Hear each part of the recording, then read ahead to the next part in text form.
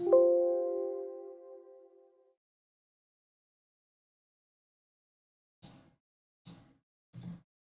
right, let's see if that worked. So, Twitch, are we live? We are live. Beautiful. And YouTube, are we live?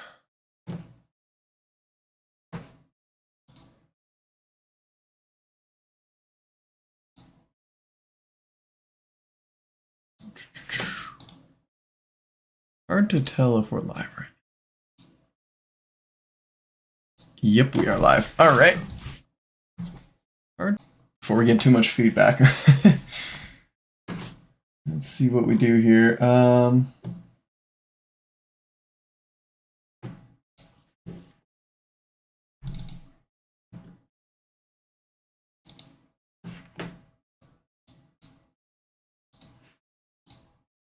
That's just an easy delete there. We're going to try making a segment here. So, quick segment, test segment. Woo! Anybody who's interested.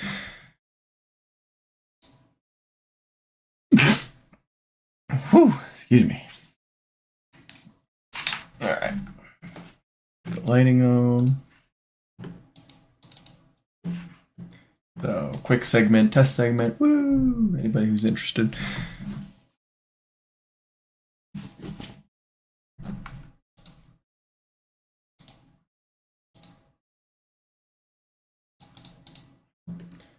Let's do that.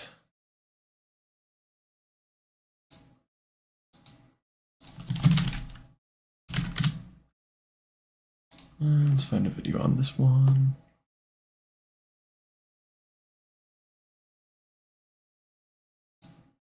A new era of...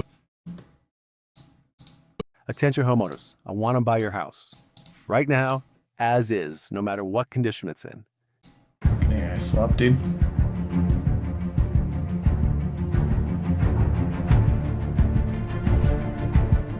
Germany has announced a controversial change to its sick leave policy. The government says the country can no longer afford high absenteeism, but critics are calling the move anti-worker. Here's what is changing. German Chancellor Friedrich Merz has announced a package of 34 economic reforms aimed at getting Germany's economy back on track. The measures include income tax cuts for low and middle-income families, changes to the pension system, and stricter rules on sick leave. Speaking on Thursday, Merz said, "These reforms all have one goal. We're setting out into the future. We're strengthening ourselves so that we can live well in these new times." Merz's conservative coalition came to power just over a year ago, but has faced criticism for delivering few of its election promises. Among all the proposed reforms... That's a crap video. We can find better.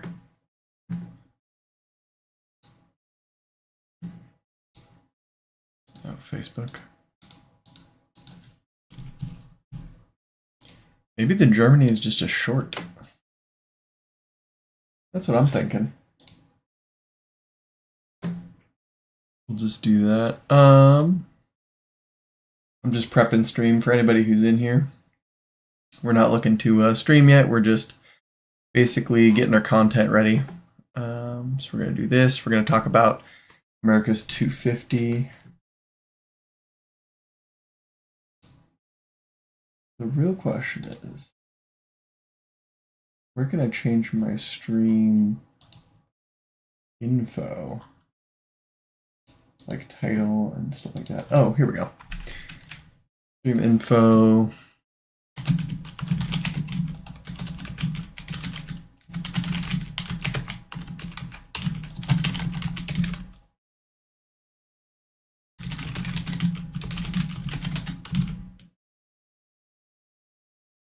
Get some positive going here.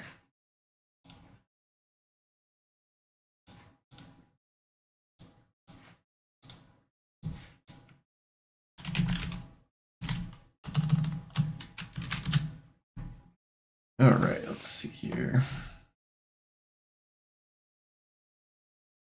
And then we're definitely going to be streaming today.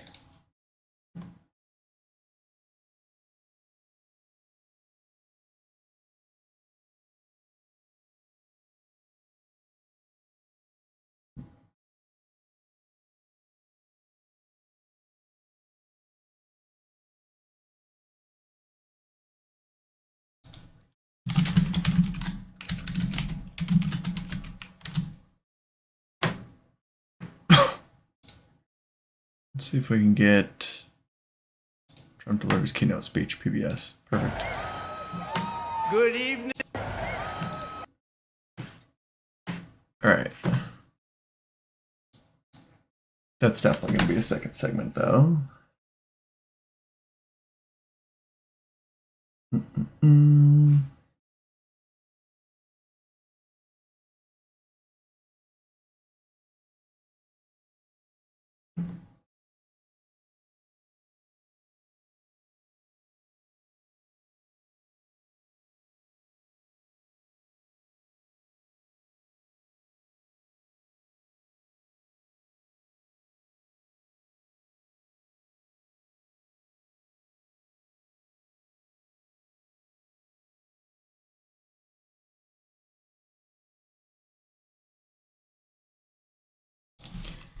What's happening with Mallory McMorrow? Looks like she's dropping out of the race or something.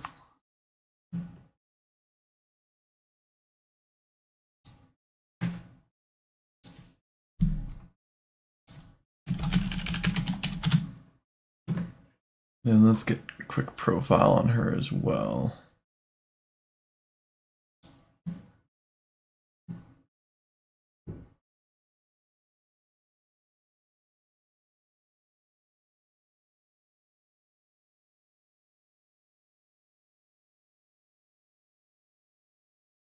And she was running against El Said, that's right. Okay.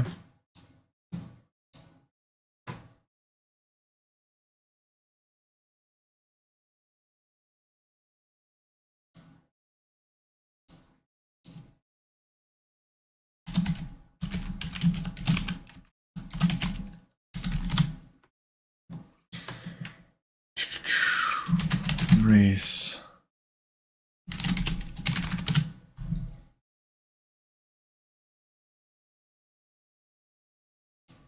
Is this post? Because this happened on the 5th. This happened on the 2nd.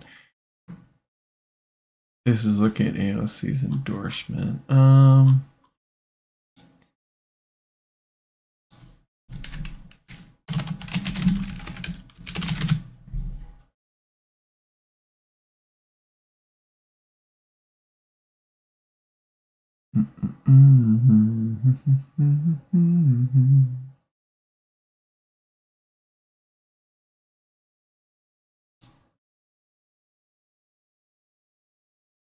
Of course, this is pretty biased because it's on his website, but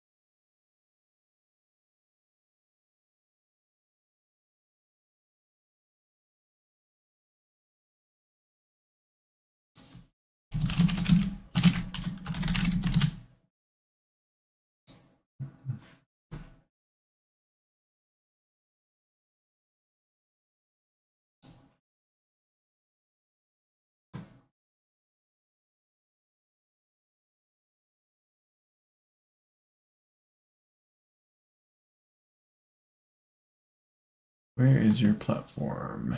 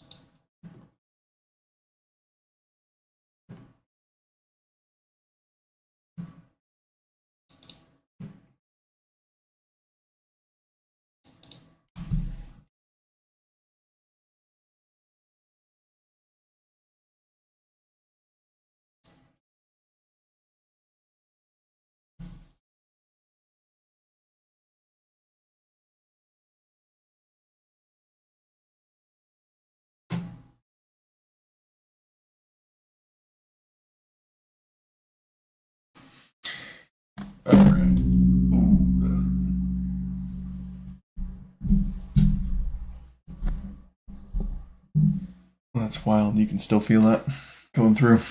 Interesting.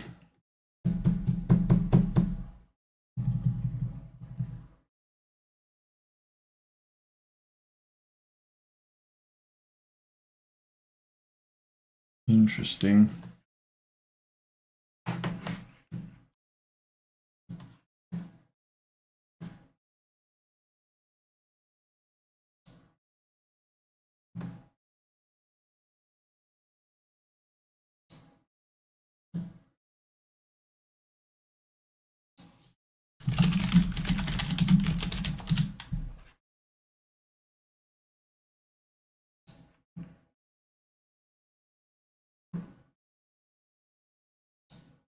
Housing plan, get your own fucking house. The average age of a first-time homebuyer is now 40. Home buying is just too hard and too expensive. Mike Rogers will fix that, introducing Mike Rogers' plan to unlock home ownership. First, assisting with down payments.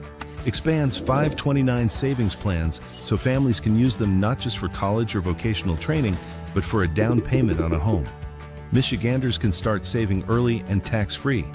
Second, lowering interest rates. Families can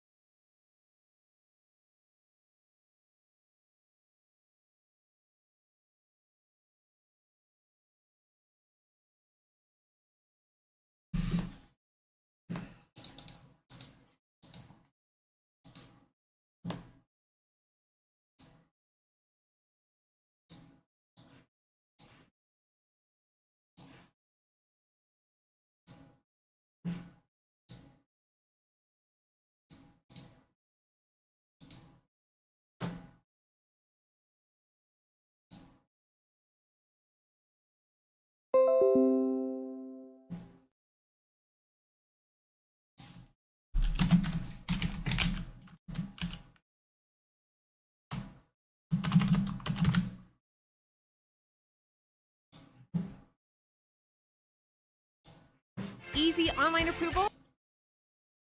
We've seen a dramatic slowdown in our fundraising. So I'm reaching out to humbly ask you to make a donation to our people-powered movement today. We have also been a wave of progressive candidates winning Democratic primaries the last 2 weeks. On Tuesday, also been a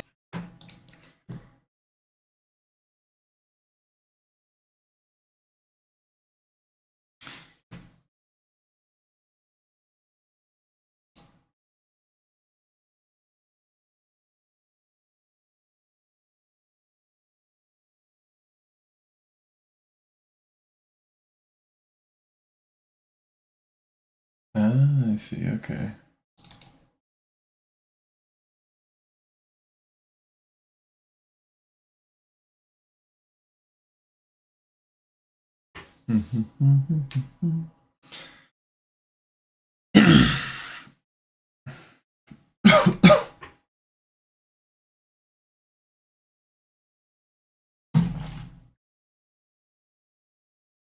All right.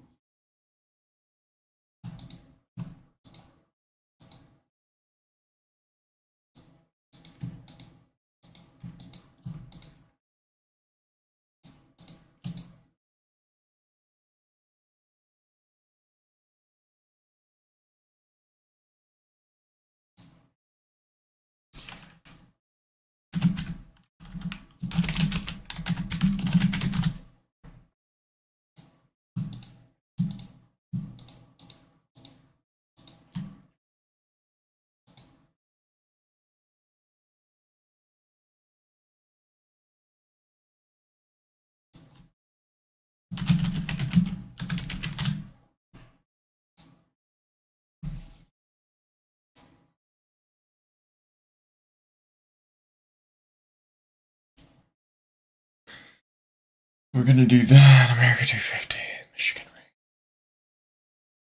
What else has been going on recently?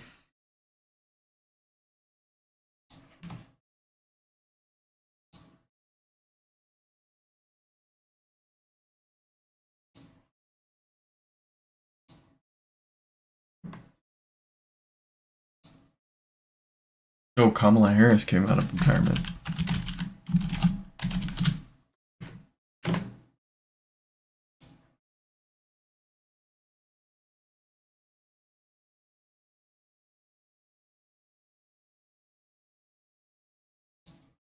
Bonobos was found. Base 44 super agents. The next thing you can't live without. Clearing up your email, scheduling.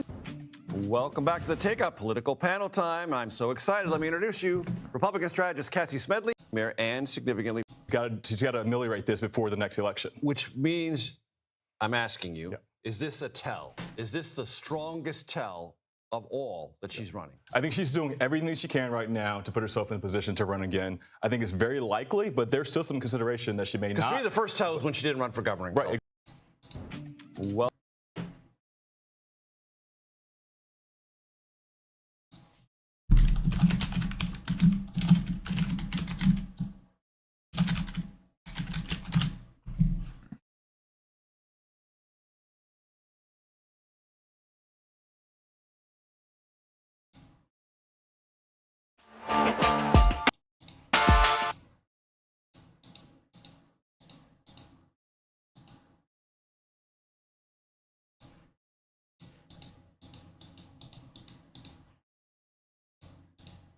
Helped Trump win several key Midwest swing states.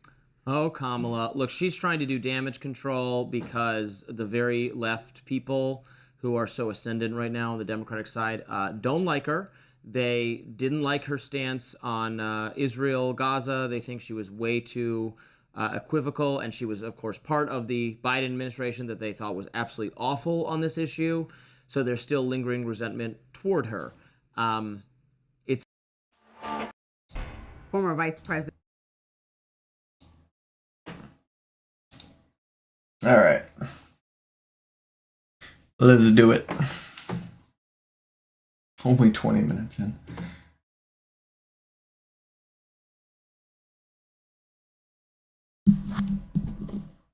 I actually wonder if I take that and I loop it through here. Ooh, that's loud. Then that keeps it away. That's good.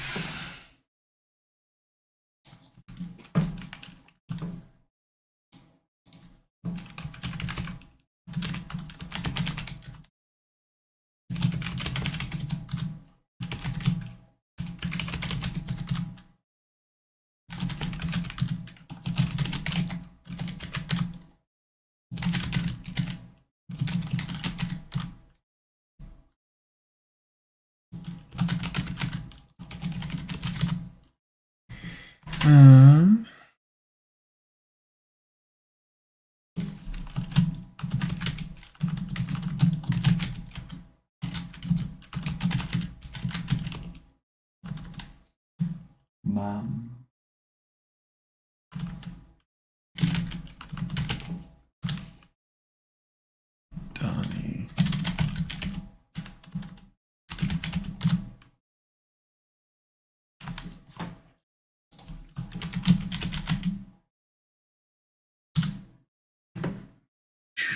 Overnight replay on Monday, not today.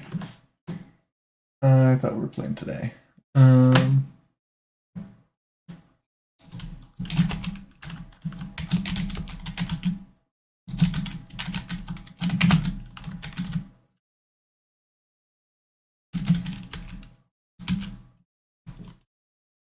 do you spell his name? Abdul. I will never get it right. Abdul El Sayed.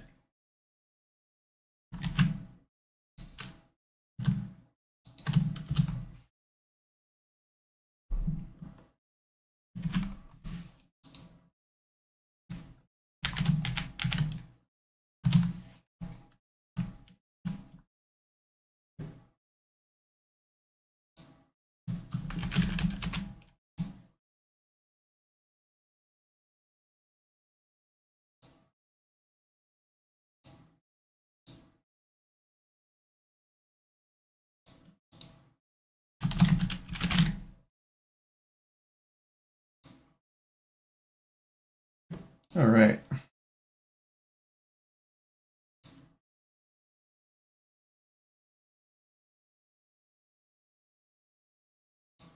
Am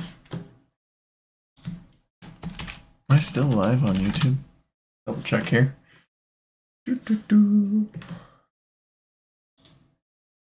Let's go to your channel. Live. Yes, we are. Let's go, dude. Okay. Let's knock out the easy ones first.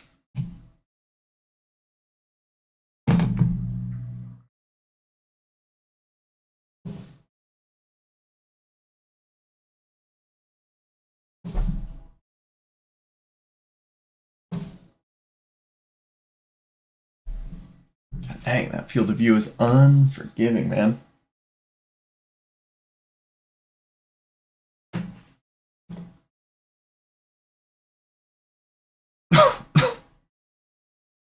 All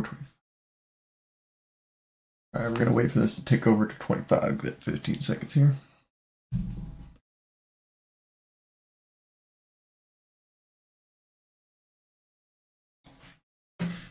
All right, so Germany imposed a series of, I think it was 34 different measures.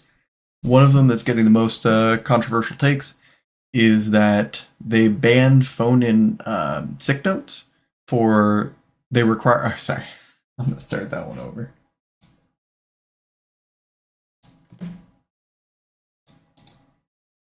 Let's just delete those two, easy peasy. Germany is banning being sick. So they just recently put in a series of laws, and one of them, I'm never going to get this first try. Germany's putting in a series of laws, one of which is banning phone-in sick days. So if you're sick for a single day, if you wake up at, let's say, 6 or 7 a.m., and you're feeling sick that day, you have to get a doctor's note. So you somehow, before, let's say, your 8 o'clock shift, have to go and get a doctor's note saying that you're actually sick that day to use your sick time that you've earned as an employee.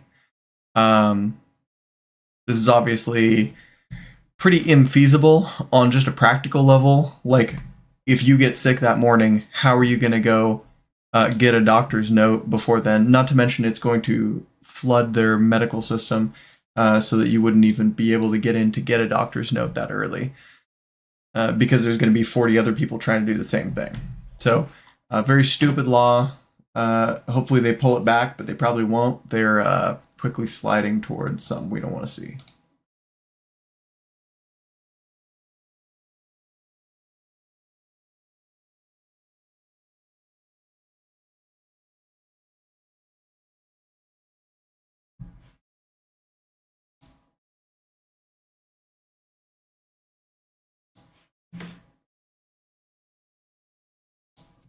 Hey, Germany did a funny again. They decided to ban phone-in sick days.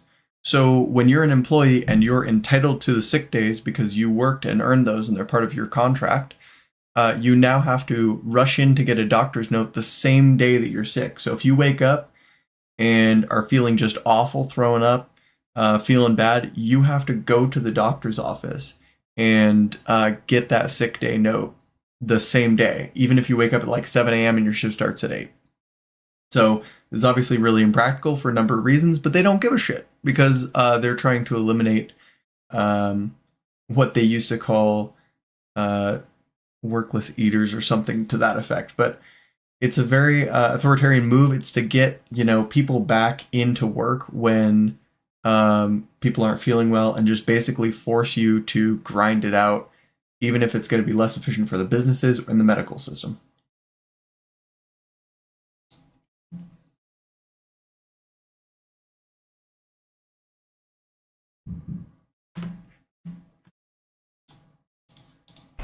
Former Vice President Kamala Harris is reportedly trying to get cozy with some... Oh, right. I should probably start the recording. Kamala Harris is reportedly trying to get...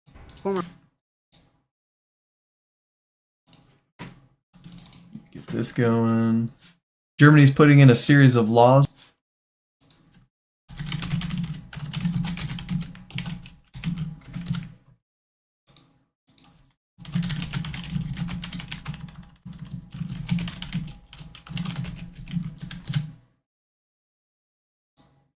This one is already produced. This one's already produced. This one is not necessary.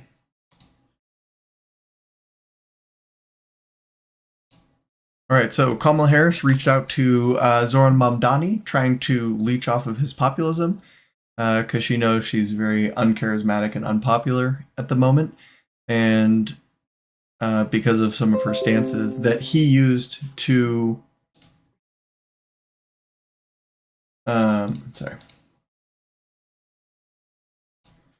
Kamala Harris reached out to Zoran Mamdani to try and leech off of some of his populism, as obviously he's been winning elections for progressives in New York and just been a powerhouse in the political sphere.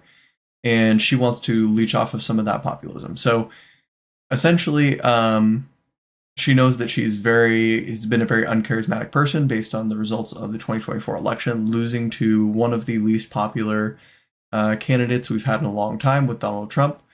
And it just comes down to that she had terrible policy positions that nobody wanted to vote for. She didn't energize her voters. She didn't energize her base. The more she talked and the more she got her message out there, the less people want to vote for her, which is usually the opposite of what you want. Usually as you get more name recognition, you get a higher percentage of the vote willing to come out. But she essentially disenfranchised her own voters by taking positions that were antithetical to them. One of them that I think of really strongly, besides obviously Israel-Palestine, which was a 70% issue for Democrats at the time of the election, and she took the 30% position, which is to be pro-Israel and not pro-Palestine. So she was pro-genocide. On top of that, she also called Iran number one enemy of the state, of the U.S., and that we would need to have a strong military to deal with them, alluding to the fact that she would probably also have gotten into a similar war and blunder to what Trump has done now. Again, both overwhelmingly unpopular positions. Nobody wants to be sending people off to war here. The strait was open and gas prices were low before we started that. It was just a horrible idea all around. Not to mention the human toll that it takes from bombing children's schools and bombing civilian infrastructures. We destroyed a reservoir that cut off about 20,000 people from water in Iran. And we're, unlimited war crimes just to give cover for Israel to invade Lebanon and do its thing over there. So she's hugely unpopular. One thing you can tell from these establishment Dems is they also don't believe in any of their positions.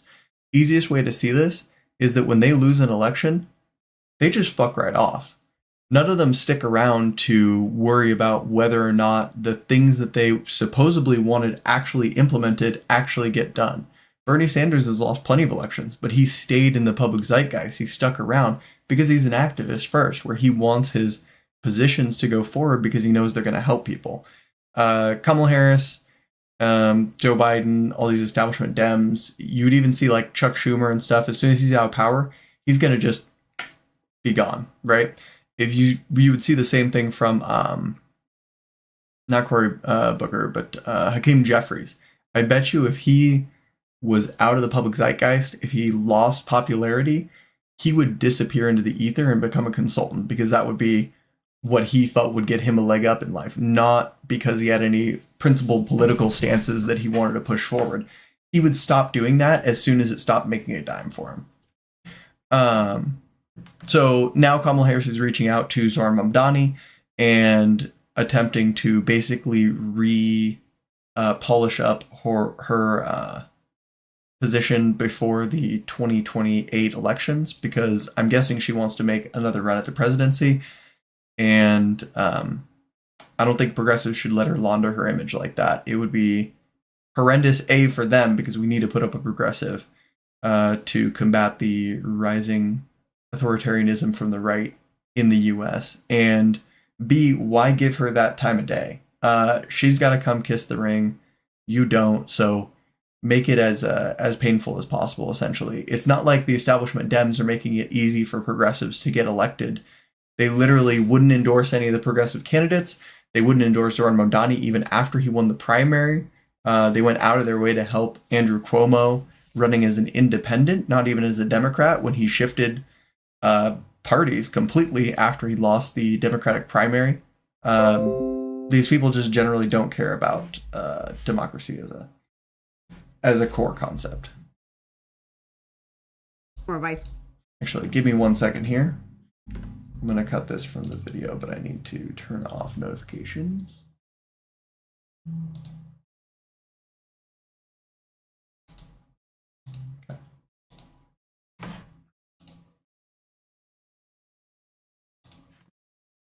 Okay, coming back into it now.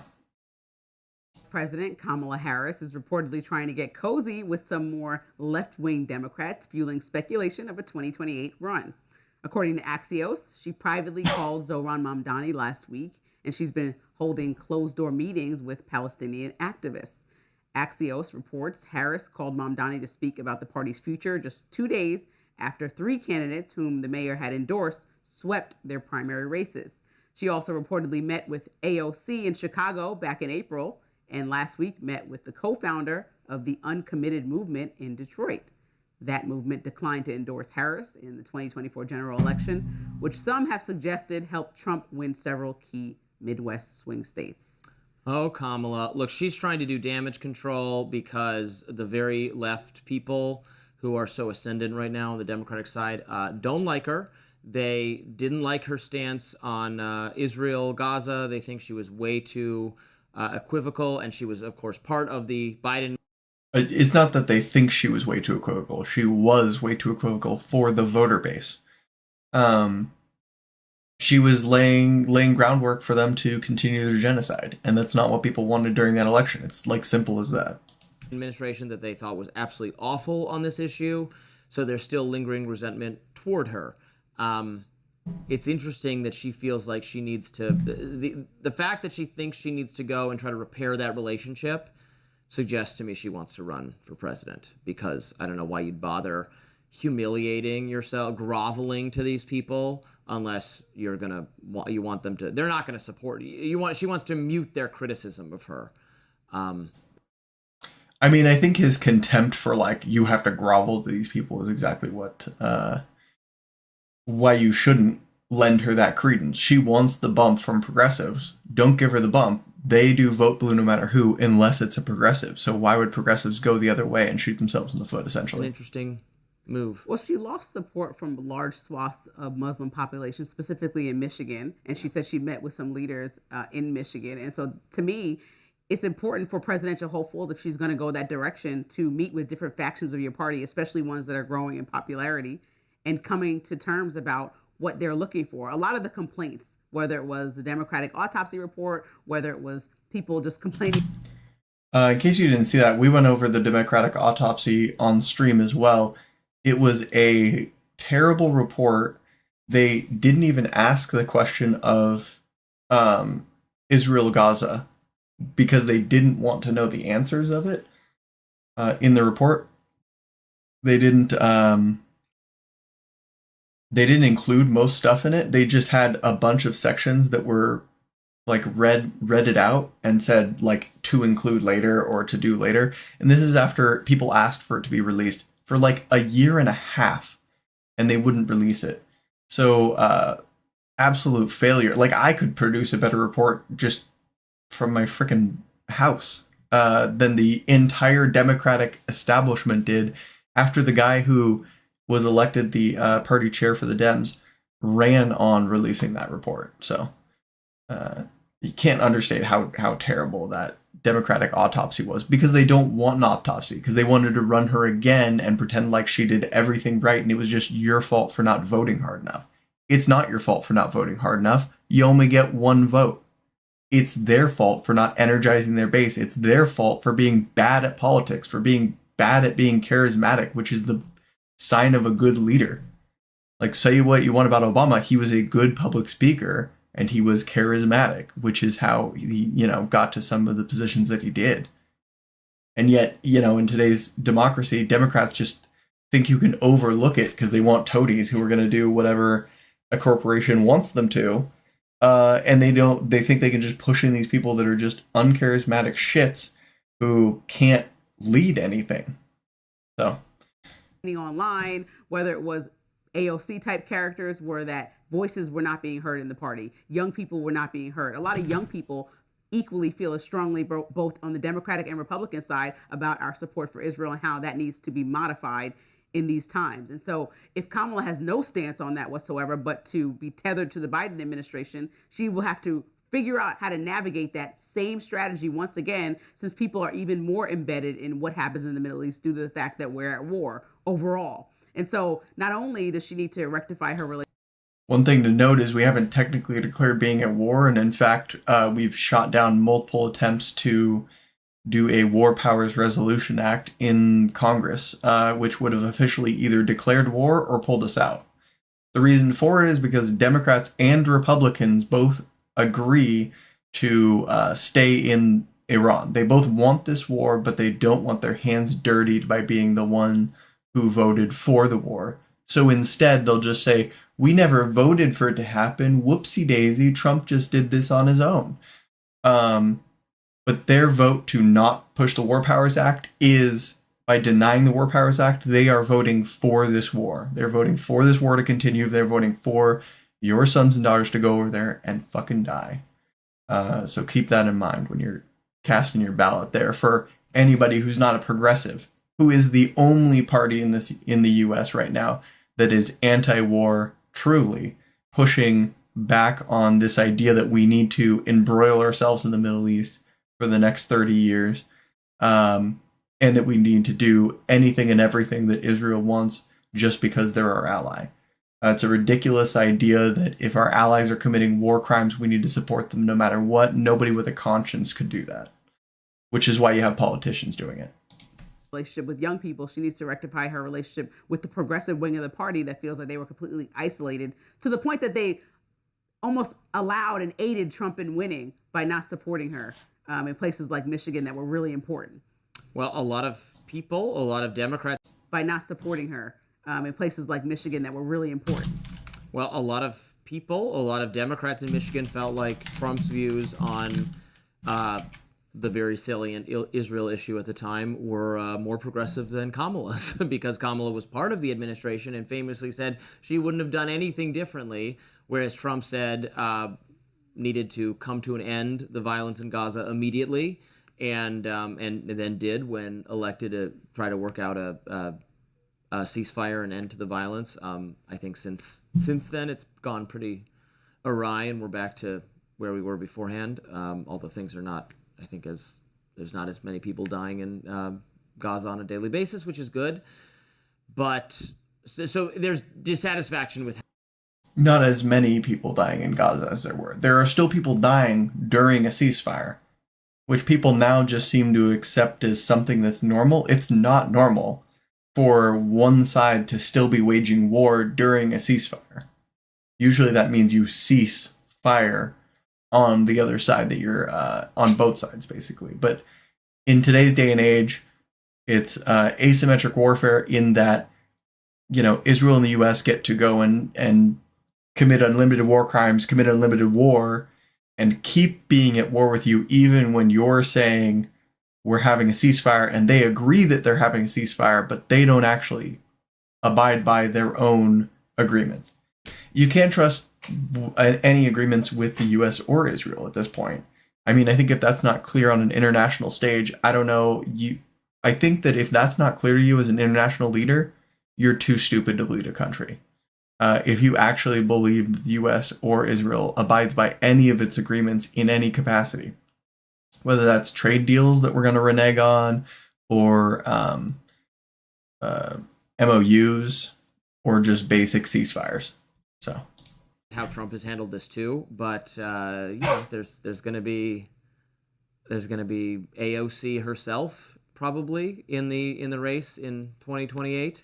So it's not like Kamala's going to get the support of these people. So I'm not really sure what this means. She just wants them to stop complaining about her. So I think what's really exciting about the 2028 election is that there are no incumbents. And so it's a really exciting time for both parties to figure out what the direction is. For the last 8 or more years, we've been talking about parties swaying and changing because of Trump on the Republican side, because of progressives on the Democratic side. And so we're about to see a point of culmination on where the party is decidedly going, right? Bernie Sanders felt left out twice when he tried to run for president. He was kind of pushed to the side by the establishment. Now Chuck Schumer may or may not have a job. I mean, these conversations are happening in tandem. And I think the fact that we are going into a presidential election where there's no guarantee, like, okay, this person's already in office, we got to have them again, is going to show you what the appetite is across the board as voters speak up and say what they're looking for. And people have to actually get out and campaign against other people that have similar ideas, but maybe more aggressive policies towards 1, 2, or 3 things. And you'll see what people want. And I think that that's really exciting. When we talked about J.D. Vance and Rubio, you're going to see exactly, if those are the 2 final candidates that it really comes down to, what people exactly are looking for, what's more important to that. If you look at the Democrats, whether it's like a Gavin Newsom type or a Kamala or an AOC, is really important to see what people are looking for. And so when a lot of people... Yeah, I think if we see either Gavin Newsom or Kamala Harris, first of all, they're interchangeable with each other. They're both establishment Dems. They're going to do the exact same things. They're going to say the exact same things on the trail. They're just going to be slightly different flavors of the same Dorito. Whereas if you have somebody like AOC, she has made some... she has had some issues in the past, I think, but of the people in Congress, I would trust her more than either of them to genuinely push towards more progressive policies that are popular with the base, which would mean that she would enfranchise more of the voter base, which means more people are going to go out and volunteer, door knock, phone bank. More people that wouldn't have otherwise voted because they feel disenfranchised are going to go out and vote. This is something you don't see happen a lot from the Democrats that the Republicans succeeded on. Trump ran on throwing red meat to the base. He took his base that wasn't voting and he made it something to be cool again with the Republican Party, whether you want it or not. Their base found it really cool that he got them exactly what they wanted and pushed for things that the further right wanted. So he didn't get his vote by doing what the Democrats do, where we have to fiddle around in the middle and find these partway Republican voters that we can reach out to and give them half measures of what they could get on the Republican side. Anybody who does that is going to vote Republican because they'd rather, if you're going to do a half measure on immigration, they'd rather have the full measure on immigration. If you're going to do a half measure on war in the Middle East, they'd rather have a full measure in the Middle East, which is why you should appeal more to your base behind you that's disenfranchised, that's not voting. Most people in the U.S. don't vote. That's just a fact. There's more people to vote now than used to. Most people don't vote, and most people are Democrats. So appeal to the base that's not voting, that are already your friends, by actually giving them something to vote for. People haven't had that in years. They've had, just vote for the lesser of two evils. We can't have Trump back in, vote against Trump. It's never vote for me. It's always vote against something else. And that's something that we just don't see in the U.S. anymore. So people from Charlemagne to the biggest analyst in politics. I'm actually going to call it good there on this one.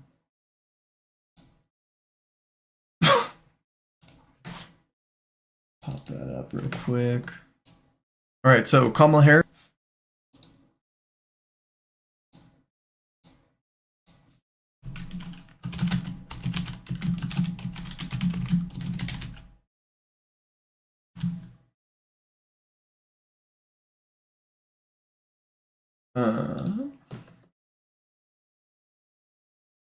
Cool beans.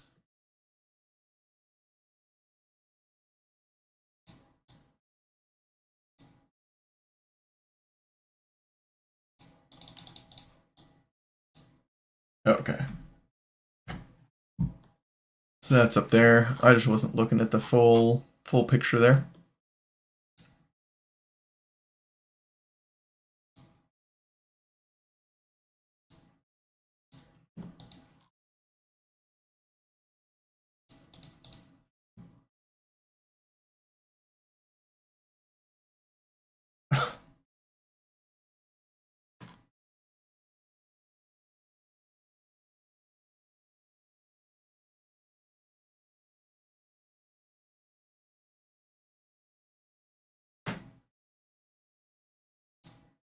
All right, here's your quick rundown of the Michigan Senate primary race. So, Mallory McMorrow just dropped out. She was running against Abdul Al-Sayed, who's a progressive, and Haley Stevens, who's the establishment Democrat, and was billing herself as the middle candidate.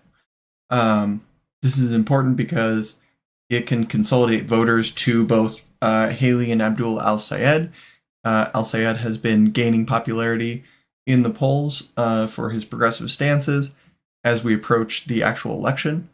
Either one of them would be running against Mike Rogers, who is a pro-Trump Republican and just voted against the Iran War Powers Act, which would have limited our capacity to wage endless war in the Middle East.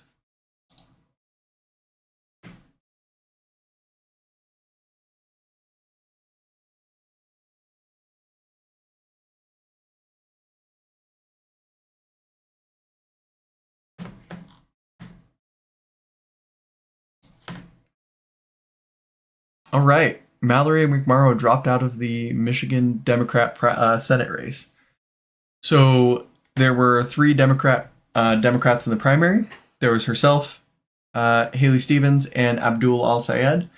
Al-Sayed, you've probably seen before. He's a progressive who's been making the rounds and has worked in the healthcare industry for years. He has been to multiple war sites. He has seen the devastation that can wrought and is looking to try and fix the system, basically. And Haley Stevens is an establishment Dem who is just looking to perpetuate the same crap you've heard from Democrats for years and years. The same thing that doesn't win these races. Whoever wins this would be going up against Mike Rogers in November. And based on the polls, it's looking like a pretty tight race, with Abdul Al-Sayed pulling a slight lead over the 2 establishment candidates on his ability to beat Mike Rogers. So with that, I wanted to look at a couple things. We're going to look at Abdul Al-Sayed doing a little interview here with Morning Joe and comment on that, and then we're going to look at Mike Rogers' positions. A wave of progressive candidates winning Democratic primaries the last 2 weeks. On Tuesday, a 29-year-old Democratic socialist defeated a longtime incumbent in Colorado, the latest in a streak of far-left victories from the Centennial State to New York and beyond. While some party leaders are pushing for moderate candidates moving forward, our next guest, Democratic candidate for U.S. Senate in Michigan, Abdul Al-Sayed, is hoping the recent trend continues when voters in his state head to the polls next month. And he just secured an endorsement from prominent progressive Congresswoman Alexandria Ocasio-Cortez, who argues that he is, quote, building a winning coalition by putting forward an agenda that speaks directly to working people. And Abdul Al-Sayed joins us now. So good to see you again. Let's start there with this obviously significant endorsement from AOC. Why do you think right now candidates on the left, the real progressives in the party, yourself included, seem to have so much momentum? Well, we've taken the time to listen. I myself have been to 110 different cities, 450 public events. We go everywhere. We talk to everyone. And no matter where you go, people are deeply frustrated by the fact. And something to note here is all the progressive candidates are way younger. We're talking 20, 30 years younger than their opponents. Because of that, they can get out more. They can energize their voter base. They can do more speeches. You get these 70-plus-year-old people. How many speeches can they do in a day, in a week, in a month? You saw this with Joe Biden. He wouldn't go out and campaign because he was just too old. It was too difficult for him. And so the idea that we want to keep these people who are like geriatric in office when they can barely campaign, what makes you think they're going to be able to govern if they can barely campaign? So I like the trend of having these younger and younger candidates as well. That they can't afford a dignified life. They're worried about somebody getting sick and having to hit that $6,000 deductible. They're worried about being able to pay just for the meat to be able to grill up on July 4th. They're worried about being able to afford the utilities. And we're speaking to what it looks like to take corporate hands off of our politics so that our politics can actually be about trying to make our lives more affordable, standing with unions, guaranteeing healthcare through Medicare for all. And I think that is winning up and down the ballot because for too long we've been focused on parties and where the parties are going rather than the people and what the people need. And I think this movement is about the people and what we can do to actually serve them. So yesterday you gave a television interview. You were asked about the Middle East and you expressed some frustration that you were always asked about in Israel, but never asked as to whether a Palestinian state had a right to exist. So let's do that now. Do you believe a Palestinian state has a right to exist? Should that be the will of the free Palestinian people, then yes. But here's the point. At the end of the day, we have this debate here in America about what we ought to be doing over there. But I believe in equal rights to peace, dignity, and self-determination for all people. And the decision about what happens in the future to create the ultimate peace should be between the Palestinian people and Jewish Israeli people about how they want to live moving forward. And so it's not actually our decision to make. And I'll tell you this, the question about Israel having a right to exist is separate from whether or not Israel has the right to our tax dollars. And too many politicians spending huge amounts of money. Sorry.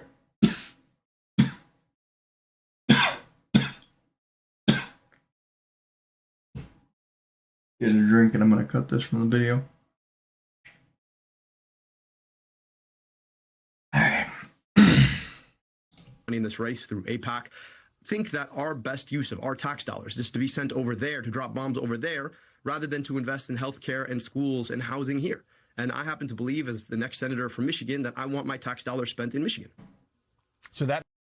Yeah, it goes to show like the amount of money that we've put into like one day in the war in Iran, we could have instead built like an entire school district basically in the U.S. Every day that we're wasting over there is thousands upon thousands of millions of dollars of munitions. And I think it was, 1.2 trillion a day, something like that, that we've wasted on the war. On a war that did nothing but raised our prices. It did nothing beneficial for the U.S. We didn't change their nuclear program from what it was previously when we had bombed one of their nuclear sites.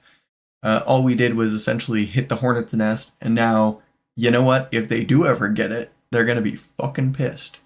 And they're going to look to take that aggression out on us because we, stuck our hand in the pot, basically. And honestly, pretty justifiable of them to be mad at us after we've, time after time, in 1954, when we overthrew their government and installed a leader that then got overthrown, or when we went and bombed them, a complete sovereign country, after we pulled out of the agreement that would have allowed us to have inspectors in to look at the place that we bombed. So instead of just bombing it, we could have continued with the JCPOA. We would have had inspectors in that facility looking at the material, making sure they weren't enriching it past the point they would need for energy. And yet instead, we choose to waste way more money than sending a couple dudes over there as inspectors and bomb the place.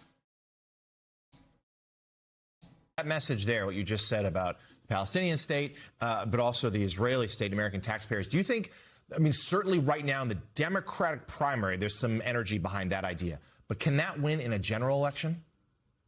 I'll tell you what, there is no room I've been to where somebody doesn't come up to me and says, you know, I voted for Donald Trump and I'm voting for you. Now, that might break some minds in New York or D.C., but here in Michigan, people understand that we're struggling. And they say, look, I want America first. I thought that's what that guy was going to give me. And then he went off to Venezuela and then Greenland and Iran. I think you really want to make sure I have health care here. I think you really care about the quality of my kid's school. And that's what I want too. So I'm voting for you. And so I think that can win in the general election. I think that can win nationwide. And something I'll say anecdotally about this is being mad. Yeah, good point. Something I'll say about this is that they're America last, and anecdotally looking at some of my previous videos, the people that comment the most that are really hateful, like I posted a video about the 3 people winning in New York, and most of the comments I got were from right-wingers saying they're going to fail, they're going to do a horrible job, they're going to do all this. These are 3 candidates that ran on making New York more affordable, and everyone can agree New York is too goddamn expensive. And they want to see them fail because they want to see the US fail. They would rather sit in the fucking rural parts of the US and watch the drug abuse rates skyrocket and people ODing just so that they could see a Democrat lose than they care about seeing people get affordable groceries, have a place to live, which is part of the rent freeze. Everybody thinks rent is too high. Progressives do something about the rent. And what do Republicans do? They don't say, great, I hope that worked because that'll help Americans. They say, I hope you fail because then I would love to watch you fail, right? Yeah, it's just they root for America to fail at every turn unless it's their guy that they want to see in office, basically, because they don't actually give a shit about Americans. It's Ali Vitale in Washington, D.C. You know, one of the things that I hear on Capitol Hill in the aftermath of what happened in New York primaries, in the aftermath of what happened in Colorado primaries, is just simply trying to play the game of addition. How do Democrats retake the House? How do Democrats retake the Senate? But I think implicit in that is a question of when members of the Democratic Socialist Party come in as part of the Democratic Party, where is the line? You know, where does DSA start and the Democratic Party end? And I wonder how you're thinking about that as someone who is on the more progressive side of the spectrum and is trying to embrace this very big tent for the Democratic Party. Yeah, Ali, I really appreciate the question. First, I don't identify as a socialist. I just read about capitalism. And I can tell you that capitalism, its biggest danger was never government regulation. Its biggest danger was always monopoly and oligopoly. And we've gotten to a point in our economy right now where no matter what you want to buy, what you want to pay for, there are like 2 or 3 mega conglomerates that get to decide what that price is. They use AI and algorithms to collude to raise your prices on you. I think part of the reason they get to do that is because corporations have too much of a say in who our elected officials are, so they have too much of a say in our governance. I just want regulation on capitalism so that actually works for people. I'm a doctor, and I saw that worst of all in healthcare. I wrote a book on Medicare for All. We don't need private health insurance, we need guaranteed health insurance. And we could do that easily if we were willing to get past big pharma, big insurance, big hospitals who are dominating our system right now. So we. And one thing to note about the healthcare situation that people always talk about is you can't do healthcare. We don't have the money to do healthcare, even though we're supposed to be the strongest, wealthiest nation in the world. These people who are all America first when it comes to everything else think we're the weakest country when it comes to healthcare. Think how much money there is when you cut out insurance. How much, that's a tax break for poor Americans, basically, because we're just taking money from people who can't afford medical care and handing it over to a middleman, insurance, who does nothing to benefit your actual medical care. All they're doing is skimming money off the top.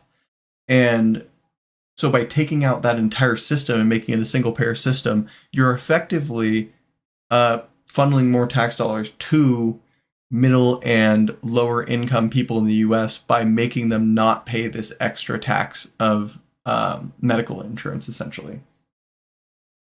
We can do hard things and we can actually provide for people if we're willing to break the chokehold that too many corporations and special interests have on our politics. You know, when you speak about the oligopoly, when you speak about who is getting rich right now as so many Americans are suffering, a lot of Americans are looking at Silicon Valley. And they're thinking to themselves, how is it that artificial intelligence as an industry is booming beyond precedent while people are struggling on Main Street? And so how do you propose dealing with that? How do you propose taking control, perhaps, of an industry that is going beyond what anyone had imagined? Thank you so much for asking that question, because it's a question I get asked at every single town hall I do. People are worried about a data center in their backyard. They're worried about whether or not they're going to have a job in the era of AI. We've proposed a plan called AI under democracy. Now, AI is new technology, but democracy is quite old technology that we've used to govern ourselves and the things that we create for a very long time. And I trust it to be able to govern AI as well. Right now, we have AI being created under the incentives driven by the greed of very, very rich billionaires, and I guess a trillionaire too. I think the best thing that we can do is break away new AI companies from old school internet companies, set them up as corporations that are focused on the public good, not just their bottom line, and make sure that we have democratically elected or appointed folks on each of their boards. If we do that, then we can make sure that the incentives that they are focused on, like curing cancer, are what they do instead of figuring out how to take half of our jobs. Democratic candidate. And something to note on this, they're just going to close up here, so I'll call it good there. Is that those same data centers are also taking water. They're running the Colorado River out of water. They're running a lot of states out of water because they have to just pump water through these data centers to keep them cooled. And what are we getting as a society? For all of these resources that we're putting, this massive chunks of land in very usually urban environments, or when they're in rural environments, they absolutely destroy the infrastructure. They're taking up large percentages of states' power, large percentages of states' water supply.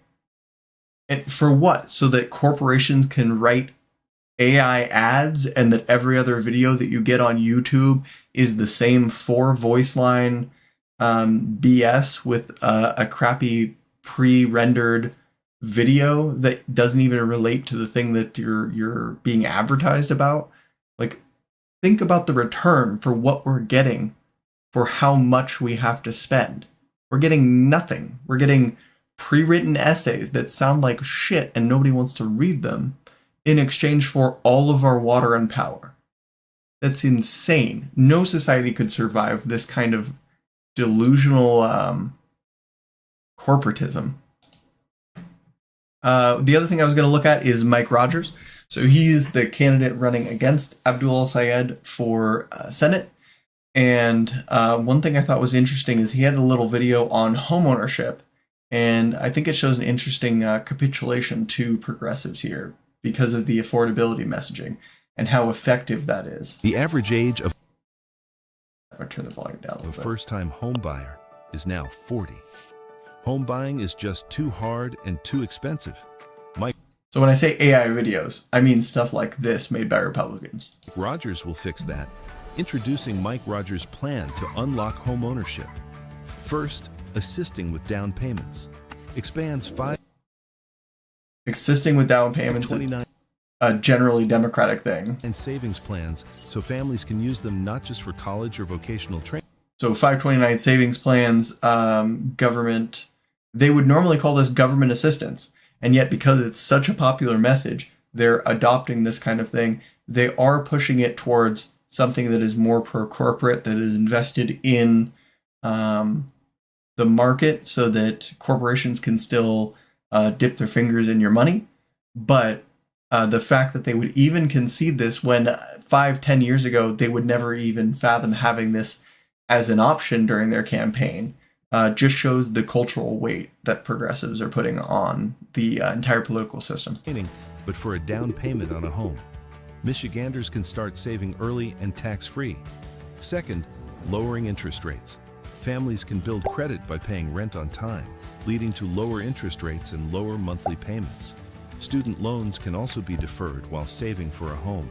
Third, bringing down home prices. Democrats' crippling regulations have added to the cost of a new home. This plan cuts red tape. So here we get to the meat and potatoes of his actual one, which I'll just go down here. They're saying regulations, the same regulations that get you clean drinking water and a house that doesn't fall down on your head and will stay up for years. are the problem, and they're going to make tax-free zones for new construction and change zoning laws. So basically, they're giving handouts to construction corporations and massive amounts of money. As somebody who has built homes, who has made units for real estate, they're talking about cutting tens of thousands per unit. That's no small bit of change. Whatever they're giving you, they're turning around and giving the corporations 10 times that, as they take only your tax dollars. They don't tax corporations, so they're not taking corporations' tax dollars. They're taxing you, and then turning around, giving you a pittance, and handing that corporation an extra $10,000 a home or an extra $50,000 a home. But you get $50 off a month or something like that. So, they're pieces of shit. They bury their positions in populism because their positions are unpopular. So they'll put up, notice the first things he put up was the Democratic positions and the somewhat progressive positions so that you would be more inclined to agree with him. And then he put up his Republican positions, his true positions, the things that he actually cares about, because he'll drop the progressive positions as soon as he gets in office and only do these. And then he'll say, look, I followed through on my promises. But the promises he followed through on are always only the ones that pertain to corporations and giving them benefits, never the ones that pertain to helping you. Again, a huge capitulation. Republicans saying that he's not going to change the Michigan constitutional amendment making legal abortion in their state. He supports Trump's plan because they can pretend like these tariffs don't hurt Americans, because they're going to rein in federal spending. One thing to note, we have lost money on the tariffs. This is an idiotic idea. If you think that Republicans know economics, that should tell you they don't. Because by tariffing everybody, we traded less goods, we brought less in taxes, and the tariffs are passed on to the American consumers and the American companies that are importing it, not the foreign entities. It's not China that's paying it. It is the companies that are importing it from China that are paying the tariffs. And not only that, the tariffs didn't make money, they lost money for the US. Anything that we would make in taxes, or taxes from the tariffs, would be way outweighed by the lack of trade that we did. That's why you see more farmers losing their farms in the first half of the year after Trump was elected than during all of Biden's presidency. It's ridiculous to think that they're here to help you, especially after halfway through this tariff war, when we're the number one exporter of soybeans to China and we're losing that market share to Argentina. Trump gave Argentina a $20 billion bailout. Not the farmers in the US that are losing their farms. Argentina. They're not pro-America. They're not pro-you. They hate you, and they can't wait for you to die so that 4 corporations can own the entire country. I think I'm going to leave it there for that segment, actually, and I'm probably going to cut that last part just into a smaller piece there. So let's end that one. And end that piece. Go ahead and delete the group. We're going to move on to our new group here. All right, here's your quick rundown of the Michigan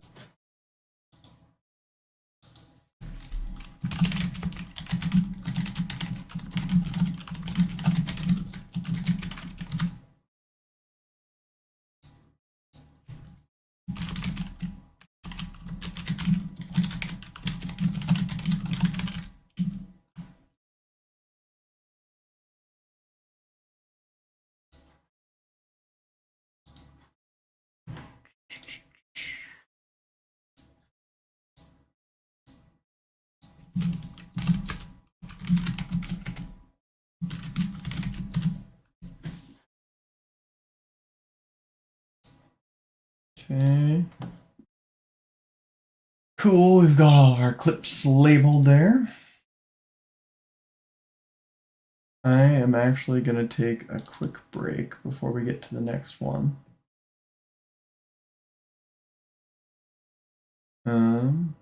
Yeah, I'm going to take a quick break before we get to the next segment here. So I will see you guys in a minute.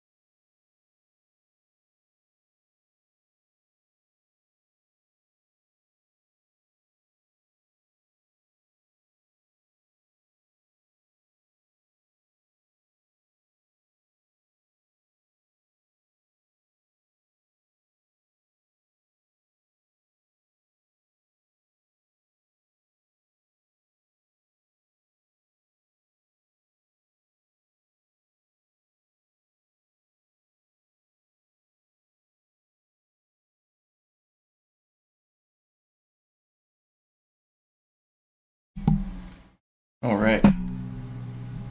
Whew. Let's jump back in.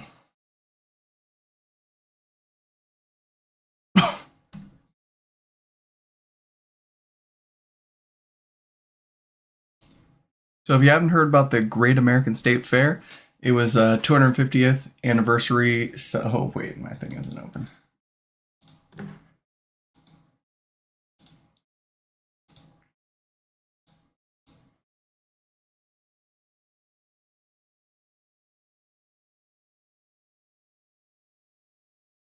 Oh, I just did it manually. Yeah.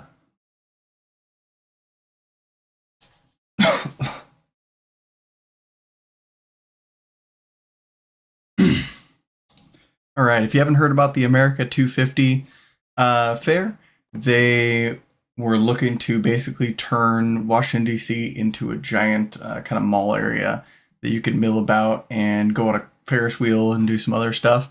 And nobody showed up. Nobody wanted to be there. Let me see if I can find a picture of the crowd here.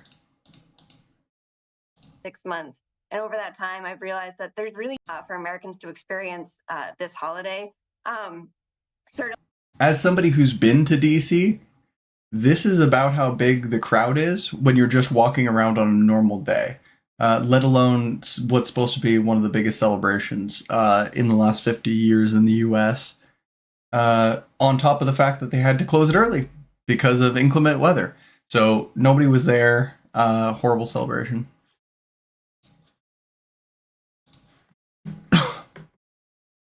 All right, that was the short. Now we're going to talk about... I'm just going to cut that off here.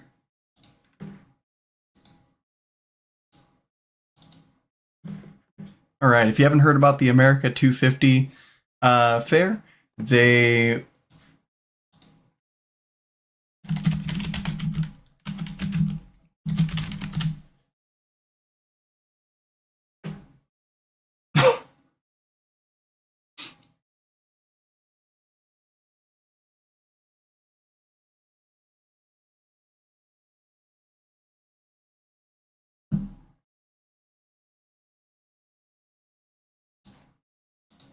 All right. So, America 250. They had a great American State Fair, which was attended by less people than probably is my regular Washington State Fair up here. But yeah, so we're going to see some little bit of news on that. Let's look at if this is really a success. Carissa Waddick has been covering America 250 for USA Today, and she joins us now to look at the overall picture. Carissa, good Friday to you. Happy 4th of July weekend.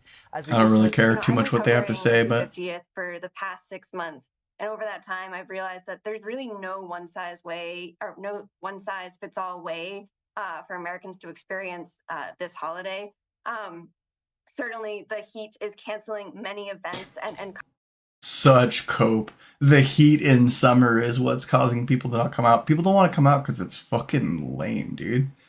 The Ferris wheel was shut down for most of the event because there just weren't enough people to operate the Ferris wheel. There weren't enough people getting on to make it worth it for them to go around. They straight up had the Confederate flag in some of the exhibits, which is unsurprising. But yeah, this from this CBS reporter is just cope saying, well, people celebrate in a lot of different ways. Causing some I'm disruptions across the country, forcing many people to celebrate indoors. Well, they also had this little fake Arc de Triomphe here because Trump wants his own Arc de Triomphe. He went to France once and just fell in love with it and decided that he wants to build one in the U.S., despite the fact that it would just cost way too much money and not be worth it. He just like gaudy gold shit, so... It looks like in the next couple of days, so we will really see. But Americans are yeah, you can see in that last one just how few people are there, you know. But Americans are choosing to celebrate in a number of different ways. There's a lot of comparisons to the bicentennial from the late 70s. There are images of the National Mall full with... On people at the State Fair attributed to the... Looks like they're just using the same photos that they were using before, which is what I cared about. All right, let's look at The Independent did a little bit of reporting on this where they show some of the attendance as well. Great American State Fair, a god-awful semi-quincentennial flop? President Donald Trump doesn't seem to think so. On Monday, he took to Truth Social to post a rhetorical question to his followers there, asking, do you think people appreciate what a fantastic job we did in building and operating the Great American State Fair at the National Mall, packed with happy people and everybody loving it? Packed with happy people. Less people than a normal day in DC. I don't know if packed is the word I'd use. To be fair, the event was built and is operated by the Freedom 250 organization. That's a White House-aligned group that's been putting on events to mark America's 250th anniversary this week. There was supposed to be a bipartisan, congressionally chartered effort called America 250, but the Trump administration has largely sidelined that in favor of this more partisan organization. I went looking for all of those happy people on Tuesday, and I could not find very many people. The event dominates the National Mall, but there were mostly wide open spaces there. Behind me is an empty field at the Great American State Fair and a stage sponsored by the National Endowment for the Arts. Ironically, that's one of the many organizations that the Trump administration has either actually defunded or pushed to defund since returning to office last January as part of its drive to eliminate all things woke from government funding. On the other side of this fake building containing some exhibits. So these are all temporary buildings that were put up pretty quickly, and they're going to get torn down in the next couple days. So all the facades are just kind of fake, but notice like the gold eagles at the top, very reminiscent of like Germany. We have another largely empty field surrounded by more. And then this one is even funnier because this facade, if you look, isn't even real. It's a projection on top of the front of it. They couldn't even be bothered to build the actual facade of the building for their big. This is supposed to celebrate 250 years of one of the greatest empires, in the world. And we can't even make a little building for it. It's absolutely pathetic. More of these pop-up buildings and a series of booths for cabinet departments. We've got the Department of Treasury exhibiting, the Department of Energy, the Department of Justice, Education, which the Trump administration is trying to eliminate, the Trust for the National Mall as well. Most of what you see here is temporary. All of this will be gone as soon as this Great American State Fair wraps up. And at the center of it all, right behind me, is a mock-up of the 250-foot triumphal arch Donald Trump really wants to put up between the Lincoln Memorial and Arlington National Cemetery in Virginia. Veterans groups have sued to block the arch, saying that it desecrates what's considered a sacred view, allowing the statue of Abraham Lincoln to look out over the Potomac River and see the troops who died to save the Union when he was commander-in-chief. Some visitors... but of course they don't care about that, because they don't care about the troops that died to save the Union. They would rather the Confederacy have won. They say, they show that all the time with the flags they wave, with the stuff they support. It's not a surprise to me. Donald Trump called soldiers suckers and losers. So he doesn't give a shit about the troops. He doesn't care that he's blocking the view of Arlington or what the symbolism around that represents. Seem pleased with the whole thing, like this couple I talked to. What brought you here? We love. I just want you to know you're not gonna, unless they were children that were dragged here, you're not gonna see anybody under 50 at this thing. This country, and I celebrated the 200th anniversary at Fort McHenry, so it just seemed appropriate to be here for the 250, feeling blessed. And what do you think of this whole show? I think it's amazing, and I'm very, very proud of all the states who chose to participate in this wonderful event. What do you think of the artists who dropped out, who were going to perform but then didn't perform, and some of the states had decided they didn't want to participate because they saw this as a little more politically tinged than it might have been otherwise? One thing about its political tinging is that there would, like you said earlier, there was a nonpartisan committee putting this together that was ixnayed for a pro-Trump, pro-Republican committee, and they can't do anything right. Like, you look at this and it looks like shit and nobody showed up.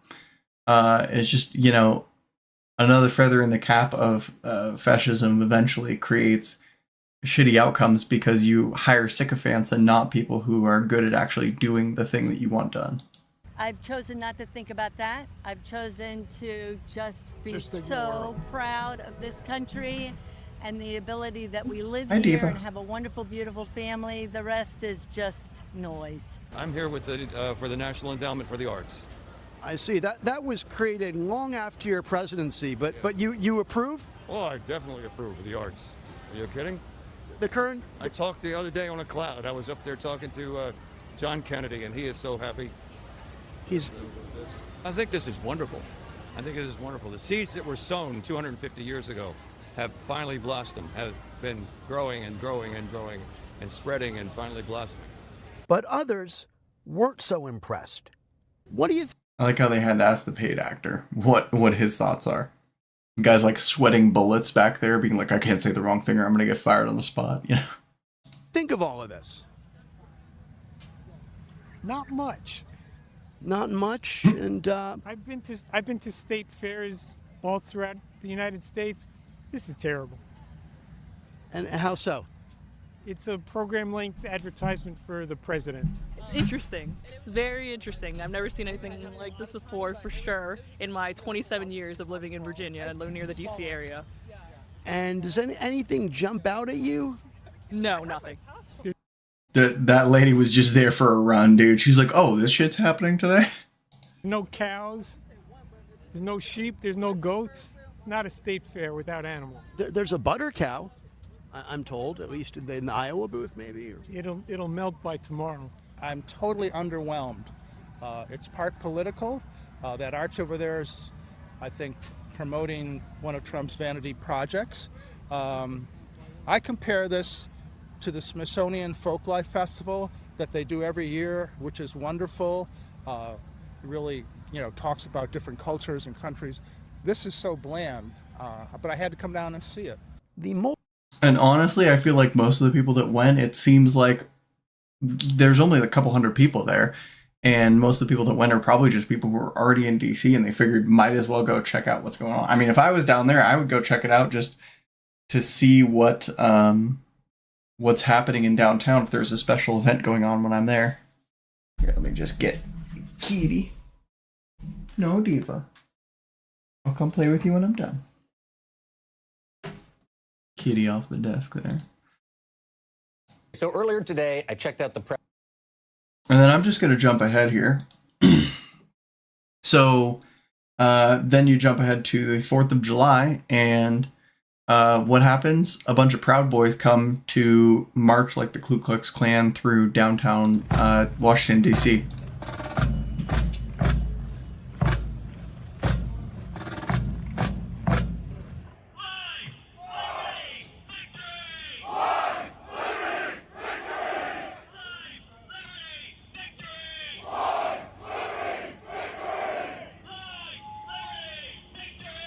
All of them, if you can see in here, are wearing masks, so none of them want you to know who these fucking losers are. They know they get doxxed. They know they get fired. They know that people would hate them. They would be spat on in the streets if anybody knew their actual identity. They're brown shirts. They're brown shirts just like they were in Italy, and they should be despised because they hate democracy. They don't like the fact that you get to vote, that you have a say in your government.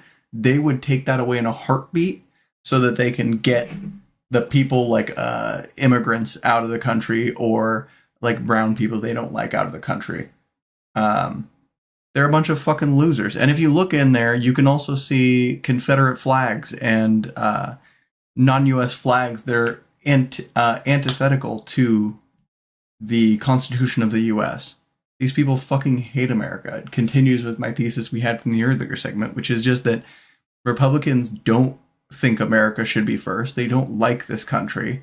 They think it's horrible, and they want you to fail. They'd rather see a Democrat fail than help people. And they'd rather see a Republican succeed in helping corporations than a Democrat succeed in helping working people.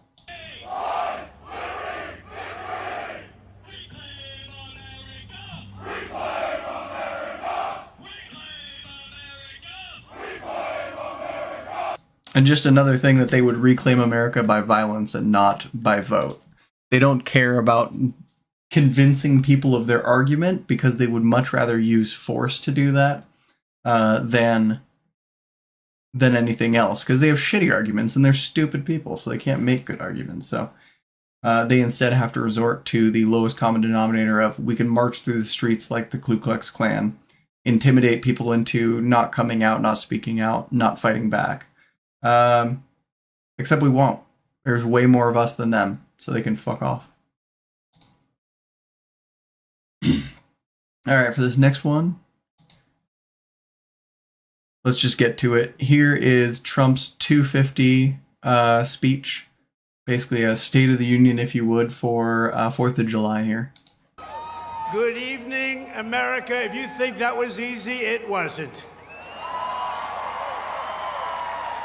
And I want to thank everybody because they did the right thing. They saw lightning, and I said, there's no way if we have to speak in front of one person at 4 o'clock in the morning, I'm going to be here. There's no way we can be deterred. And they estimated they had 375,000 people before everybody had to leave. And they now have 150,000 people. It's the craziest thing anyone's ever seen. At least. And I want to just thank... You go ahead and tell me, looking at the crowd that you saw earlier, because that crowd was pretty consistent with what there was going on throughout the day, whether or not you think there was a 500,000 people at that event. I saw a couple thousand tops, but hey, maybe my eyes are lying. I don't know. Thank you, and I feel so badly about some people. They left it, they couldn't get back. But you're very special people, and we have a very special country. Thank you very much. Tonight we come together for one of the most joyous and glorious milestones of all time, and you know what that is, 250, the 250th anniversary. And I do have to say this. One of my very brilliant people backstage said, don't worry about it, sir. We can do it maybe next week. I said, it doesn't work next week. This is the big day. We want July 4th. We're not looking for July something else. Because this is the 250th anniversary of the Declaration of Independence. Nothing like it. For 2.5 centuries, our American republic has stood as the crowning achievement of human history. This country is the home of freedom. This is the land of liberty. And this is a flag that's the banner of the most extraordinary, most exceptional, most incredible nation ever to exist on the face of the earth. And we're doing better now than we've ever done before. Yeah, with higher inflation, higher gas prices, was it 13 American soldiers dead, less munitions than we've ever had, gas supply is just about to run out. We're doing better than we ever have. More farms closed in the first half of Trump's time in office than in, what was it, all of Biden's presidency or something like that. We saw skyrocketing of bankruptcies on farms. And he's here to tell you, don't worry, it's all better. Fucking ridiculous, dude.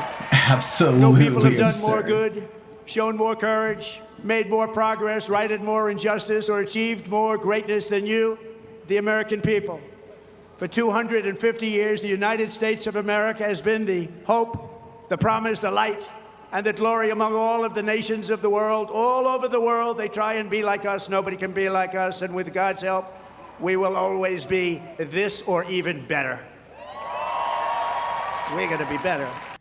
And if you look at it, immigration is down not just because we have made it more strict to get into the U.S., but because of the hellscape that we've made it. People don't want to come to the U.S. So this shining city on a hill that he's talking about, the thing that, by the way, when I talk to family, they have the same idea that, like, well, where else would you go? Because America's so great, everybody wants to get here.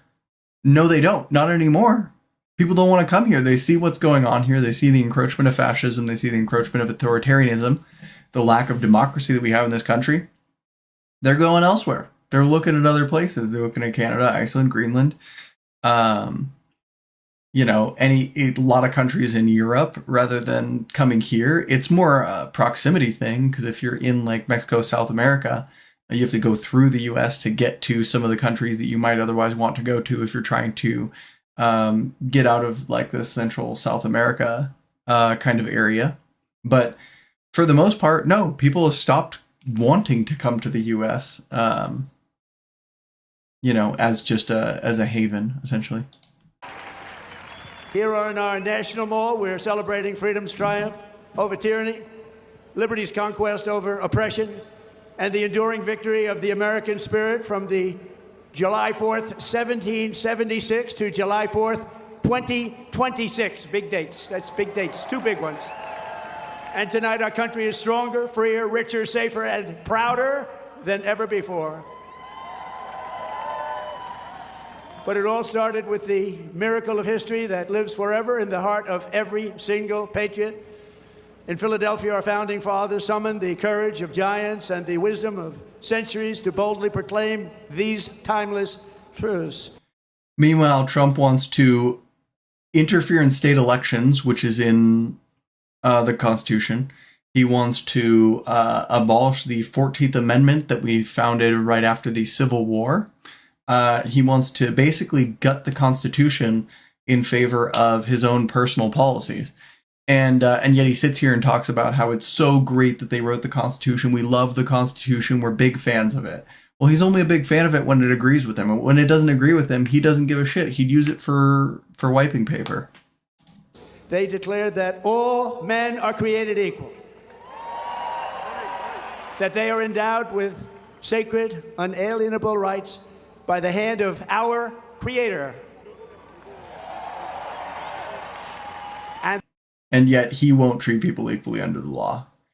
That's why he's like looking to remove habeas corpus, Fifth Amendment rights from people. Because if you read the Constitution of the U.S., the Bill of Rights, it says to all peoples in the U.S., not U.S. citizens, are granted those rights, the right to trial and to not self-incriminate and whatnot. So he's taking those people away when he wants to de-immigrate people or emigrate people. And yet he lauds how wonderful this document is, this document that he's constantly breaking right now. But I mean, this is just par for the course. I guess I shouldn't be surprised that he's lying because he's a piece of shit. But, you know, here we are. That among these are life, liberty, and the pursuit of happiness. In signing their names to the roster of freedom, those 56 patriots put everything at risk, stepped onto the stage of destiny, and seized a victory for the ages, and that's what it was. And this is an evening for the ages, I believe. This is something very special. This is bigger than if we didn't have the lightning blaring. We had lightning blaring, but this is bigger. Little more inconvenient, but it's bigger. I think in its own way, it's more beautiful. From the beginning, we were a nation that lived by the motto, victory or death, and live free or die. 1 out of every 100 Americans gave their lives in the fight for independence. To remind us of who these heroes were and what they gave us, we are honored to have here tonight in the heart of our nation's capital one of the very first American flags ever to exist, dating back to 1777. You think he's gonna hump that first American flag again like he did the other one? Where is that?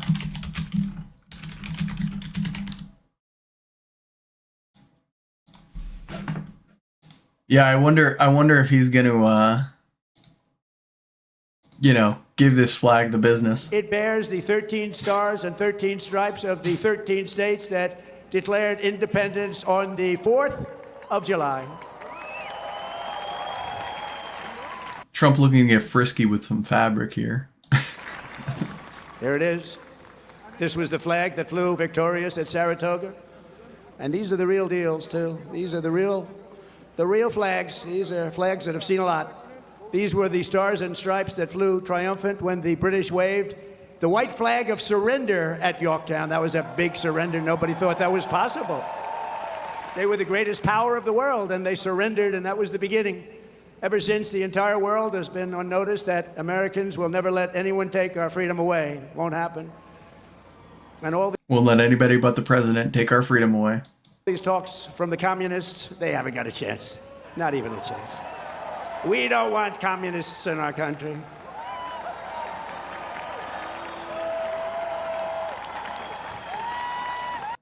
Yeah, their policies are overwhelmingly popular, but no, we won't have them. I mean, because they have to crush them by force. They can't crush them by vote. So they have to either suppress them in the marketplace of ideas or suppress them by force, which they're trying to do with both. We just saw the Proud Boys or whatever, or Patriot Front marching through, trying to intimidate people with masks and, pretending they're a militia and shit. But that's obviously a move to try and intimidate people out of disengaging with their political process. Never worked, and it never will work. Americans must never forget that we are a historic and heroic people with a heroic spirit and a heroic purpose on this beautiful earth of ours. We are made the courage and the fire and the flesh and the blood of the best and the bravest people this world has ever produced. We are the bravest and the best. Tonight we pledge allegiance to the flag they gave us, and we say, God bless the immortal patriots of 1776, and long live the cause of independence. May it reign forever and ever and ever. We will always be on top. We will never let our country fall. I'm not gonna lie, for Trump, this is pretty boring. This is pretty stump speech. America's great. Happy 250th birthday. This is something you could see from any politician right now. So it's kind of interesting to see his cadence being lended to such an ordinary point. We'll always be the best. Our founders not only won our liberty, they secured it with the most righteous political document ever conceived. It's called the Constitution of the United States. I'm going to skip ahead here. Welcome home, Colonel Roosevelt. He was a victor of San Juan Hill. He was a great gentleman. Americans won the West and built the modern world because America is a nation of winners. And today our country is winning again, and we're winning like never before. So he's just going to run through like the history of the U.S., it seems like. So ladies and gentlemen, these are the fighters and the banners of the greatest generation. They are the greatest generation. I hate to admit that, but they are. They saved the world, and they made America very, very proud. We're very proud of you, heroes all. And after we vanquished fascism, Americans stood against the evil of communism in the Cold War.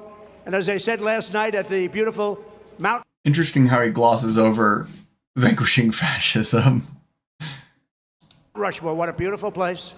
Where Washington, Jefferson, Lincoln, and Theodore Roosevelt loomed over my shoulder as I spoke. America will never be a communist country. Won't happen. Communism is a loser, and it always will be. The communist system is the opposite of the American system, and you can tell how much they find communism and socialism, and essentially they're trying to lump all progressives into this camp to be a threat based on how much he talks about it. He's devoted a full 2/3 of his speech to basically shit talking it. Even though there's nobody who is an outright communist running for anything, but they try and conflate socialism and communism, and I think they've done themselves a disservice because by calling every single Democrat, including Kamala Harris and Joe Biden, a socialist and a communist and all that, they've really muddied the waters where everybody realizes that this is a nothing word that they just throw out to mean somebody I don't like, Yeah, because if he really thought it was that much of a threat, he would be arresting Zohran Mamdani. But he's not going to. He has no grounds to. And if anything, we'd be looking at it the other way around if he went back to New York.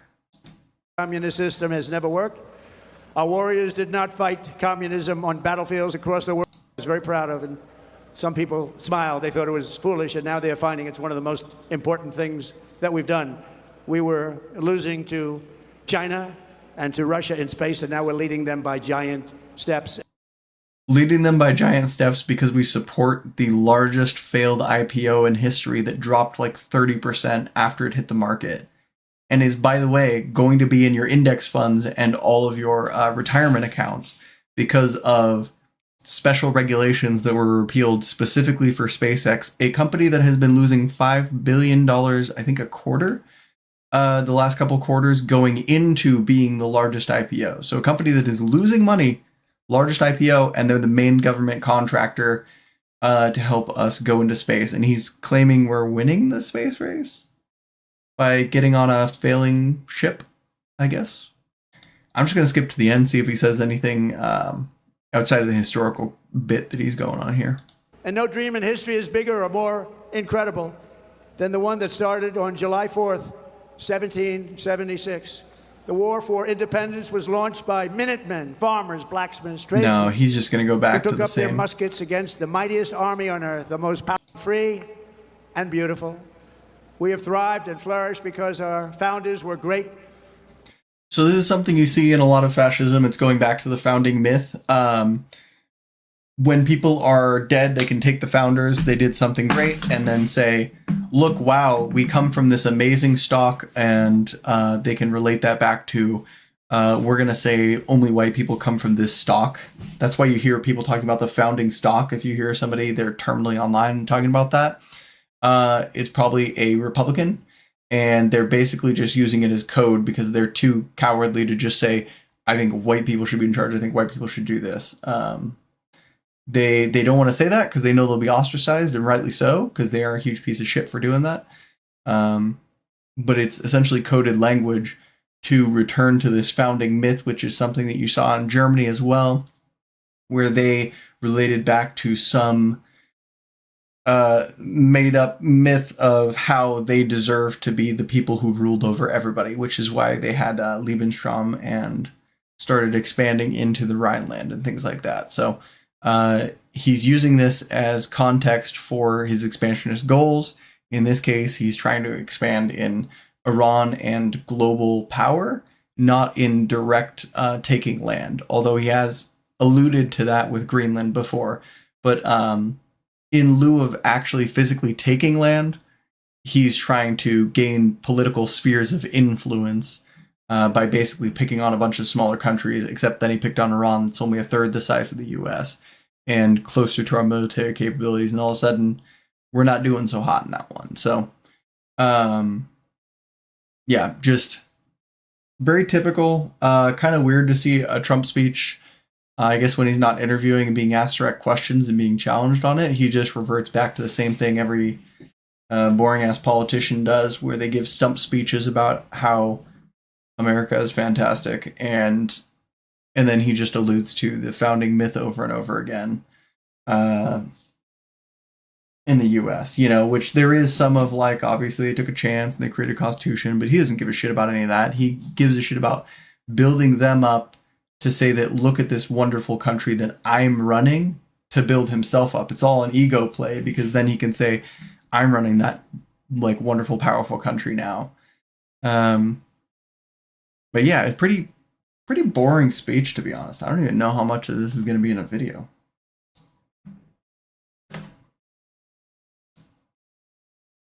Might I say we delete the group? We're done with that. Sure, let's try it. And then I'm thinking we do one round of Slay the Spire. Once we're done with one round of Slay the Spire, we're going to switch it up and play some Final Fantasy. But I'm going to take a break before that. So we'll do this. We'll do Final Fantasy. And actually tomorrow we might do all gaming stream. We may just go hard on the Final Fantasy and see what happens.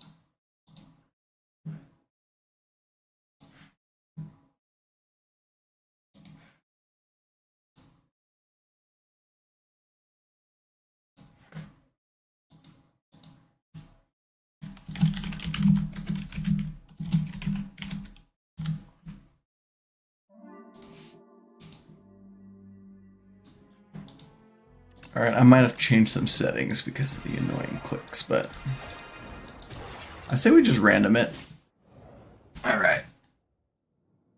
Ironclad, let's see.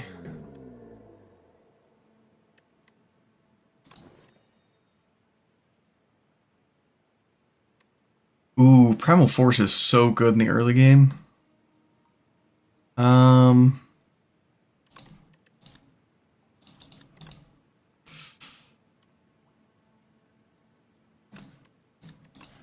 I think Primal Force, man. Let's see, we want the later fights. If we do that, we can't hit a second elite, so I don't love that route. This only hits one elite. This hits two elites, but you get them before the...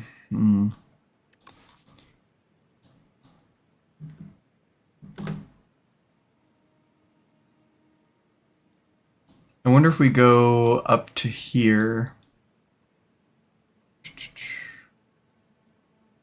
And then if we want to, we could take...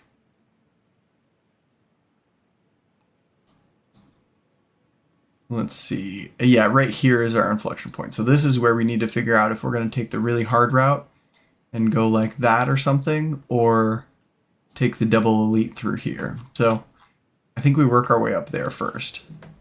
See how our deck's looking.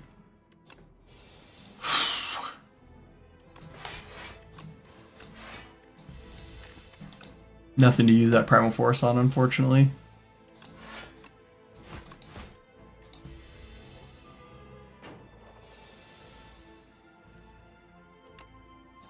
So we can go here, and that's going to at least stop him from doing damage. If I had just got 2 blocks, we could have prevented that. That kind of sucks. Oh well, we heal it. We heal it. We're fine. Do we want the block?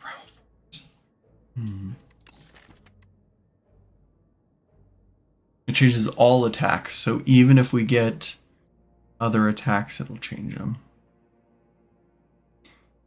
These are all pretty good, man. I always love Inferno.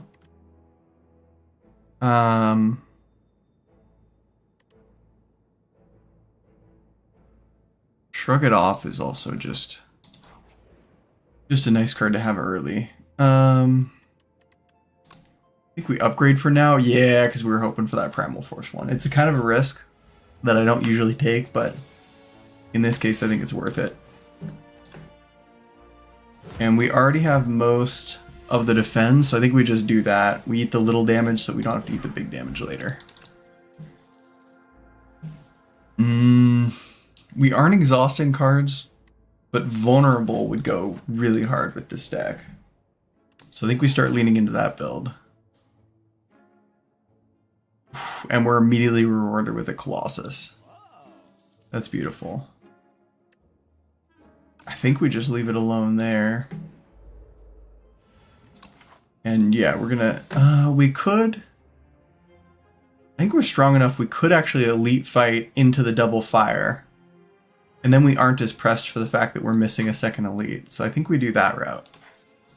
I think we're going this way. Into the end. That should be a good one.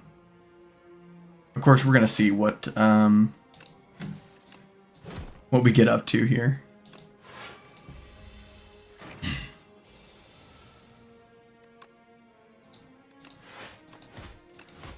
Unfortunate. Nothing else we can do that turn, though.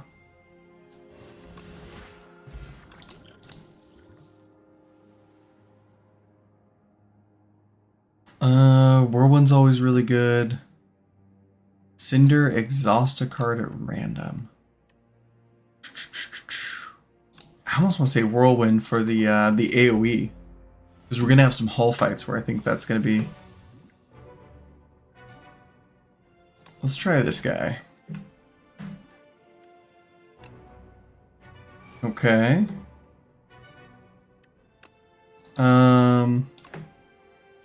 I think we do this. We double hit. And honestly, we do that. And then we want to get the injury out of our hand, so... Lose 1 HP, exhaust 1 card. Gain 1 strength. I think that strength is going to come really in handy. And then we're going to exhaust the pyre because it's going to be too much to play it. I think we can get through combat without that one. Perfect. That's beautiful. Beautiful damage there. So this next turn he's going to make us vulnerable. So we might as well do the same thing to him. And we probably can get 24 damage down. If we get another giant rock...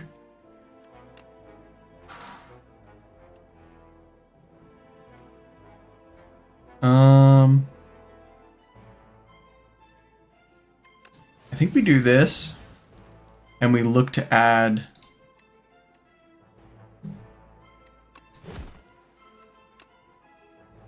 we don't have anything to add for it. Oh,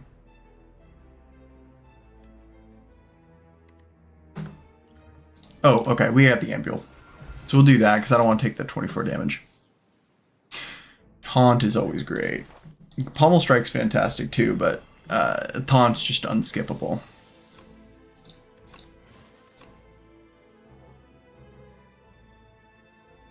I think we just hit the middle guy.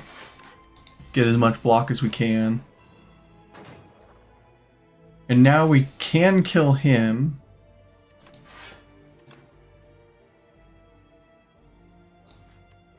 That's only going to give 1 vulnerable. If we Von him, he's doing 8. We're only taking 3 damage. I think this is better because in the end, we're setting it up where we can kill him, and then get the last guy. This one, and then this. And we're going to kill 2 of them. He's vulnerable. They're both within... He's within 1-shot range on the end with 4 HP. The guy in front is within 1-shot range on his side of things. So now we do 20 damage with each rock. So the Primal Force is really absolutely destroying him. We don't have a lot of multi-hits, so Strength doesn't do us as much good. Rampage could be really good. By 5 this combat. By 9 this combat. Upgraded Rampage could go really hard. And we're going to be able to upgrade a card. I think we want the vulnerable to taunt.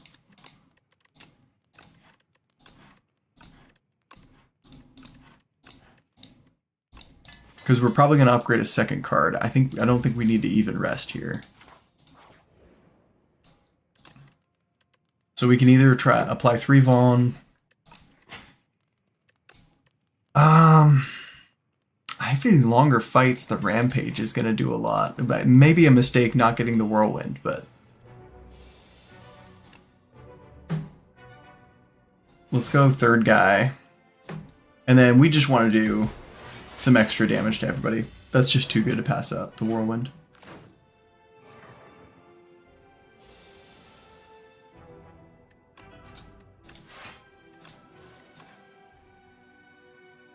So this will kill whoever it hits, even if it doesn't kill this guy. I'm going to kill him because he's doing more damage. And we should have enough block there. He's not doing anything this fight. Let's put him at half health, and then we'll just put up as much block as we can.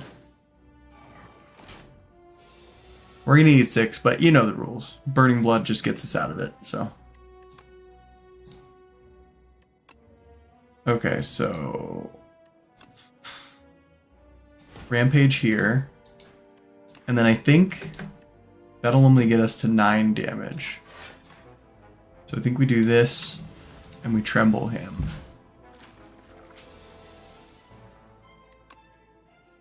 And we taunt you.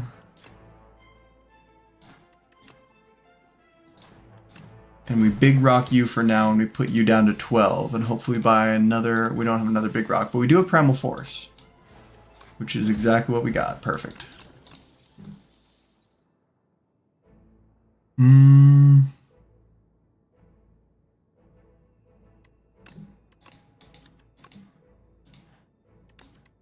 I don't think we had enough Vuln right now to make that worth it. And honestly, we can do it again. We can... I think we upgrade the Whirlwind here. Which is perfect for this fight.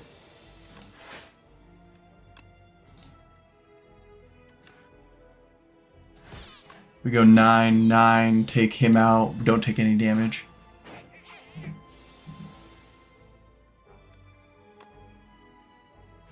Taunt this guy.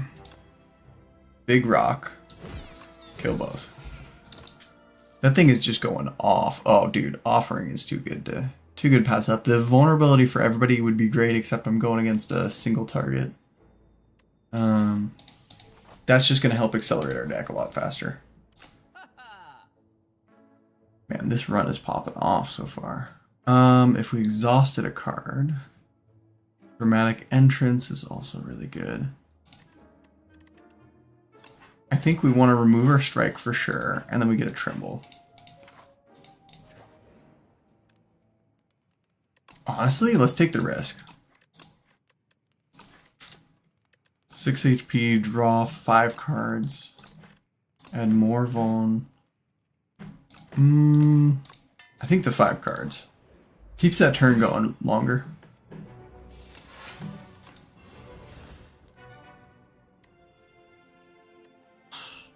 Yeah, I think this... Do 13, it would make him sleep less. I don't think it's worth it.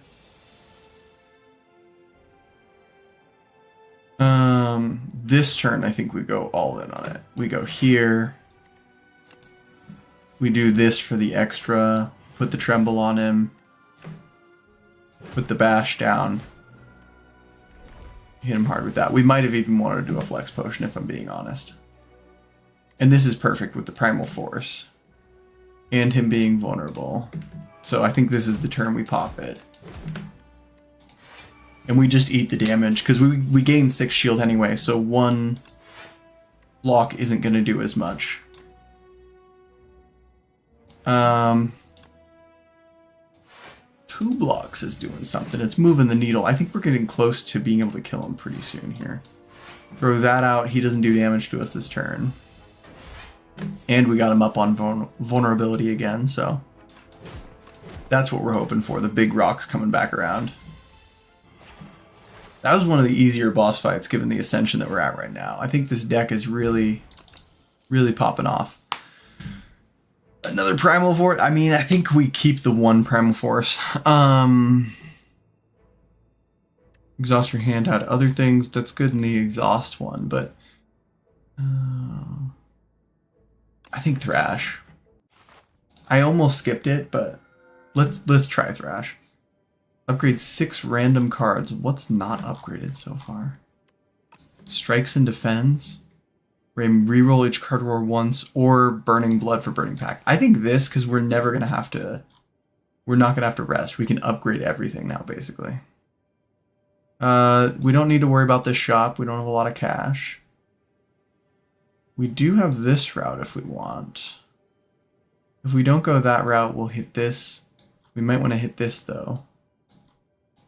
We could honestly go triple elite. And if we need to, we can wuss out and go the other route. Or we can go here.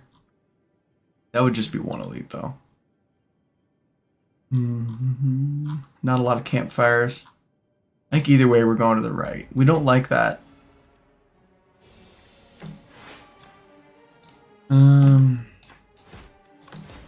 8 damage is in fact more than 6 damage, so we'll take that.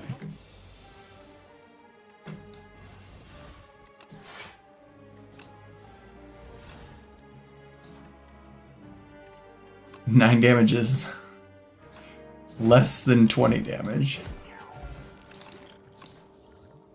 Exhaust your hand, get the taunt back. I probably should have looked at what I was taking back before I got it, but we got a good bit of draw. I say we take the anger because then when we do our offering draw for 5, we might get a couple of angers for some free damage. If this grit was upgraded, I would go that route, but it's not. I say we just take that potion. The free healing is never bad. That's going to get rid of our unwanted strike. I'm good with that.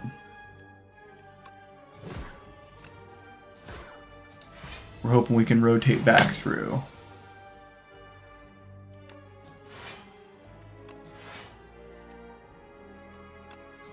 Honestly, here, we're going to lose the health, but we're going to gain it back. Then I think we do Primal Force.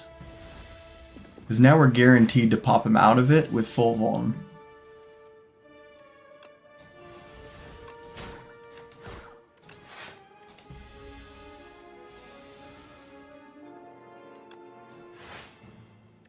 They're already giant rocks, so nothing left to do there. I don't actually like that. In this deck specifically. We could use more defense. And giant rocks don't count as strikes, so this is useless. I think we skip this one. I think we skip that one. Tremble, turn the rest into giant rocks, just start hitting him. Because next turn we're not going to be able to hit him for anything. He gets the spines. And then we're just looking, honestly, for a bunch of defense. If we hit him, we take 5 extra damage. I don't even think we need to. Because if I hit him twice, it's even worse. Yeah, I think we just wait for our larger attacks. And now he's vulnerable, so we're hoping we can kill him this turn before he gets his... Yep. You got 2 giant rocks. Just the 30 damage for one is too good to pass up. I love a Blood Wall, but maybe not in this deck. We need more energy generation. Exhaust all non-attack cards gain block for each. This could be... I don't know. If we were doing an exhaust deck, maybe. It could have been good if we'd planned around it earlier. I think we take Blood Wall because we really need some block here. I usually don't fight, but I'm feeling real cocky right now, so let's just thrash him. Take that out of our deck.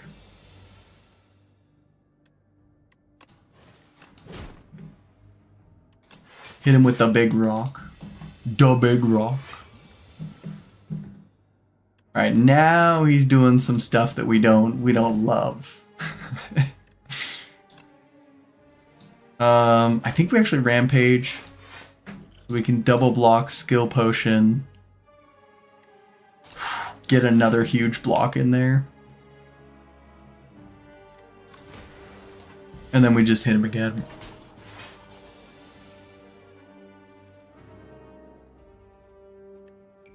We got the flame potion back.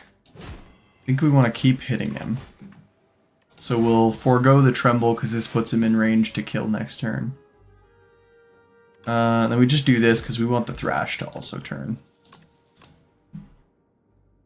We got a lantern key. Ooh, molten fist. I love doubling the vuln. When we get him up to like 8-9 vuln, and then we can molten fist. That's just fantastic.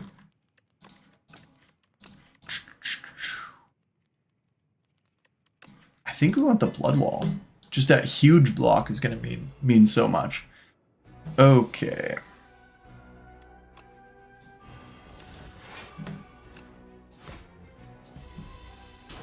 Get him down to a reasonable amount. Put some vulnerability on him.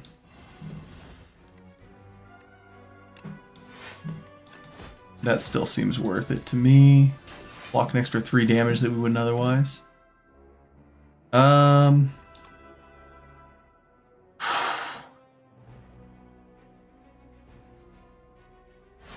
It's hard to do because I think we're just gonna have to say no to everything else this turn. Because if I play Primal Force, I'm only getting 1 hit in for like 10 damage, which hurts. But I think it's the right play. Here we try and go a little more all in. We're gonna get some defend from that. We're gonna eat up one of these with the thrash. honestly, that just gets us past his, so he doesn't do any damage to us. We're going to want the blood wall. We're going to want the taunt to do it for next turn, and then the anger is coming in handy again, although it doesn't get past his block, so I guess it doesn't really come that in handy.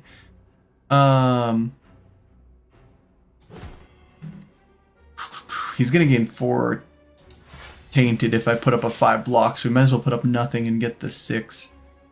Now here's the turn we've really wanted, where we can use my rocks to full effect. Do we want another Colossus? We don't have anything that exhausts other cards, so we can't use Battle Drum. I think we want another Colossus. And then honestly, let's go for another elite. I think we can 3 elite this and get a lot of relics here. And we get a whirlwind right out of the gate.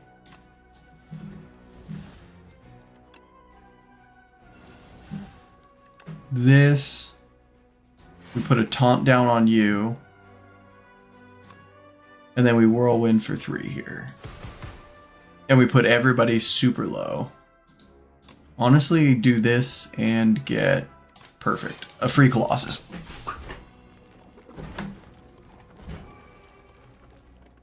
And now these two are both within a 1-shot here. So I think we look to do that.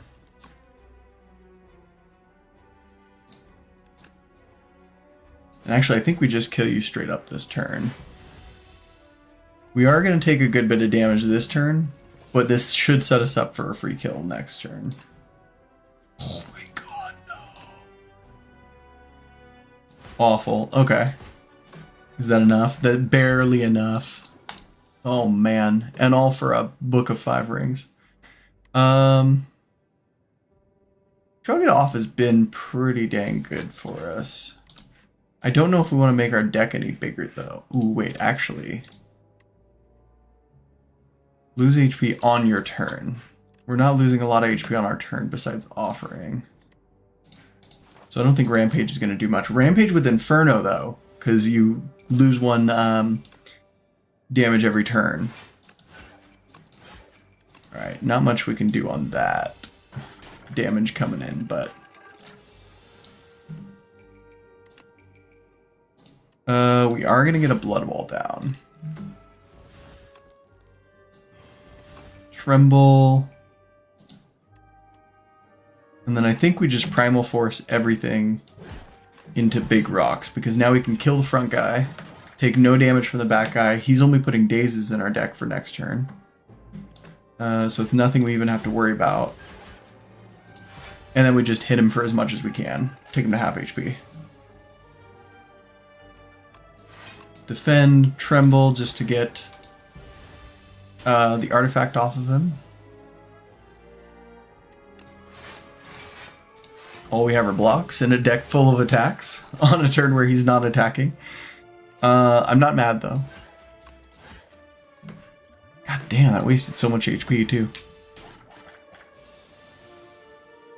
Alright, finally our big rocks come back around.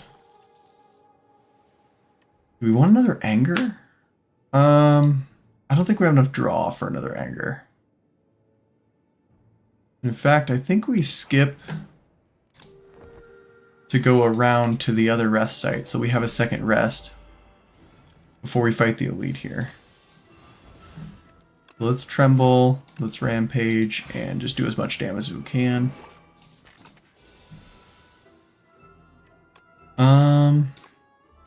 I say we taunt this guy.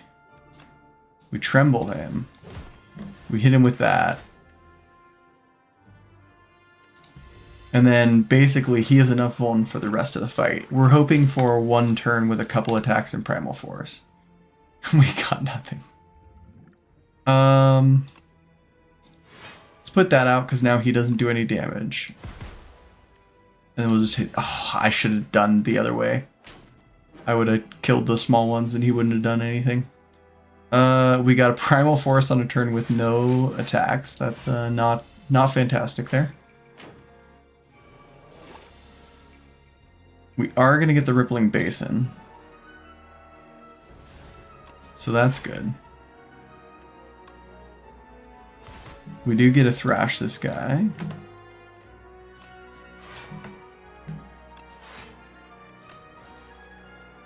At least we turned it into a rock for next time. Might not be able to kill him with it this turn. But, it's coming back around. Like the 90s. It's coming back around. Draw 5 cards. Ooh.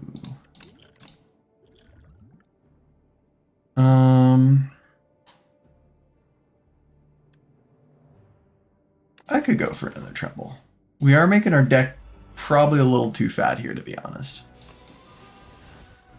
And then the Molten Fist, and we got nothing else going on, so we might as well do that this turn. We do want to taunt you. We do want to bash you, I think, even though we could have played to defend there.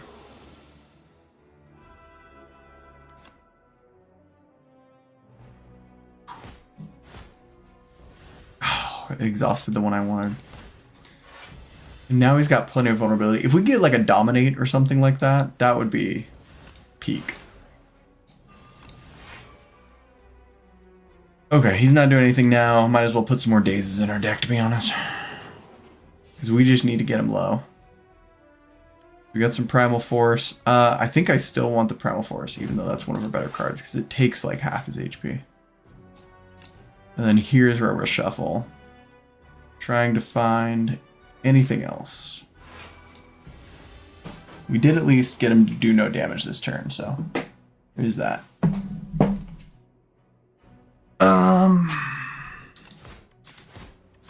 I think we just eat the Dazes. If we draw like 1, maybe 2 attacks, we can kill him this turn. Looks like it will have to be 2 attacks, so I'm going to wait till next turn, because we can block most of the damage here. And Big Rock. Ooh, 300 gold right away, and an upgraded Molten Fist. I think that the Molten Fist is going to come so in handy. If we ever get a Dominate, they're going to have like 30 vuln on them for boss fights, and then we'll get the other piece of it. Definitely want to face this guy, and then we should have enough block. A card that's free to play this turn. I think we just need as many giant rocks as we can. Do we make a giant rock free to play? No, I think bash. I think we're going to eat extra damage this turn. Oh, I didn't face. I didn't face the right way.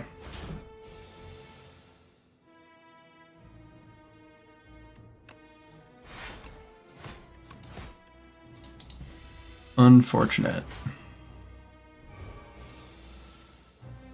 But now we gotta face the rocket. That's a for sure move. We're gonna need to taunt him. We should probably get that going.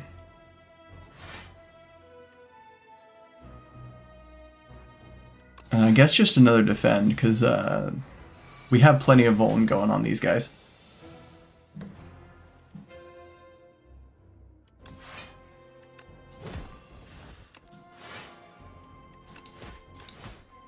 The Angers are at least letting us use some of the extra card space we have in our hand, though. Hit this, they're both doing half damage.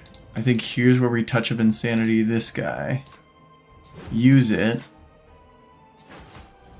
And then really smash him up there. I do wish we had our heal in hand. Taunt him. Definitely got to put up as much block as we can. We're getting real... I don't know if we're making this one. Putting up the blood wall. And hitting him and facing him? Should be enough. Oh, goddamn, dude. Yeah, we're not making it through. We ain't making it, little bro. Oh my god, it was going so well. Oh, we haven't been recording anyway. Well, that's fine. I think that was a good deck. If I had had a Dominate or something a little bit later in the run, I think it was a great deck from the start, but it lost steam. Maybe I made it too chunky. That might have been my problem. Alright, who we playing? One more game here. Ooh, we have a chance at an A10 run here. Okay.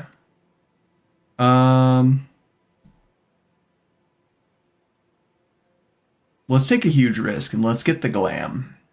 Go for a big swing on our first one.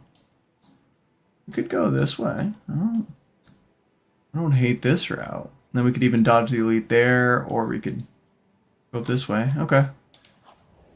Plus we get a little bit later shot. Let's try and kill second tadpole. We're gonna block first tadpole. And honestly, let's just focus on the block here. That was a bad move.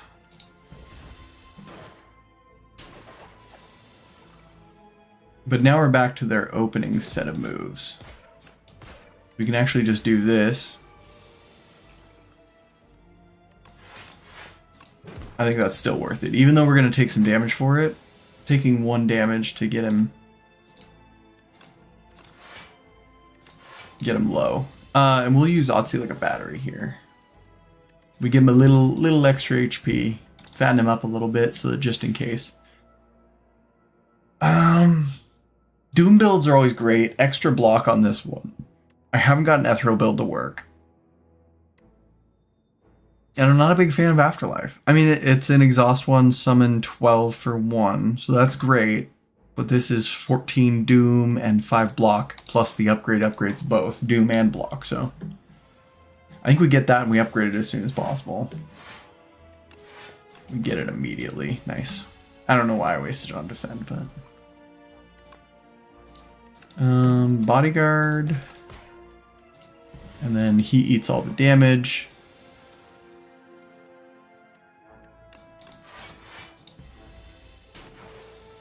Otzi eats all the damage again.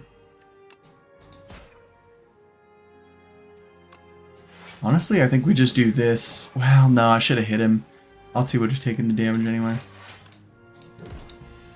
Because now we are going to take some damage that we wouldn't have. Countdown? Ooh.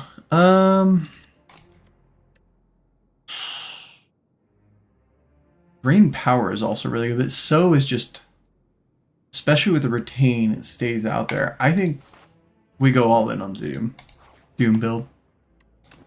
Let's get Song. We're going to hit a lot of elites on the way.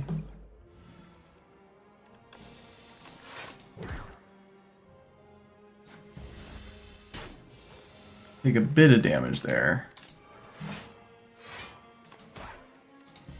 Get the double Doom counter on him.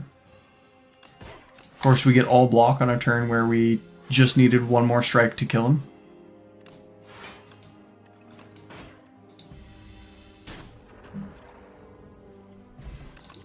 Not the end of the world. Ooh. We love a Defy. This is more Doom. This brings something back. I think Defy is just so good for block. It weakens them and gives you your block. We did give away all of our gold, so...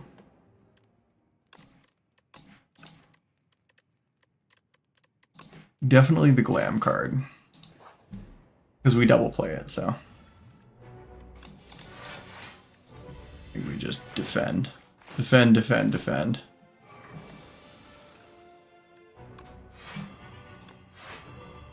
Now we get to double play it, we get a weakness on him. And you're just dead, straight up. So it's 1 down and the other ones are real weak. Let's do that. And then I'll Doom counter over at least one of them. Next turn.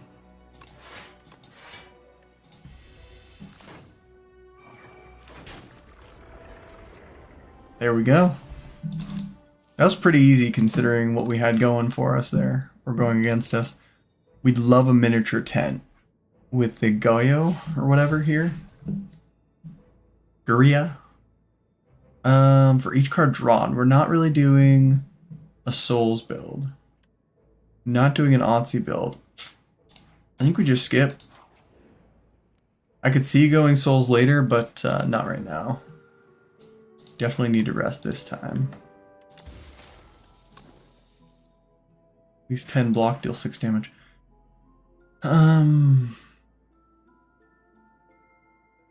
This elite gives us more options. We can dodge an elite later if we need to. That's perfect for the first turn.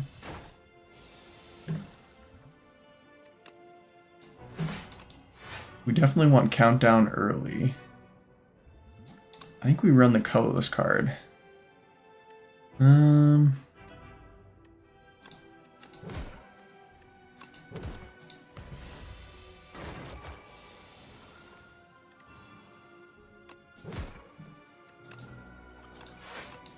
Holy moly, dude. 24 damage. Getting roasted out here.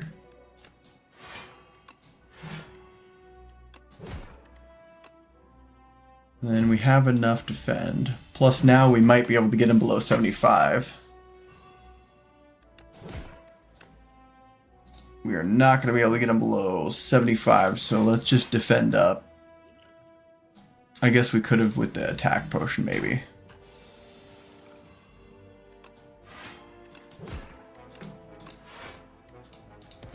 Let's do this. We'll get Otzi as another little battery.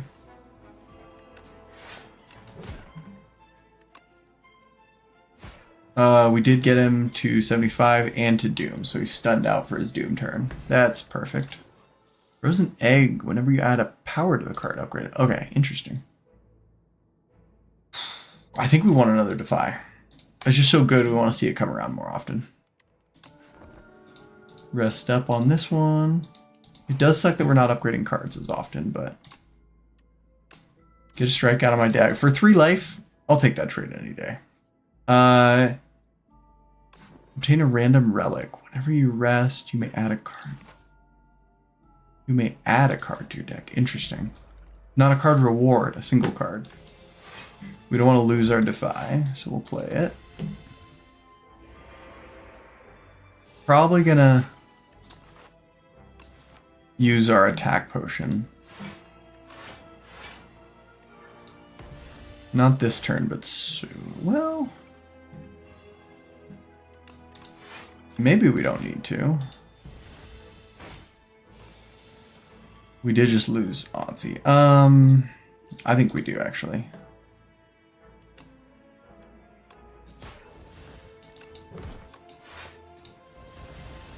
Yeah, because that gets us out of it faster. Otherwise, we're eating more damage next turn. Exhaust your hand. 9 cards were exhausted. This way, gain intangible. This would be great if we were running souls, but we're... This would make the deck if we were running souls. Unfortunately, we have no soul generation at the moment. So it is a card reward.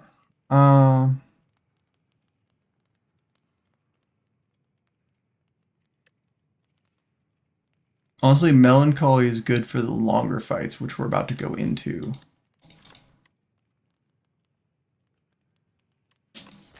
We don't have any high-cost cards that Wisp is really helping with. I think Melancholy is going to be good because we're leaving Otzi at 1 HP. He's going to keep dying over and over and over again, so we might as well let him up there. Alright, let's load him up with Doom. This is what I love about Doom. He sleeps the whole time. And it doesn't matter because until you actually attack him, he doesn't lose those sleep counters.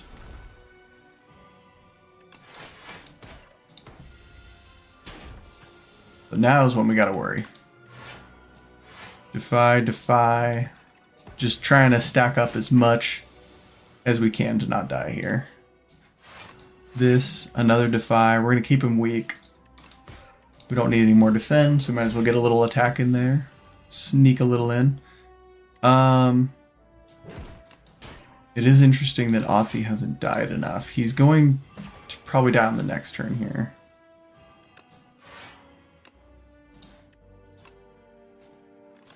That and that, because we get the defend from the Otzi, but he also dies there. Now Melancholy, yep, it's just a 1 cost. We get enough block that turn. We're really doing good on getting enough block now. Even with weakness, or the dex issue. We want to keep our Defies in the deck, but now Melancholy costs 0.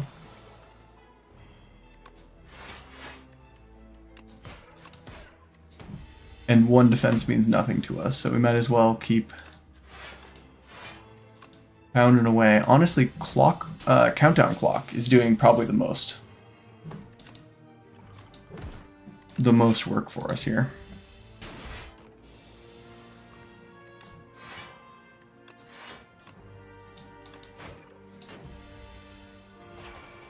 $138 out of 145. Literally nothing with our defense and our attack, so we have to kill him this turn.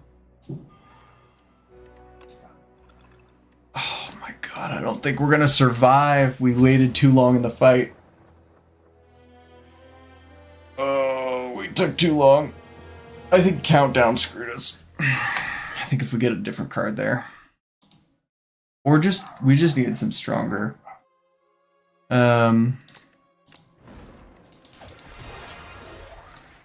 Some stronger Doom. Anyway, I'm gonna take a little break again, and then I will pop back in, and we'll play some Final Fantasy, was it 17 now?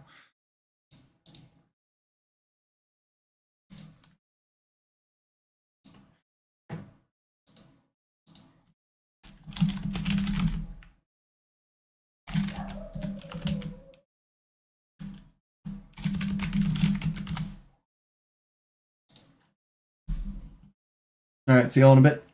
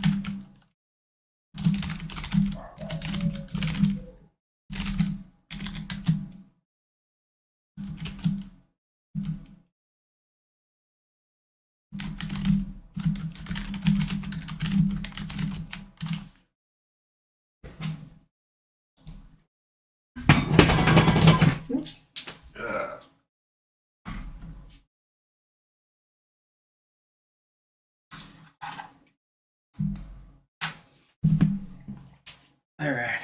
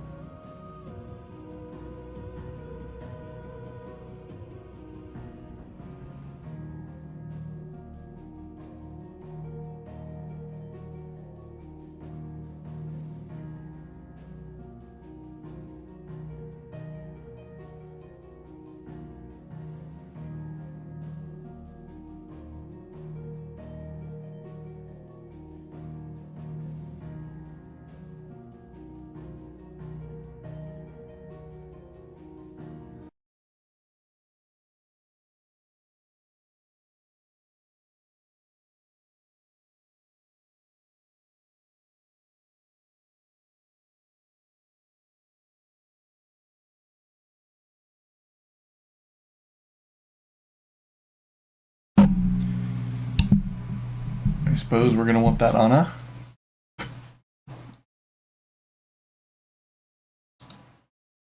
Let's see here. We're going to have...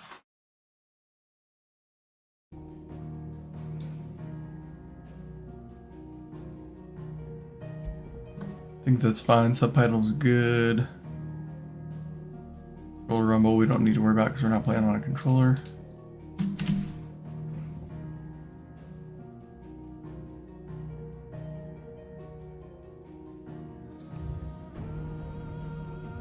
Huh. We're gonna skip that.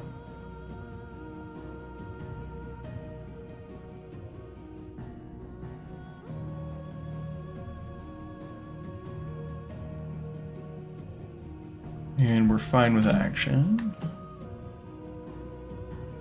Subtitles, looks like we got everything. All right. We are starting. Oh. You know what? Before we do this, let's go ahead and update our stream information.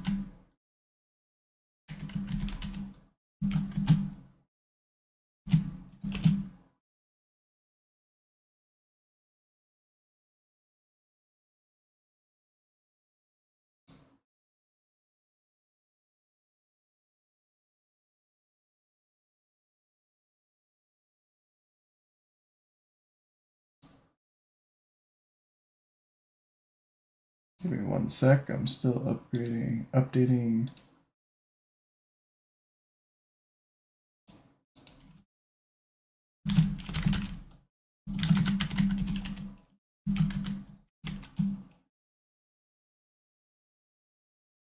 Right, it has to be all one word.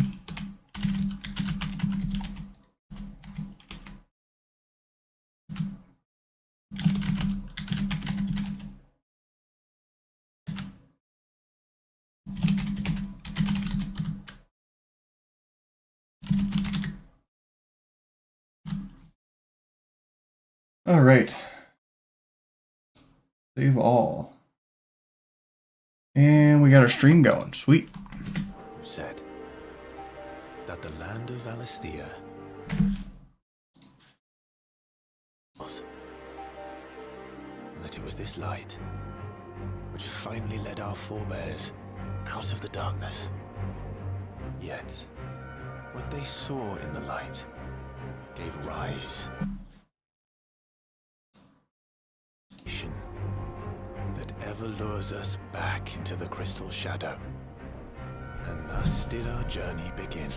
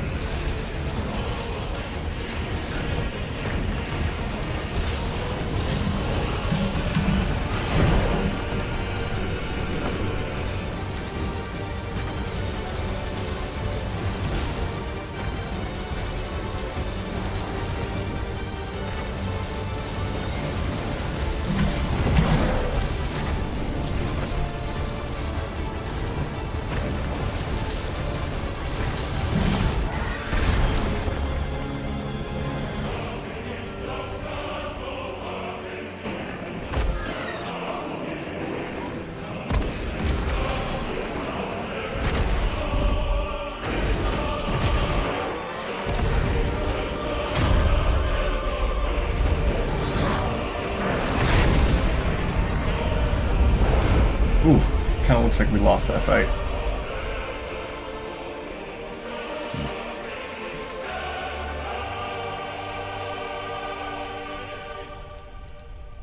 Everybody joining us.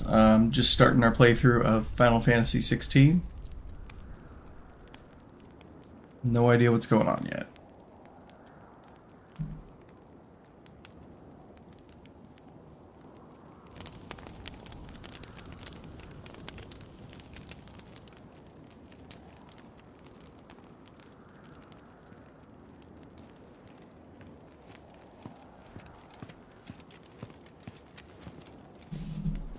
It'll be light soon. Both camps have begun to stir. You all know the target. Shiva's dominant. And only the dominant. No one else? Where's the fun in that? How do we even know the girl will be among them? Our kind do not question orders. We follow them. Try to keep that in mind.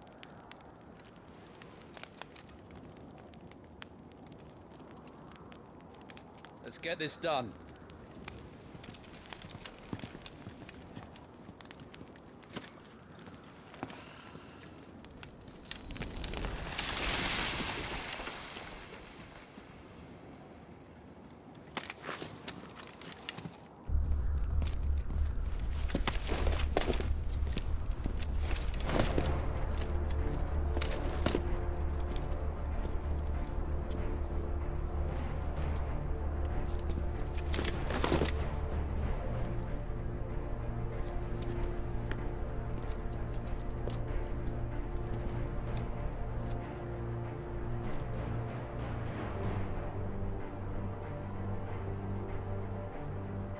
Focus, Wyvern.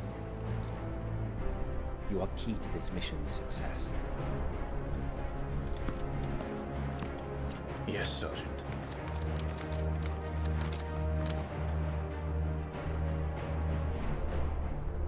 I said focus, Wyvern.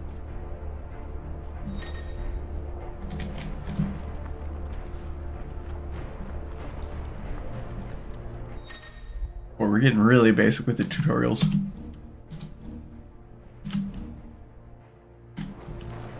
We don't have time.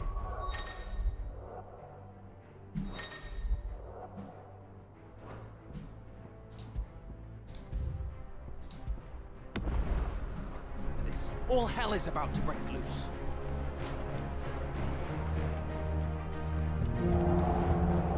Damn it. Time to move.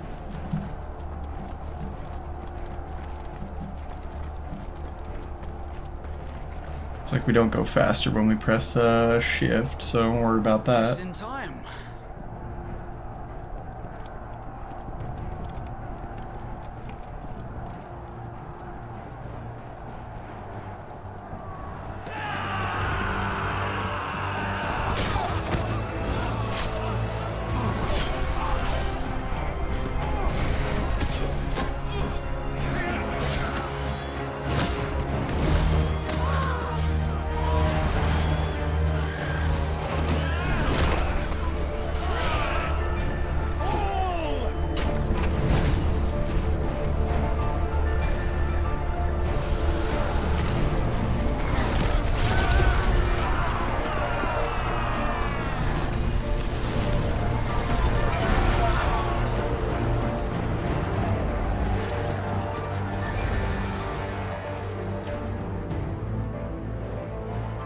These are blood are more beast than man. Where this is going, they won't need this new dominant of theirs. What?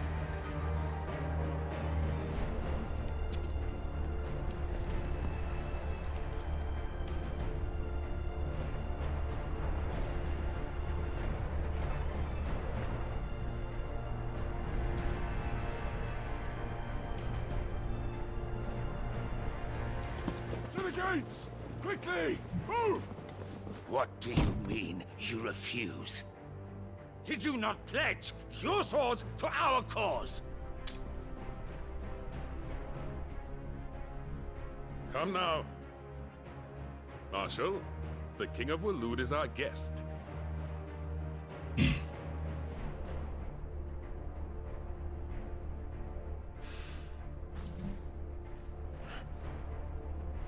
And you have His Majesty's answer.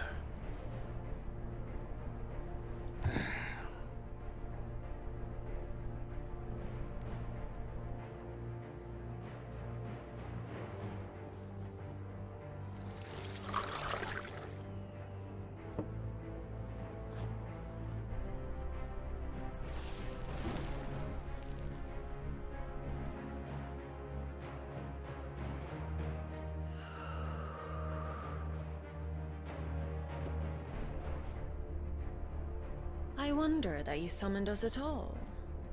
Have you so little faith in your own men? 1 second here.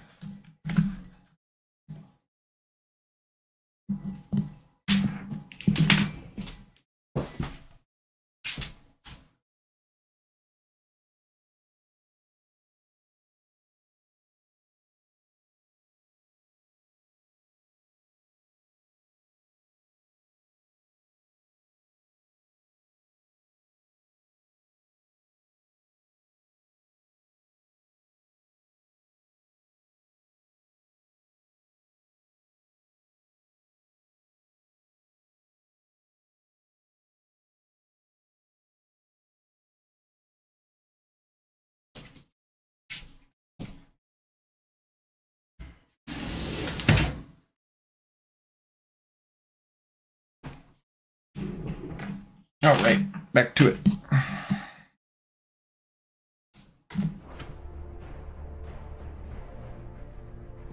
It was the Dalmex who drove back the Crusaders in the Battle of the Twin Realms, was it not? Or am I mistaken? Besides, your dominant has yet to take the field. And when he does, our knights would only get in the way. Perhaps you have not heard, but the Ironblood now have their own dominant. We would be fools to underestimate them. Bugger their knights. What did you say? Should this citadel be allowed to fall, the capital will lie exposed. And I doubt the Crusaders will wait for the good king's pawns to line up before taking to the board.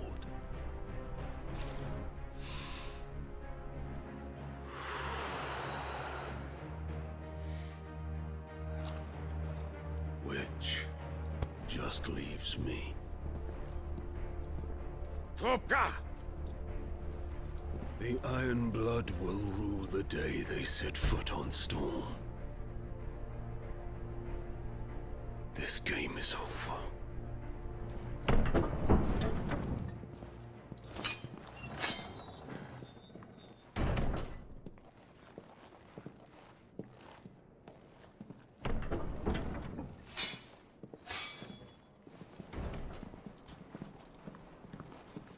You cock.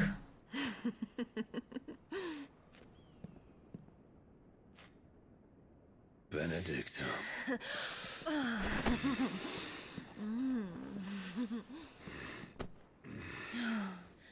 Take care. Does the lion take care when he chases the hare? Or do you think me one of the latter? No, my love. You are a lion. You're my lion. I'm not afraid of a little frost, Benedicta. But I will need someone to warm me when I come home.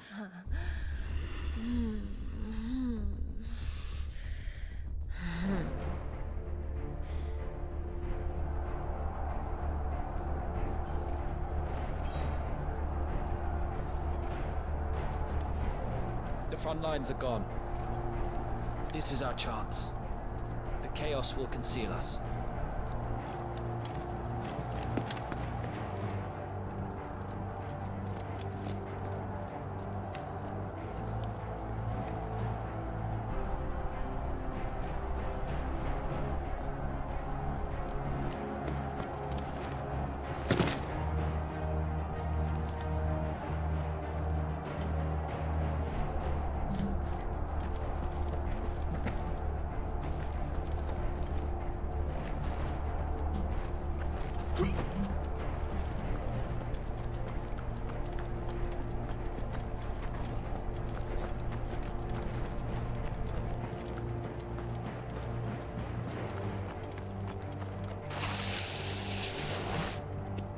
Alright, that's pretty sweet.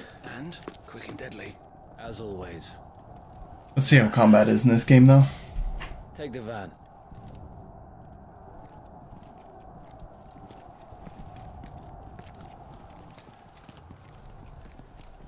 Wait. Something's not right.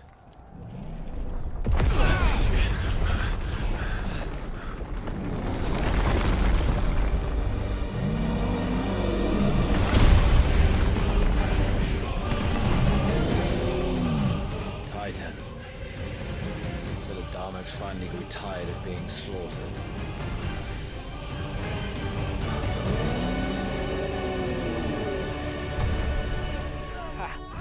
And look who's here to greet the bastard. Come on.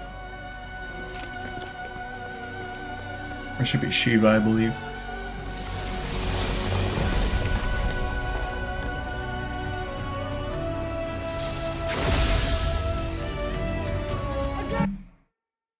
I'm gonna turn the game volume down just a bit.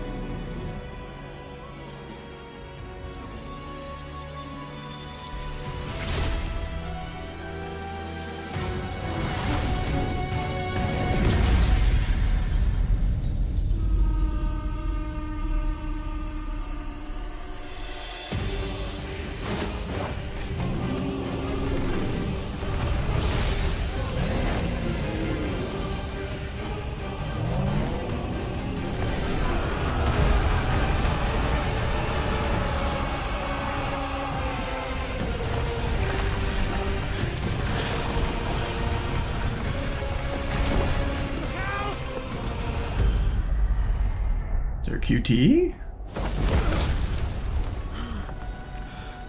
You don't get to die here, Wyvern. Move! I guess we're not in the Vanguard anymore.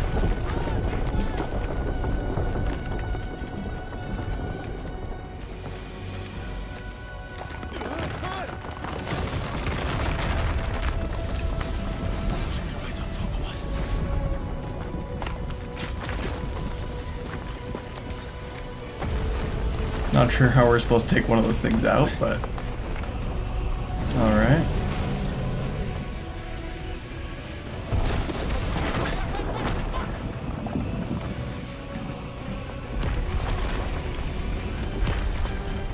Anytime, Wyvern.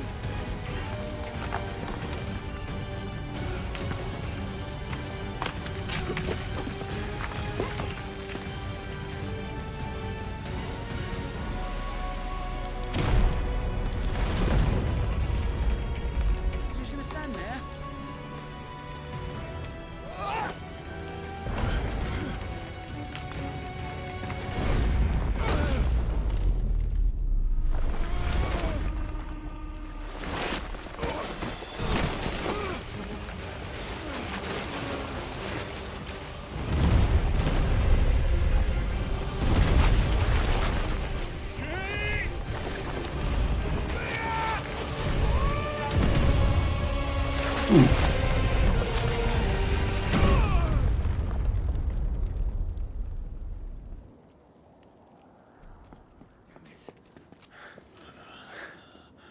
Wyvern!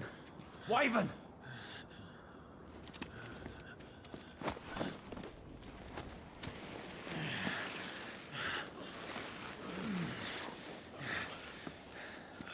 I told you before, you do not get to die here.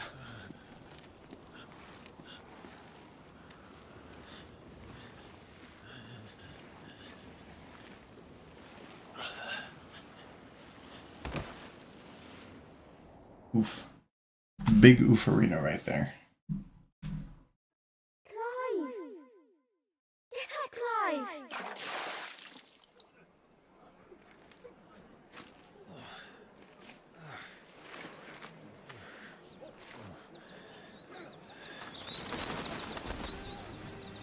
Alright, so we go from a beefy dude to some scrawny guy. Do you yield?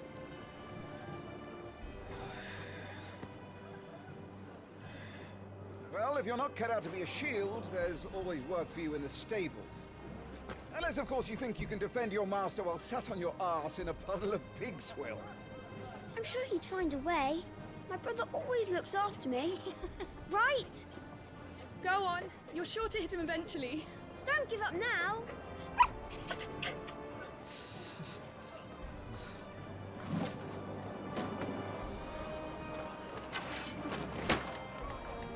Two arms. It wouldn't do to disappoint the gallery.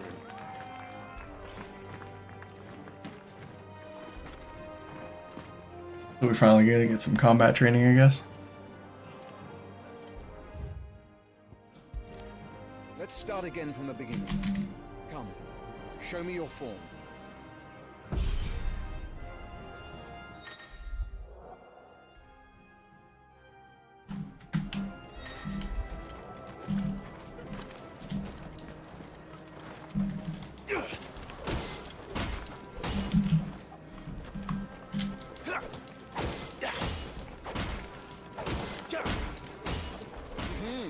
Once more, please.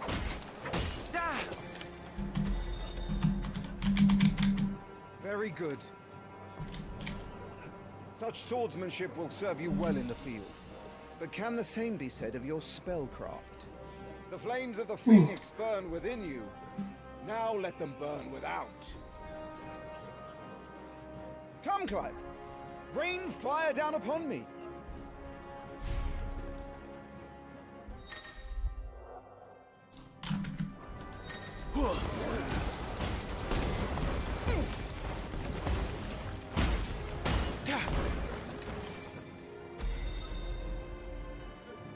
Well done.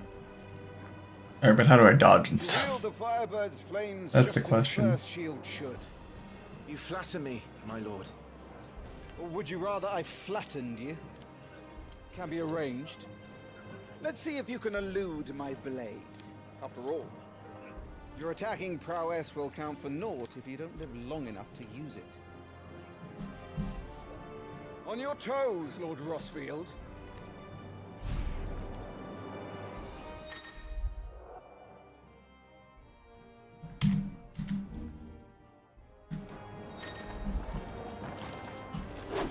Oh, to be so young and fleet of foot. Come on! There we go. Good. Move only when you must.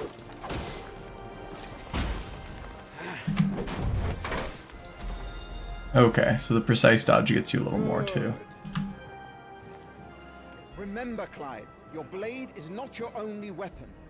Quickness of thought and fleetness of foot are indispensable arms in any shield's arsenal. But you are not just any shield, are you? Show me what sets you apart from the rest. You have been blessed by the Phoenix, granted the use of its power. Call upon that power now to close on me. Well, I'm waiting.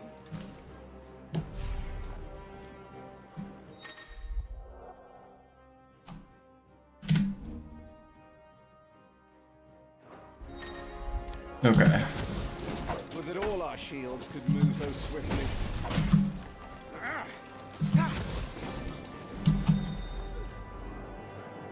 Impressive. But even the most agile shield cannot hope to escape every blow. And death may come by a handful of cuts as easily as it comes by 1,000. There is only one way to ensure that you do not fall. Keep your wounds mended and your energies replenished.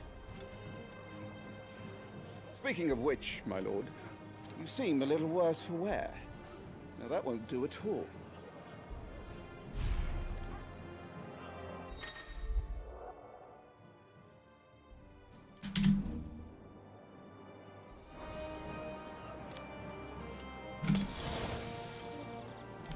I wouldn't let those...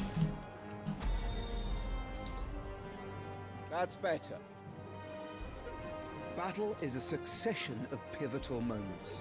wherein life and death can be decided at a single stroke. You must be ready to utilize every tool at your disposal if you are to navigate a path to victory, or at the very least, to ensure that you live to fight another day. Enough practice. It's time for the test. You've recovered from your soaking, I trust. You wouldn't want to kick a man while he's drowned. I thought you'd never ask. Come then, Lord Rosfield.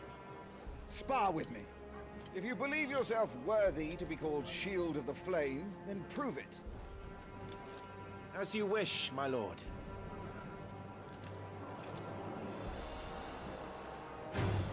How that, me boy?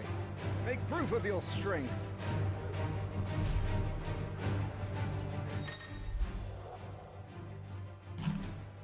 Okay. Go on, you're sure to beat him this time. You can do it, Clive. Just stay calm.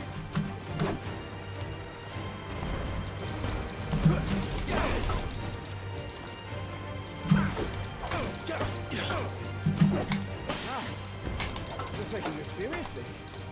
Keep going, Clive. Not quite.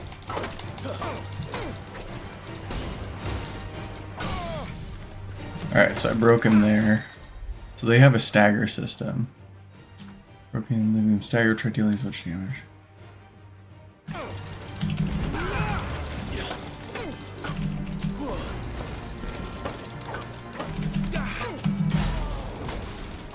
Well, it's time I took my own advice and used all the tools at my disposal. Come on! Go on, Clive. Keep pressing. So there I should have pressed shift. We believe in you. You're a damnably quick learner, Lord Oop. Rosfield.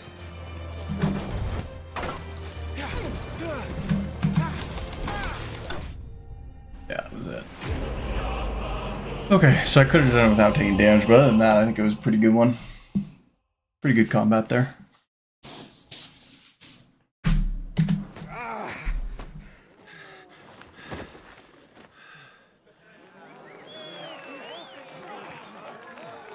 He won! See? I told you he could do it. Aye.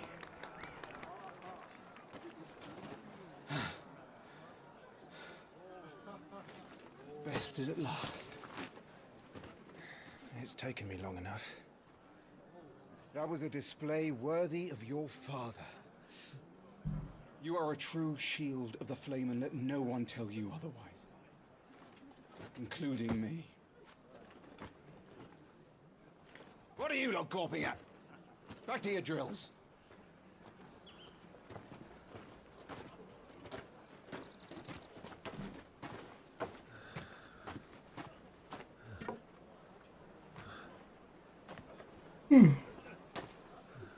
Got a lot of yawns today.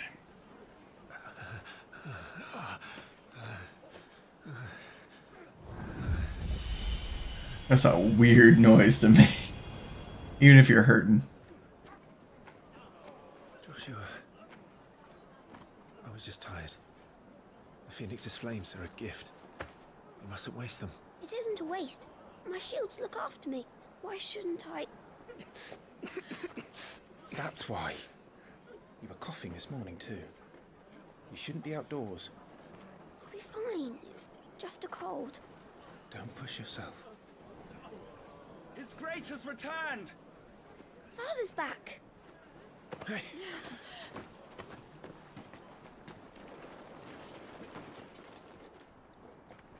Your Grace, please, this is no place for one such as you.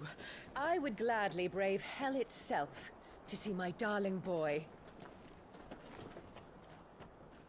Gentlemen, Rosaria thanks you for your indefatigable loyalty. Thank you, Your Grace. We live to serve.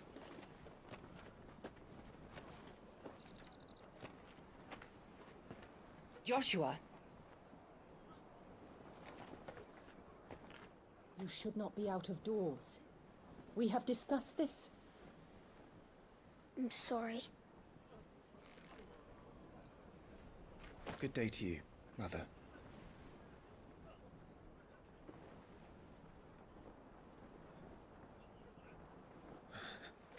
Well, that's a Come, look. Joshua.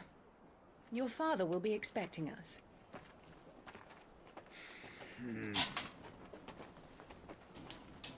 Lord Murdoch? Your Grace.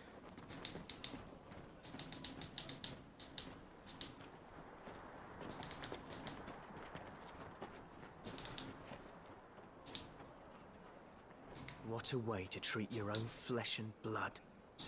I know. It's not his fault. Not everyone can be born the Phoenix.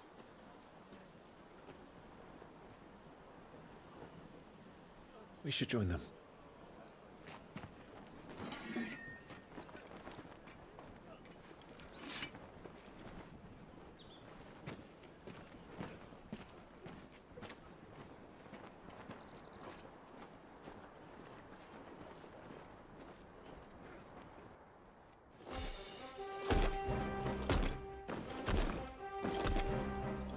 Oh, we get some chocobos in here.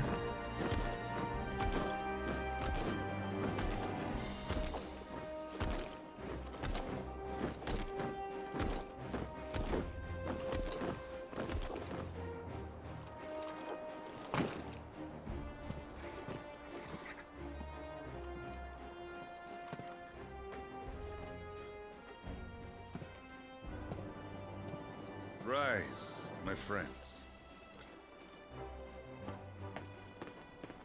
Welcome home, Father.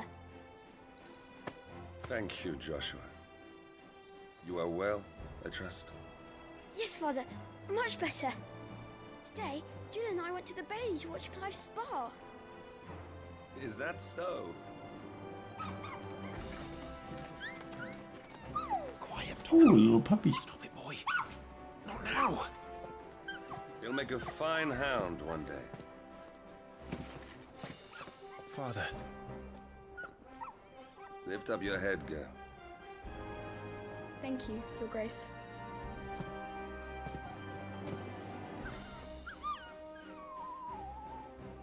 The capital rejoices at your safe return, Your Grace. War is coming, my boy. We must make ready. Is the situation truly so grave? Come to the throne room. We will talk there. Yes, Father. Your Grace.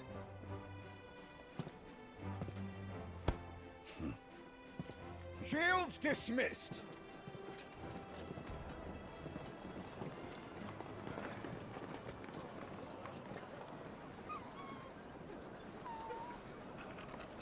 Torgal!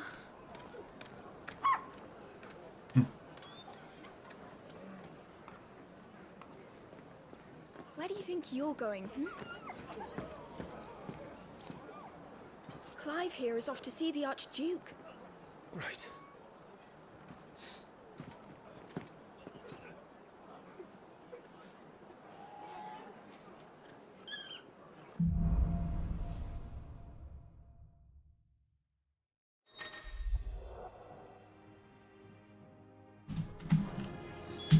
Is trouble brewing? I'm not sure. Alright, so that's where we're supposed to go. It's for us to protect His Highness, not the other way around. Make sure you get a good edge on that, eh? And on my honor as Is there anything we can do in the meantime, though? Let's get this stuff unpacked before the Duchess. Phoenix will be with us. Those savages don't stand a chance. You put on quite the show for us, Lord Rossfield. Any man who can do that deserves to be First Shield. Age and experience be damned.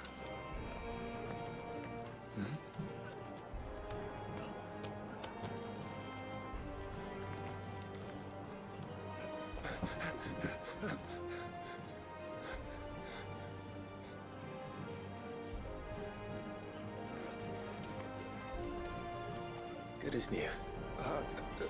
Forgive me, Lord Marquess, pray do not concern yourself with this bungling cur. Bow to him, you fool. Did I say to speak?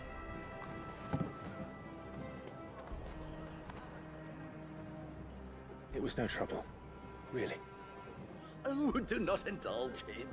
To be allowed to stand in your lordship's presence is more than his kind deserves. Why, neither the Empire nor the Republic treat their bearers half so well. He was lucky to be born in your father's dominion. Very lucky, as I remind him every day. Reminds me of that Stand. song. Oh god, what's the band's name? Stand. It's the I trust his Remind the slaves they ain't gonna make it out alive today. If that is your lordship's wish. Feed the Machine is the name of the song. I can't remember the name of the band though. Remember, it is for the good of the duchy that you serve.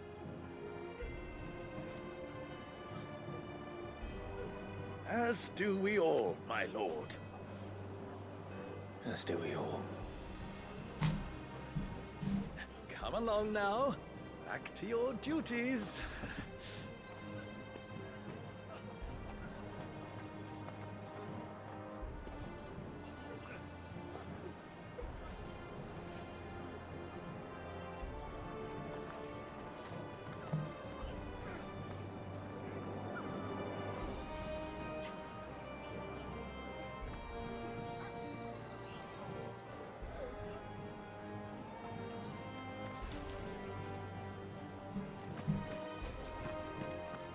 Looks like they're getting ready for supper.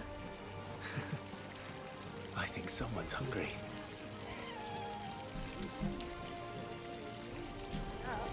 I'm having my bearer fill the well, my lord. Best to save what crystals we can, eh? They've like enslaved all the magic users, it seems like. Getting them to like make the water and the fire and everything else. Fine display, my lord. Almost felt sorry for the Lord Commander.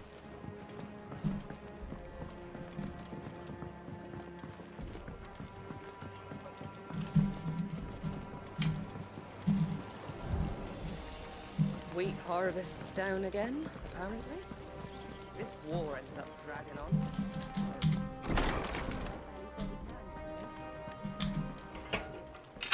Nice and quiet in here, isn't it? There's Joshua.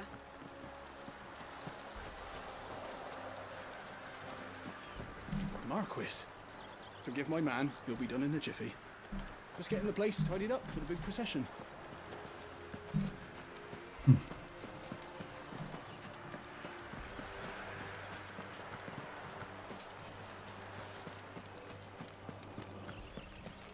That child is the future of our nation. He must be protected. All other concerns are insignificant.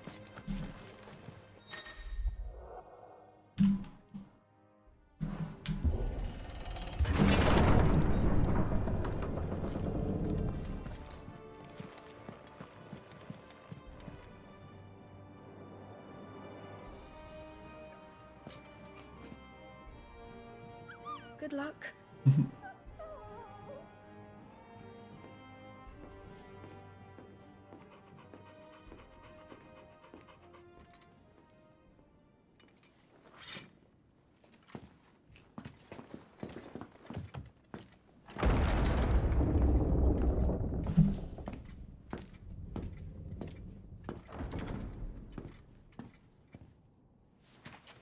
You commanded my presence, Your Grace.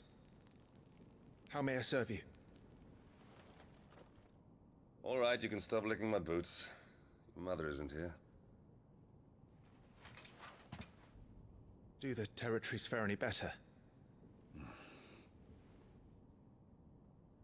Most lie under a pall of black. In just these few moons, the Blight has taken nigh on all of the northern reaches. It is only a matter of time before it crosses the border. By the flames. Nearly every available bed in the capital is already occupied by those fleeing the Deadlands. Even if we were to send them south, to Port Isolde, more would only follow in their wake. Every day we delay brings us closer to disaster. We must move now. Against the Iron Kingdom. We have traded blows with them for too long. It is time to end it. At the very least, we must secure Drake's breath. Without the blessing of the Mother Crystal, we cannot defend our realm from the spread of the Blight. The Iron Blood will not relinquish it easily. This will be a bitter fight. We ride for Phoenix Gate tomorrow. There we will listen to the words of our ancestors, as tradition dictates. Am I to go with you as Joshua's shield? There is something else I would have you do first. Rodney.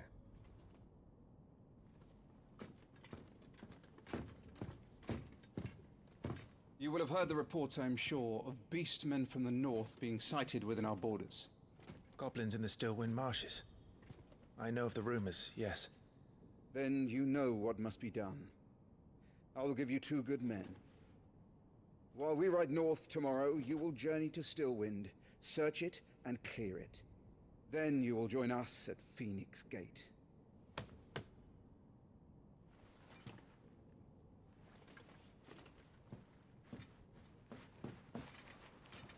It is time to prove your strength. And shut your mother up for good.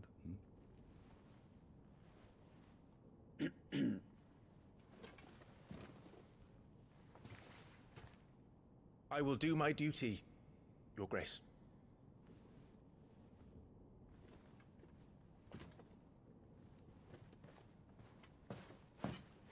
That will be all. Rest well. We ride at dawn. Yes, Your Grace.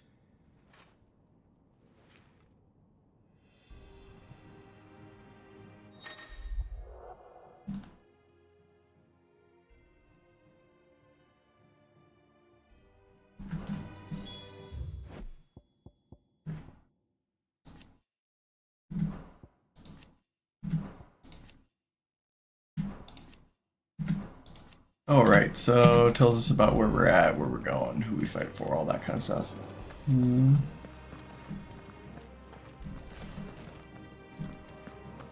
Does this mean I go upstairs? I think it means I go up here.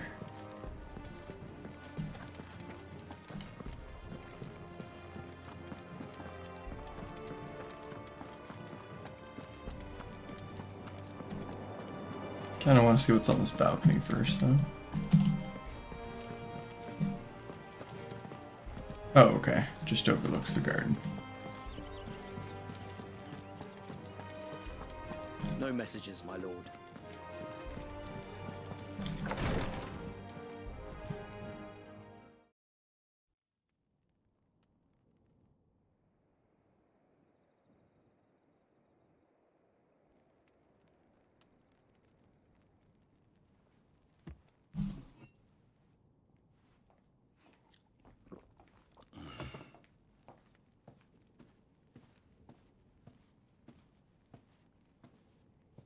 How long will you be away this time? Not long. 4 days, maybe 5. And you will be taking Joshua? Well, I can't exactly leave him behind, can I? The blood of the Rosfields runs in his veins. Before going to war, we perform the rite at Phoenix Gate. It's our way. You know that. And only the dominant can enter the apothecary, so yes, I'm taking Joshua. Oh, to hell with your way! The boy is ill. You think I don't know that? But the boy is also the Phoenix. The heir to the throne. You can't keep him in swaddling clothes all of his life. Elwyn! Don't worry. Clive will watch over him. Though he is a youth of but 15 years, he's already a fine soldier. He will make a splendid shield. You see more in him than the Phoenix did. He was rejected, Elwyn. Our household has no place for such a failure. He is worthless, a man like any other. As am I, my dear. Nonsense. You are the Archduke of Rosaria. Oh, not this again. You know as well as I do that I only sit upon the throne because my father was taken before his time.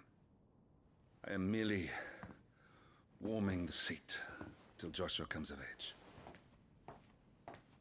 You are your father's firstborn son, and you sit upon the throne. All is in its right place. Unlike some, you have not disgraced our noble blood. Without men like Clive to keep us safe, your precious noble blood would long since have graced the gutter.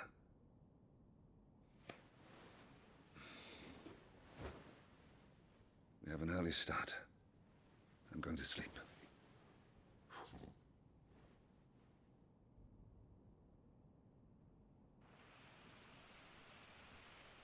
I'm just gonna say it. She seems not very nice. Not a great mother.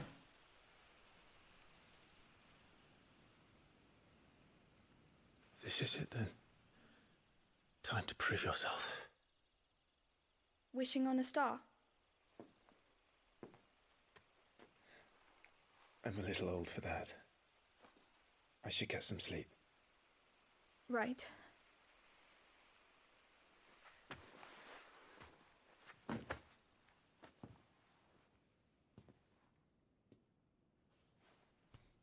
You're going with them tomorrow, aren't you? I am Joshua's shield. I'm sworn to protect him.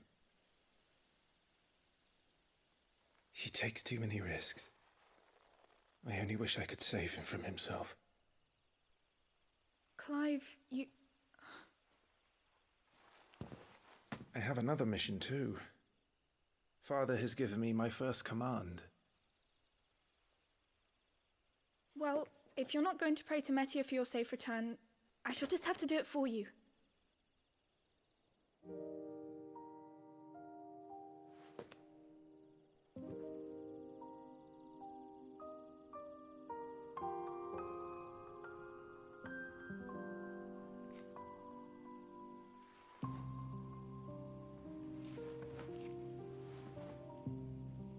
There's going to be another war, isn't there?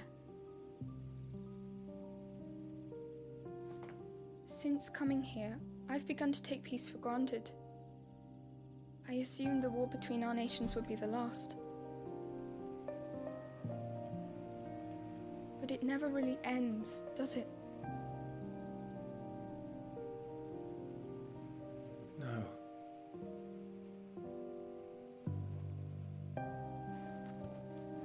The next war will be bigger than before. But you'll be all right, won't you, Clive?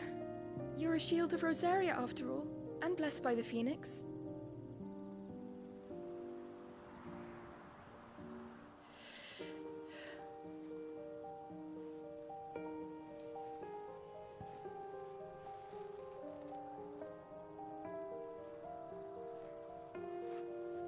It's getting cold. We should go in. My lady.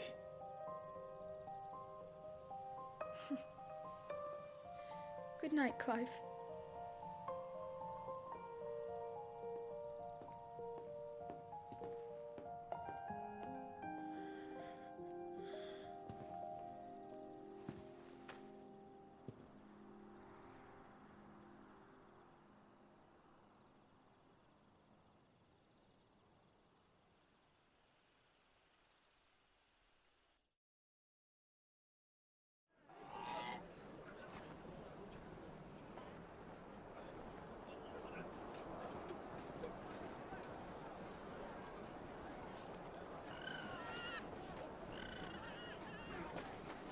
Sorry, Ambrosia. We won't be hunting today. Alright, I think after this cutscene we'll probably call it. I'm sure you'll do brilliantly. I'll try.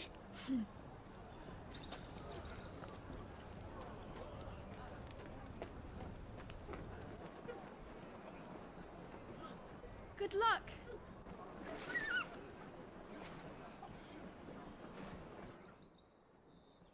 Let's see what it gives us.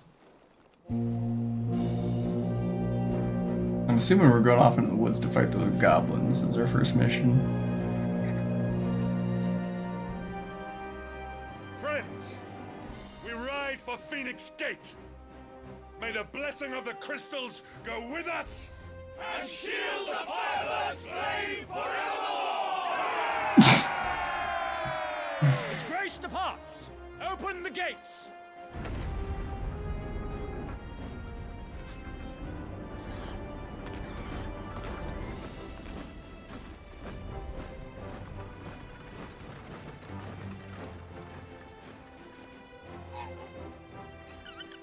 Lord Rossfield, allow me. I shall see her safely to Phoenix Gate. Thank you.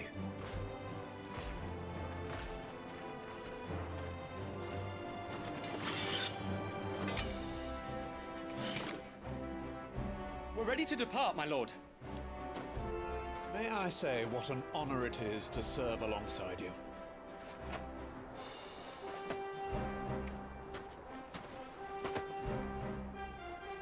This is to be no mere investigation. If there are goblins in Stillwind, they won't leave willingly. The Beastmen are a fierce foe. We underestimate them at our peril. Not today, we won't. Sir Wade, Sir Tyler, let us do our duty. With pleasure, my lord. As you command. To the marshes, then. And may the blessing of the crystals go with us.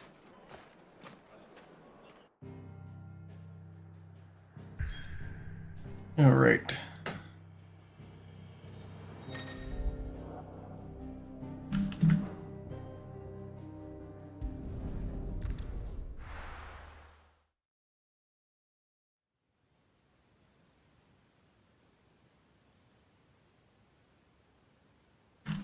I want to get an actual combat done before we get out of here. That would be great.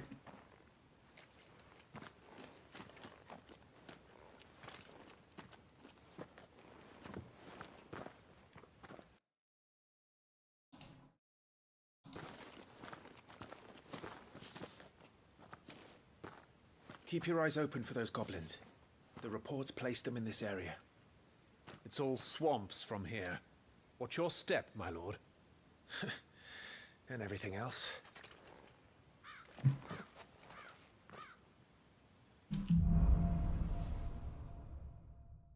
Lost in the fog.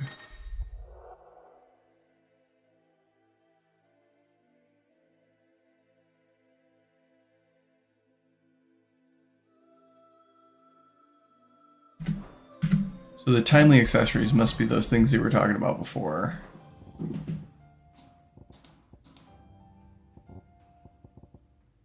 That are make the game easier, which I don't know that we want to do. It seems kind of cheap.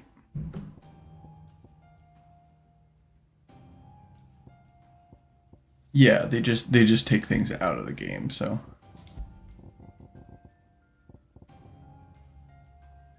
I don't really want it to autoplay for us, so I think I'll wait for some actual items there. Not exactly the most well-maintained path. And who do you imagine would maintain it? They've all fled from the Blight. It's hard to believe that anyone used to live here. The old village of Stillwind is ahead. Not that there's a lot left of it. 2 kill.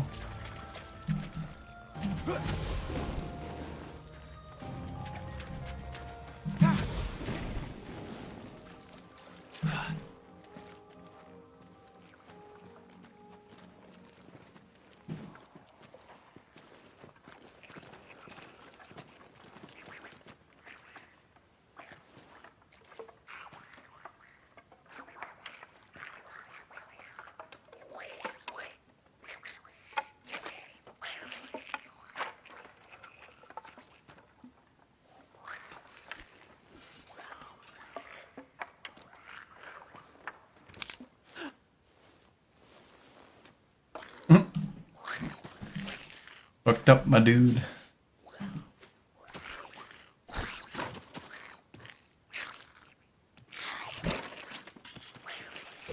With me.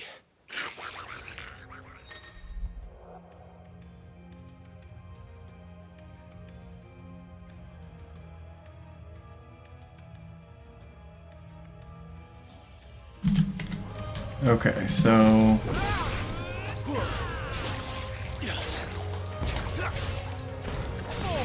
seems like that combo works better.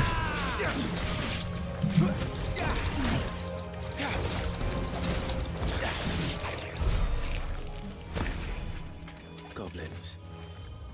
So the reports were true. We should press on. There may be more ahead.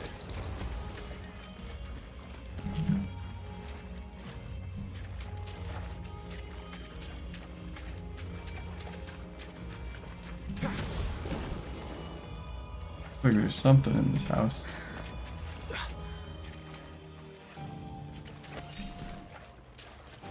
Strength tonic. Can't blow this open, so I guess we're back out.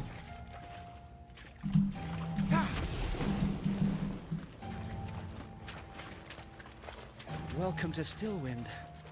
Have care, my lord.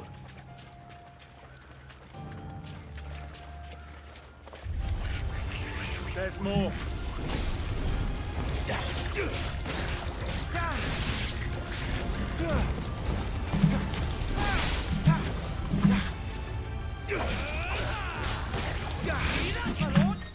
Oop, gotta dodge.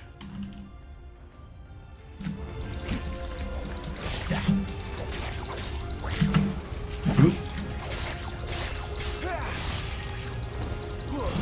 Down with you. Alright, so I guess when he's on the ground we can do a finisher.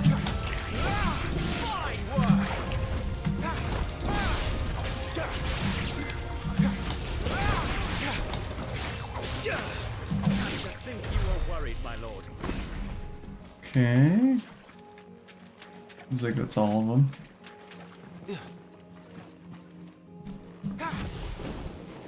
I still can't tell if that's faster with the pause before and after the dash. I don't know if it's actually faster than just running. See, like, same with that one. Doesn't look like there's any way into this one, so we just go over.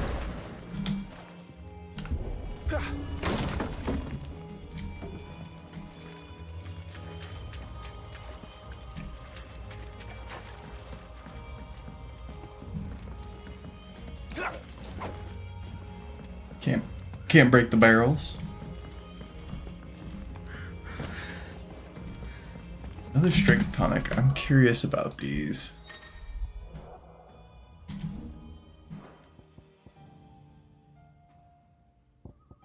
Okay, so they're temporary, like, used during combat ones.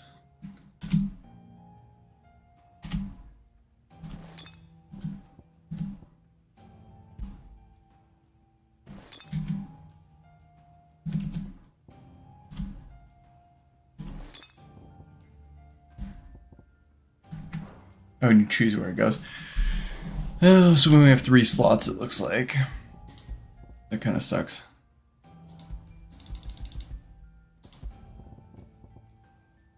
Potion, high potion.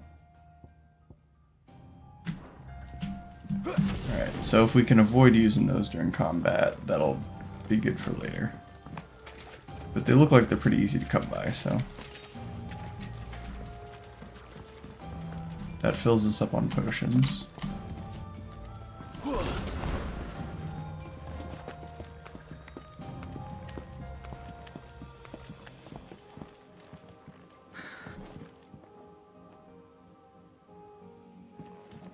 I'm guessing when we drop down here, it's gonna be definitely combat. Might be boss. Watch out, my lord. Some of their number is spells. And what a number.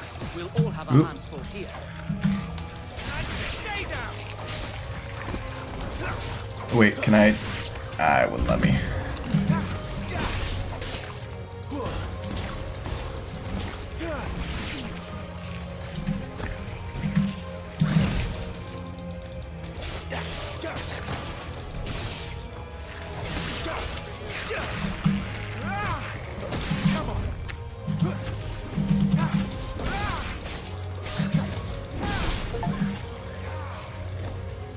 Okay.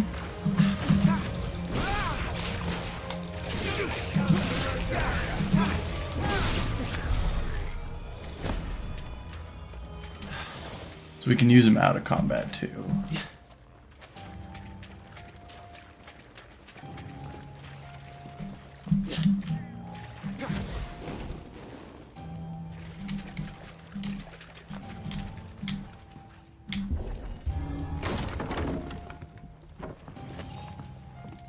That fills up our potion slots again, so I guess I'm glad I used it. I wonder what would happen if I filled it. If I overfilled it, I wonder if it would still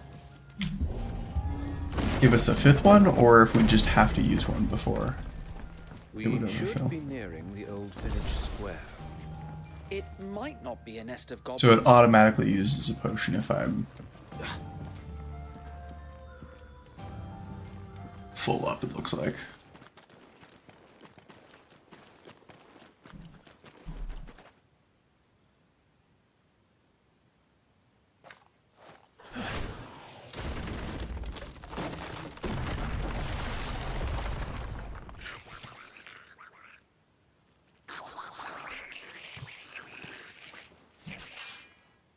Sneaky sods.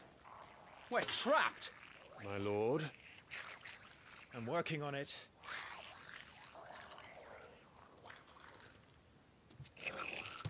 He's the leader.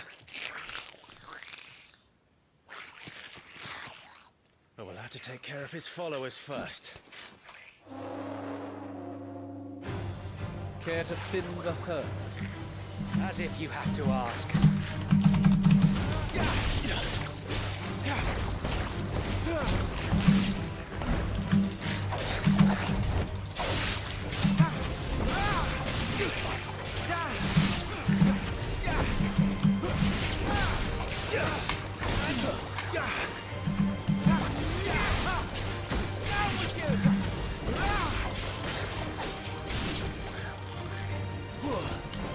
And there was one.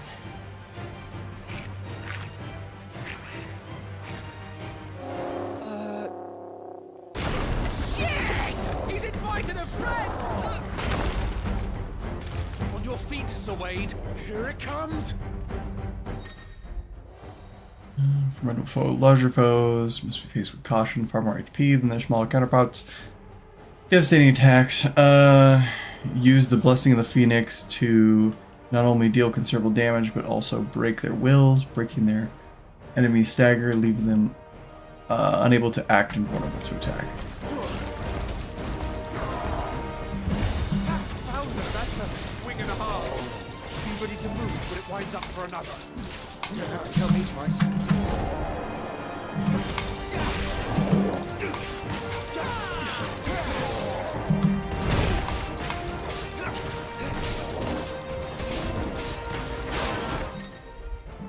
So we got him broken. Partial stagger is at 50%.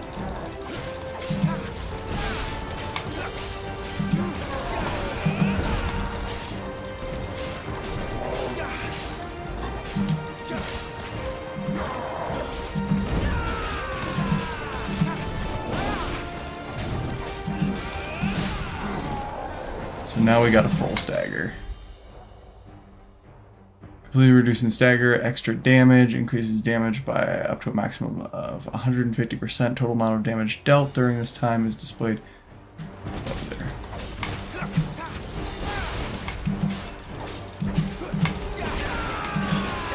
So right now we're only dealing like 1.5.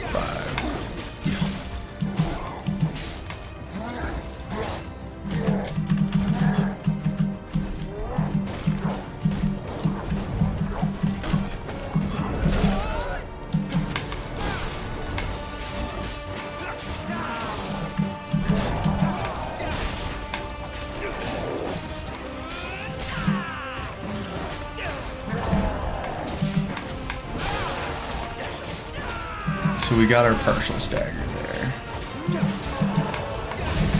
Ooh, that was not. So we can basically get staggered too.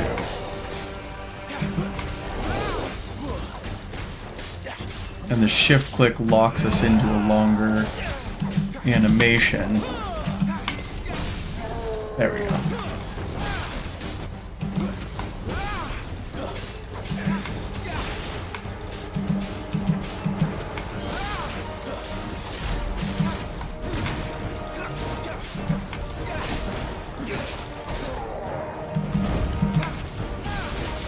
still not getting precise dodges on this guy though.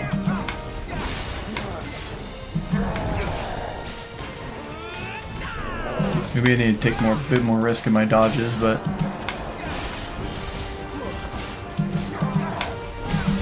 oop. Alright, maybe I don't.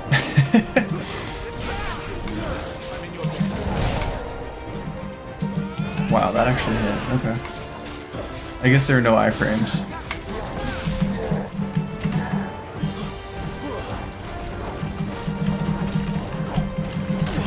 Oop.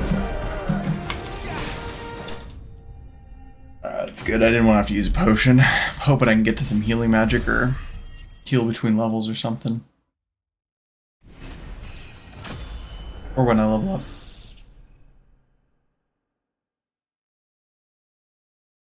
More stagger strength. Alright. Basic stats.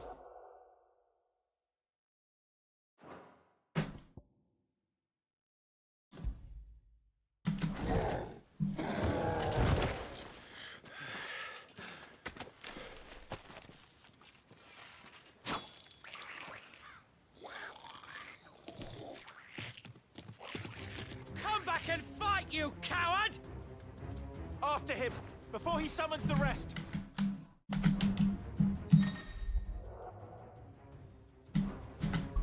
Yeah, so if I go in here, I can put on the Van Brace here.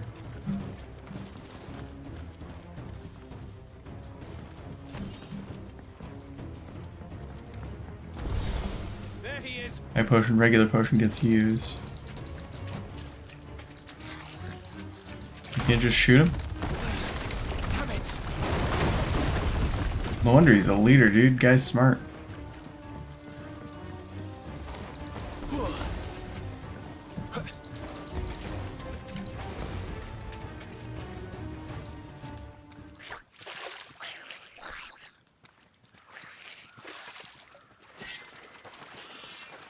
This ends now.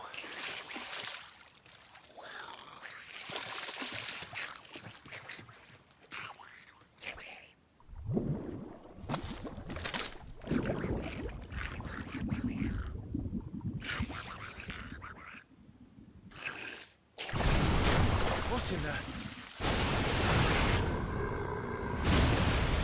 Okay. Oh, this is like the monster in Final Fantasy X Morbol. That was it. Keep clear of its maw, my lord. That thing's breath is worse than its bite. Ooh, shit, okay. So apparently it sends stuff across the water.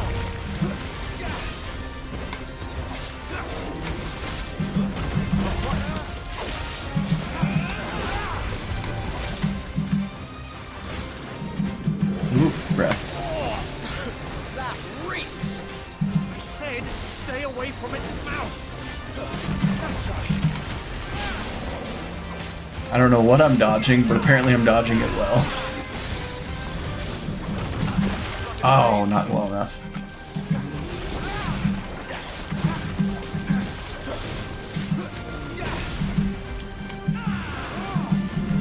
Oop.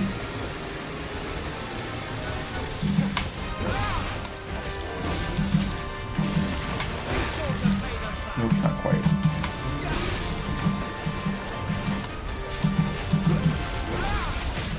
Alright, so now we got it staggered.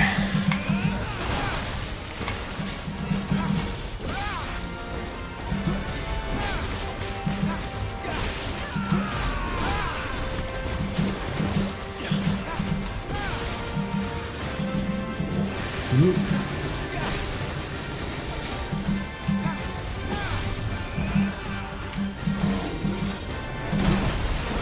So that's when it's hitting in front. Where's it going? Your guess is as good as mine. Okay.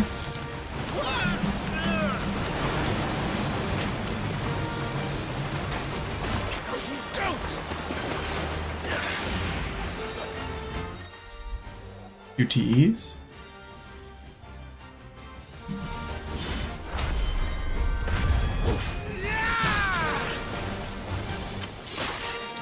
Okay. And we staggered him, so we did 1,000 damage and staggered him. Before it recovers!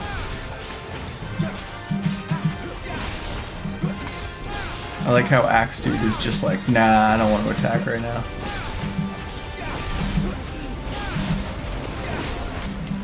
So it seems like shift auto magic.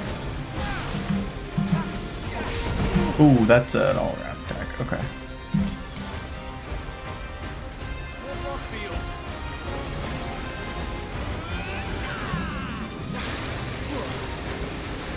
I wonder if I could ignite that breath on fire or something.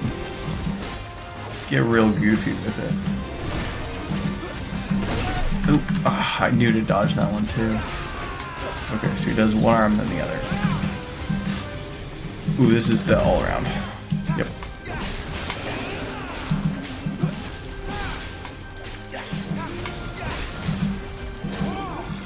So it's this one and then this one. And now we go in.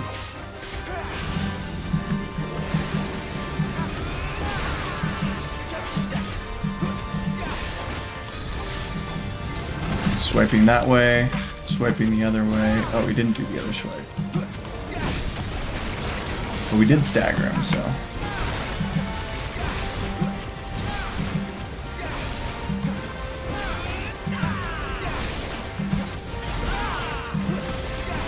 Yeah, it seems like it's doing way more stagger damage than the other ones.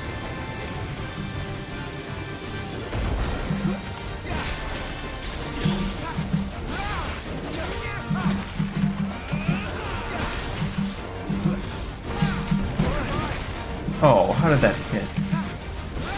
So now I have to watch out for that thing next to him.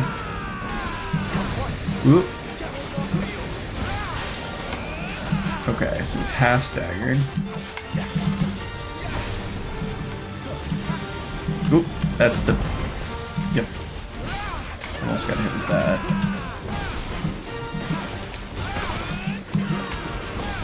Looks like the other one went away.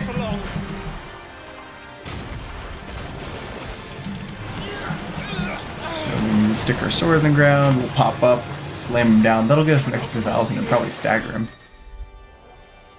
Ooh, unless he does something like that. Now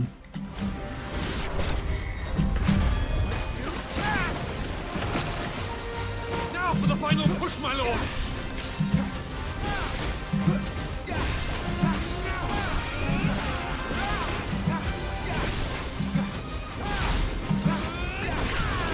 Not my best stagger.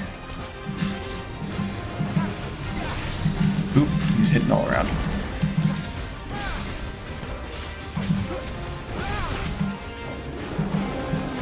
Wild Rage, we don't know this attack.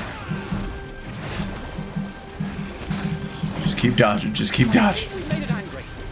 I'd rather we made it die.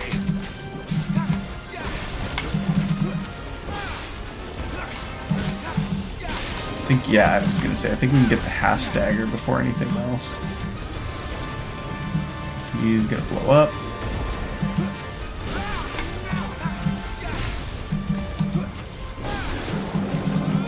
So this is the one where he's bouncing off the walls. Wait for him to turn around. Then he'll fall down. We can finish getting the stagger on him.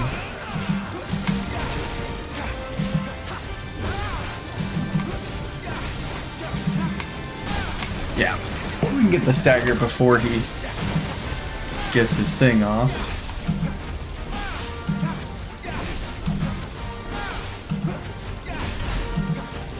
That was a horrible stagger. Okay, bouncing off the walls.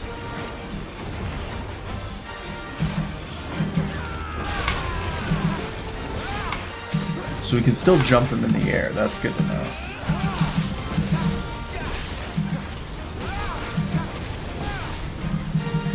You see them backing away, that's a good cue that he's about to do his area of effect attack.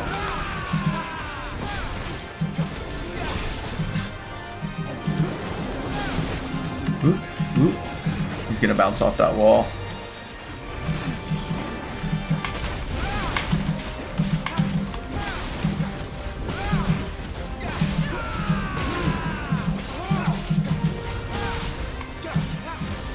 That should stagger him. There we go. And as long as we do our combos right here, which we are not,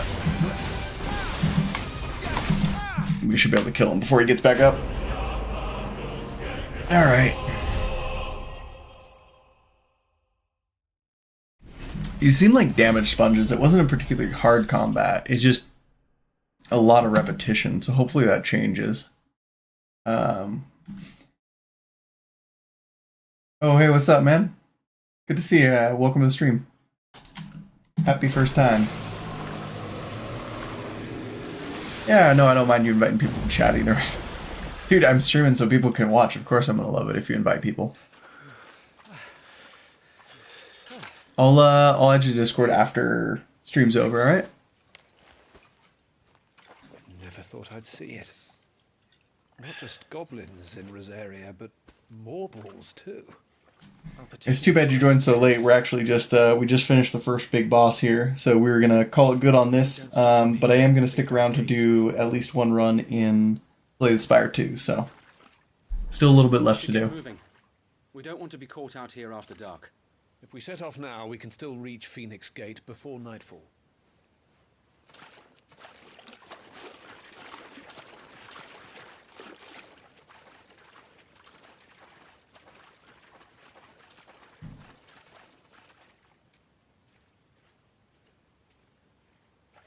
Damned blight.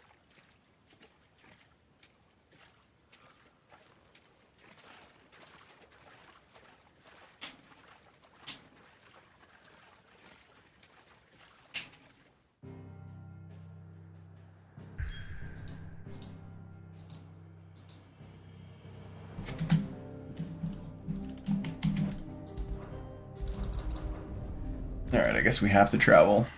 Doesn't give you a good place to stop if you're not in between.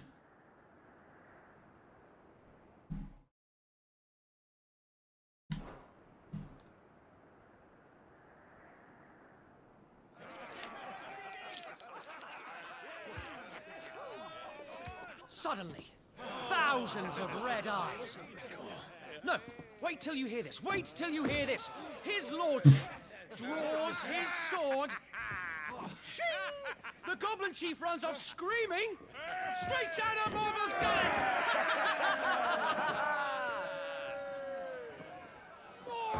More tales! Drink and be merry, boys! Work on the morrow. Must be gratifying to see your student making such a name for himself.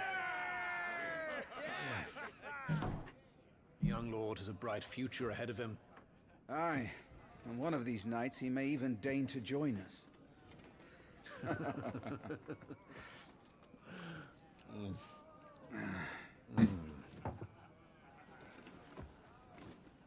You love to see the fellas having a good time. Throwing back some ale.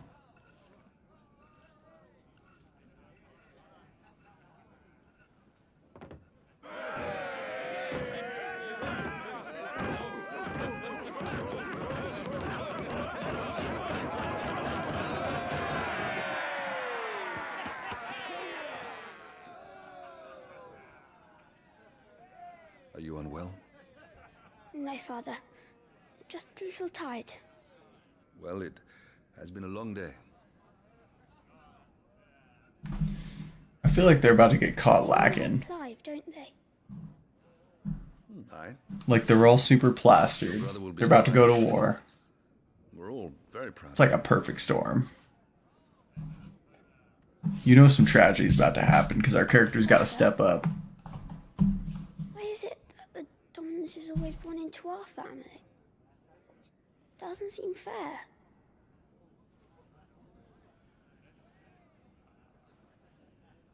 We cannot live without the blessing of the crystals. And the crystals work their magic through us.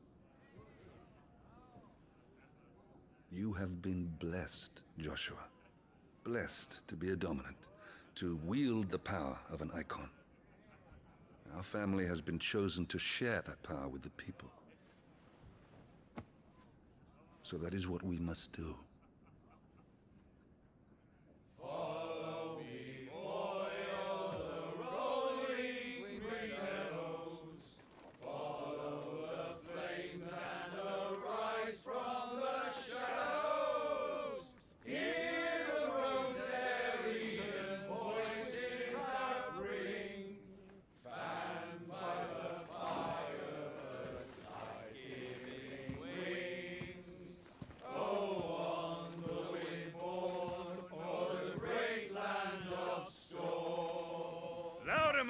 friends. Louder!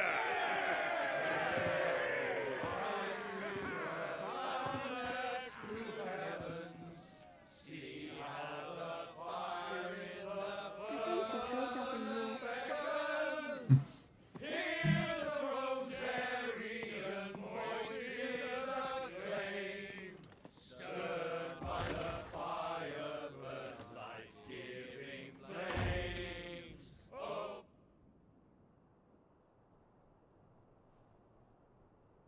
So many cutscenes, dude. What are we, an hour in right now? We've had probably about 45 minutes of cutscenes.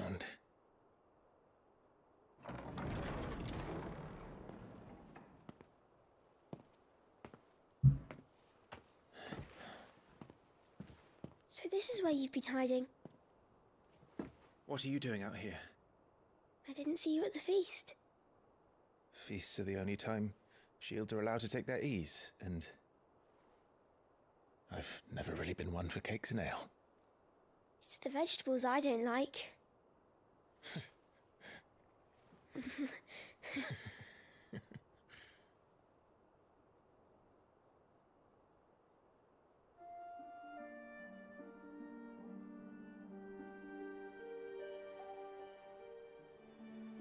I hear you slew a Morble. All the men were singing your praises. They never used to. When I joined the ranks, everyone thought I was a spoiled little lordling. If I didn't know how to handle a sword, I'd be a laughingstock. The Archduke's firstborn failure. You're the one they really believe in. I'm jealous. That's not true. They don't believe in me. They believe in the power of the dominant. I mean, I would too if I could summon a giant that's 100 times the size of a dude. Life and death. It isn't fair. It should have been you. I don't have what it takes to lead our people.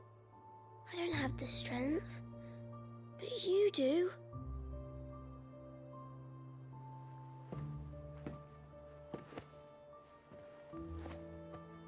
Every man has his duty. Ours was decided long ago, when our ancestors chose to instate the dominant as the Archduke of Rosaria. All to ensure that whenever our nation stood on a precipice, the Phoenix would rise from the flames to drag us back from the brink. The fate of Rosaria sits on the dominant's shoulders. It is your duty to bear that burden. What about you? I was born to be your shield. That is why I was given the Phoenix's blessing. To keep our future rulers safe. No matter what. Why do I feel like he's gonna fuck it up tonight? Like everybody's drunk, something's gonna happen. Thank you, Clive. Right before the big war. I know you'll always take care of me. Because they gotta be put at a disadvantage going in. Otherwise you're not fighting uphill. Before I can do that, you need to take care of yourself. Right? I should go inside. It's past my bedtime. Good night, Torgal.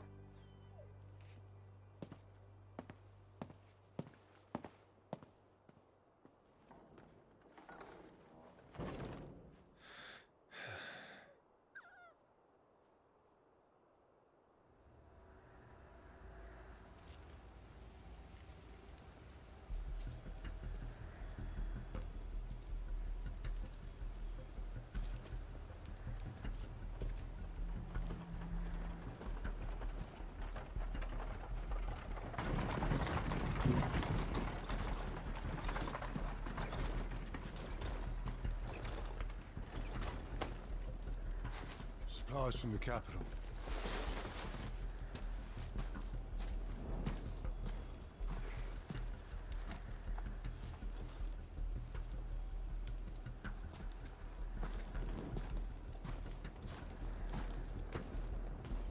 You took your time sampling the wares, were you?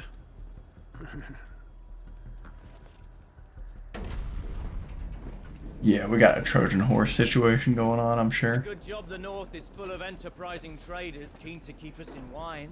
Spare a barrel for you boys on duty, eh? What in the...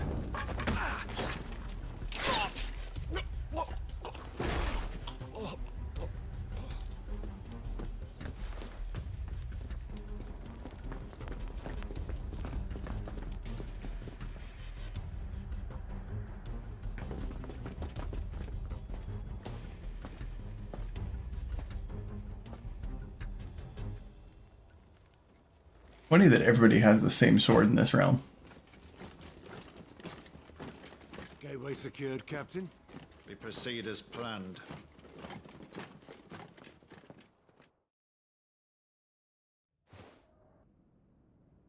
Alright, as exciting as it is, we're going to end it there for tonight. As soon as I get control of the character back, we'll call it and kick it off next time we play. We get a round or two of Slay the Spire in, depending on how quick the rounds go.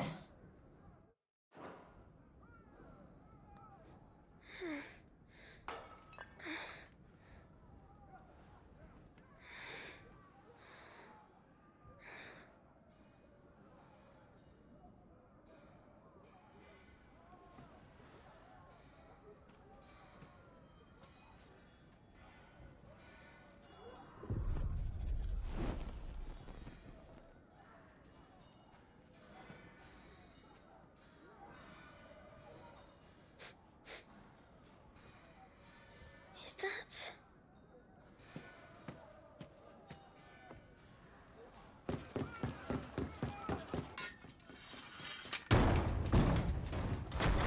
Forgive me, my prince. It's me, Wade. You probably don't remember me. I remember. What is it? We're under attack. I don't know who they are, but they've set light to half the castle. I must get you to safety, Your Highness. Very well. I'm ready. Follow me, Your Highness. Alright. And then we'll start next time with Flight of the Fledgling.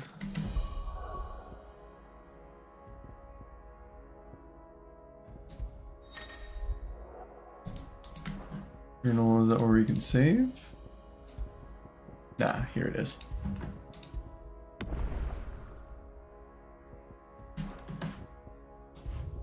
Alright, thank you so much for watching. I will see you next time. If you liked the video, please like and subscribe. If you're on Twitch, follow me. Subscribe if you're that inclined. I would appreciate anything that helps out the channel, the new channel. So, thank you so much. You have a good night. I'll see you on the next one.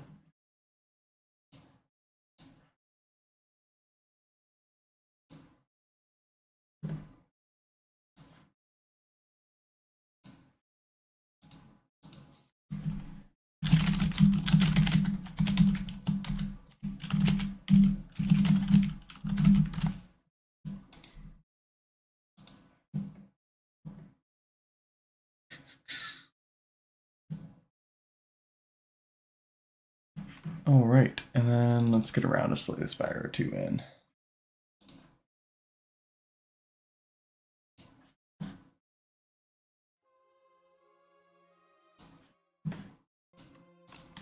Welcome to a little Slay the Spire. We're gonna play as. Are we going for Ascension 10? I say we just random roll it. Defect, great.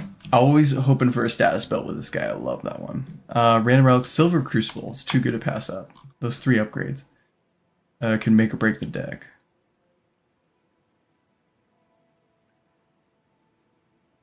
Could go this way. But then we're missing a campfire for this. If we go this way, we don't really need the early shop. And then we can hit... We're locked into fighting 2 elites if we do that. 3 elites if we do that. The other way we only fight the 1 elite, but I don't... That might be a good thing to fight the 3. Let's see if we can make it through, because if we can, we're definitely winning this. And by that I mean we're gonna eat shit and die in the first act again.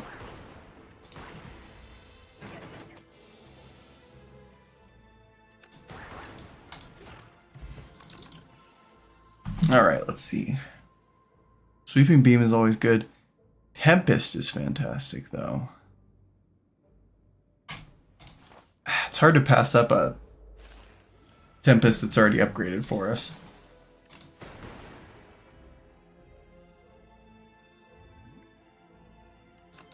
I don't think the power really helps us. We're eating 9 damage either way. But we definitely kill one next turn. Oh my god, please kill one. All the damage to the other guy. Okay. Seems like we're going for a lightning build. 2 weakness isn't bad. 2 focus isn't bad either, though. If we're doing a lightning build, the focus could come in really handy. We would like to get some block. I'd love to get that shield. 100 gold and a forgotten card. What was it? Clash, 0 cost, can only be played at every card in your hand is an attack, 14 damage. Interesting. So we can use all our skills and then hit that. So like we use that. Oh, but we can't because of the Eternal there. That's a bummer. And just barely too little damage to kill. Is there anything that gets us...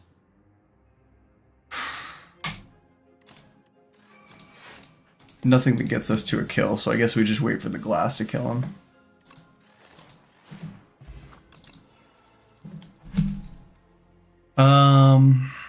Hotfix for the focus is good. Sweeping Beam is always good. I think the hotfix, just an easy one. Let's gain... We don't want to take more damage than that. So max HP, rest. Because now we rest for higher with the higher max HP. And honestly, maybe we should have gone the other route and skipped this. God, dude, still no defense. And now we get all defense here.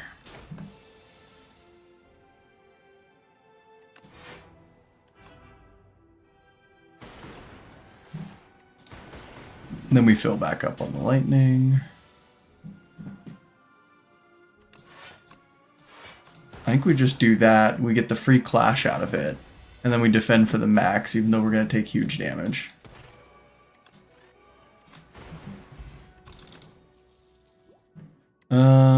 Charge battery. Definitely need the defense. Probably not going to survive that second combat, to be honest. Don't even know if we're going to survive this combat. One more block just so we can get through this part.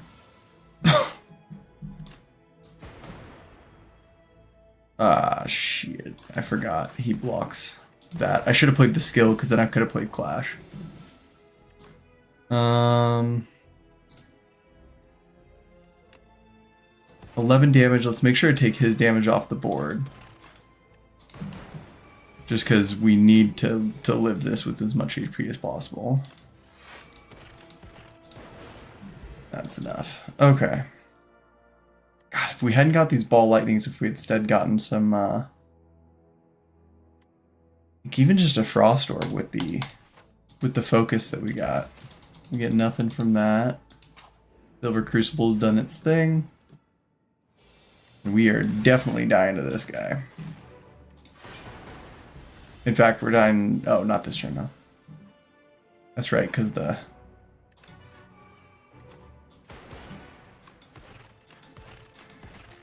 But we are dying this turn. Oh, God, dude. Way too risky. I should have gone the other route.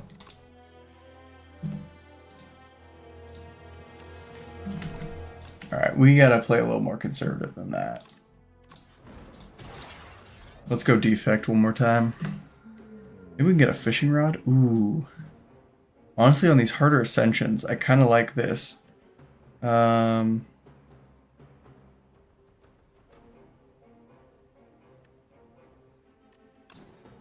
hate Eternal cards this early on. So let's look at later elites. These guys, we can get 2 elites with a bunch of rests in between. And we get a 3rd one early on. No rest before the 3rd elite, but I kind of like that path. Still risky. Not insane. I think we do that.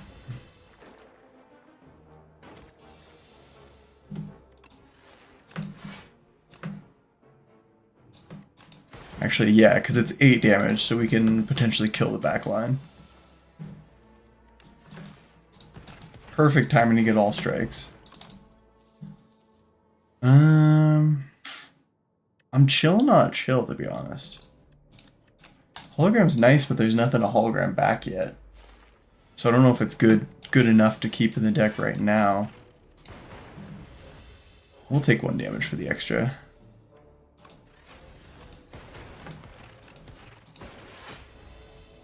$15, and we're doing 3, so we only need to do 12 damage. That should be enough to kill. Overclock's good, but I need to get the other statuses for the status build. The other 2 are they're all really good. We're just gonna try for the status build, and we're really gonna hope we can get the right cards for it here. Let's just overclock, see what we get. I think we need to get him closer to dying. Otherwise, we're gonna waste a bunch of turns here. Chill, dual cast. We got him to a 1-shot, literally a 1-shot.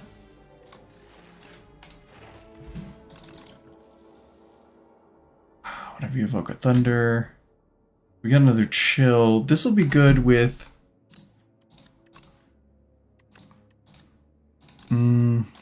I feel like a chill is going to be good with the overclock because having all those 0-cost cards is going to just let us. Let's get through. Let's try fighting some enemies. I bet you I can do it with less than 8 damage. I bet you I cannot do it with less than 8 damage. Let's try hitting this guy. We're hoping... because that does more than 1 defend, killing that guy.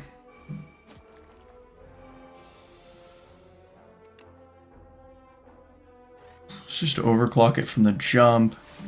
3 frost orbs right out the gate. And then we'll set up this guy to kill him next turn so that we can take no damage and start working on the other 2.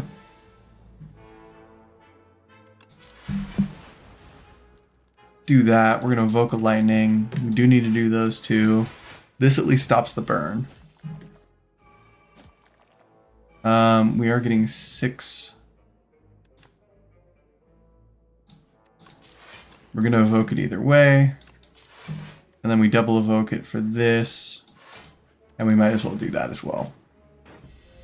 So we would have had enough for it. We're going to take 6 damage. This guy, we can get him out of the mix. And then we're just going to take the damage from those. So hopefully with an overclock, yes, we can get enough damage to get out of that. Because that was going to get real bad real quick. Nothing that's great for us. Hotfix is good being a 0-cost card. We are really banking on a lot of...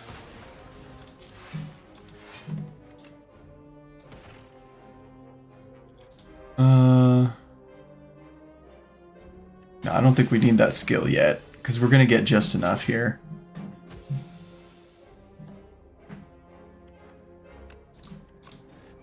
How to fix it. Chill it. Not enough to kill him. We can get him close, but I think next turn when he drops his armor, that's when we can kill the archer in front. And then we'll worry about the brood at the end here.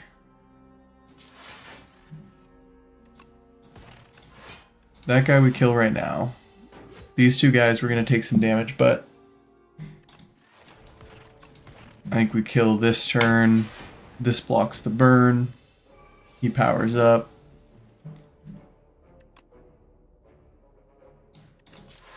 I think we do one of these. I think we dual cast that. Let's just get the strike out without having to worry too much about the damage. And then that's it. All right.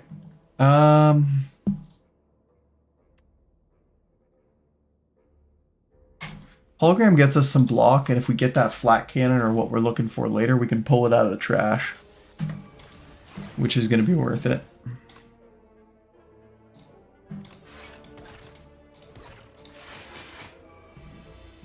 That should be enough. Plus, we're going to hit the front guy at least once here. Okay, or we're not going to hit the front guy at all. But we are going to get a lot of block. Oh, excuse me. Let's overclock. Hope we get something with a little damage here.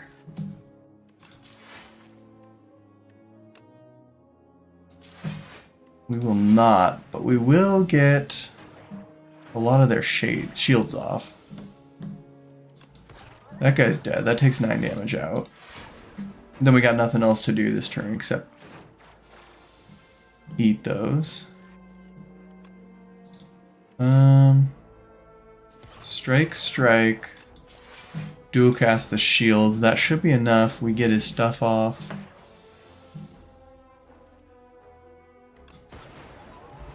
There we go. Consuming shadows.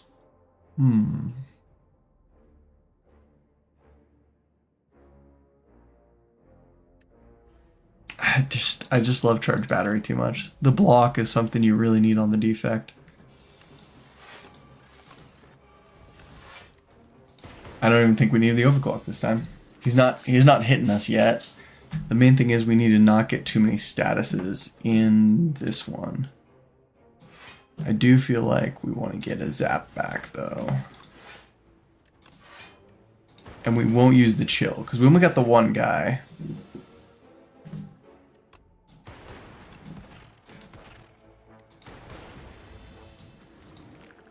Honestly, I feel like we're going to need that skills card in a second. I think we're going to need the skills card now.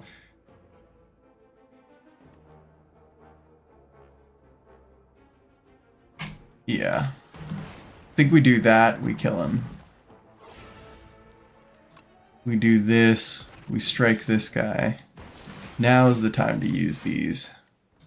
Get all of our defense, and I think next turn we might even need to use the colorless. We'll see. We do at least get a rest in between each elite, so let's use our colorless now. 9. Ooh.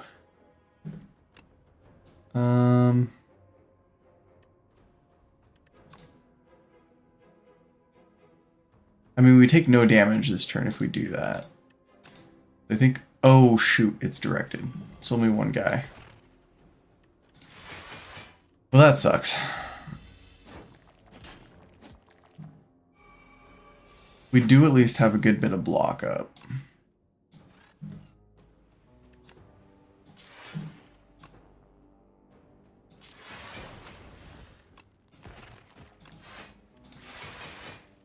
So we will block this. We'll have to block the damage from this guy, but I think we'll have a charge battery, yep. And then we'll be able to, I think, go out on the other guy. We just want that for all the burn and infestation. Hopefully we can get not half infected.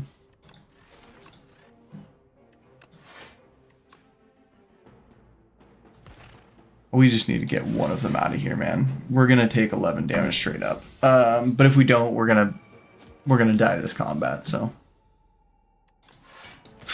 We might die this combat anyway, we'll see.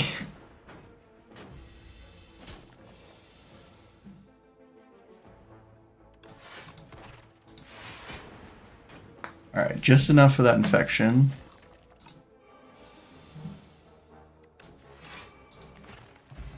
And just enough to make it out. Whew!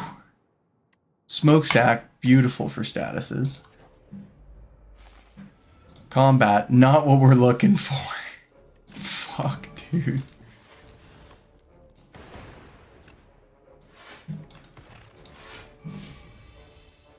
Oh, we ain't even getting a shot this time.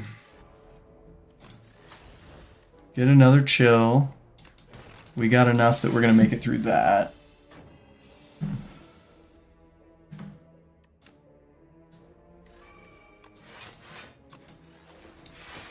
I mean, we don't need strikes. What we need are some defense. We can do that. Defend. Overclock. Get another status out. And then we overcharge that, and that's just enough. Do we just do that, eat the burn, and then next turn we know we can get him? Yeah, I think that's our best bet. Alright.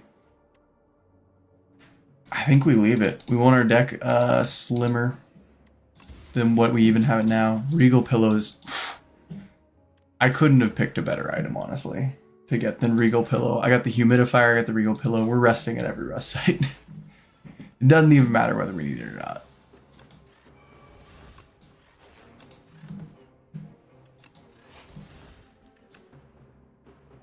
Chill, let's get this. We'll save the hologram for a little later in the fight.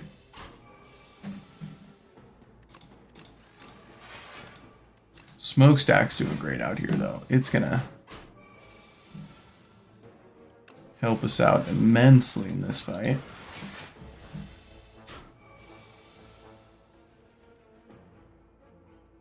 I think we overclock this, get the overclock back, defend here, overclock. Get a zap out there, or I think the dual cast. 15, he's doing 21 damage. But I think we need this, otherwise we're going to take way too long in this combat. He's just going to start getting better and better.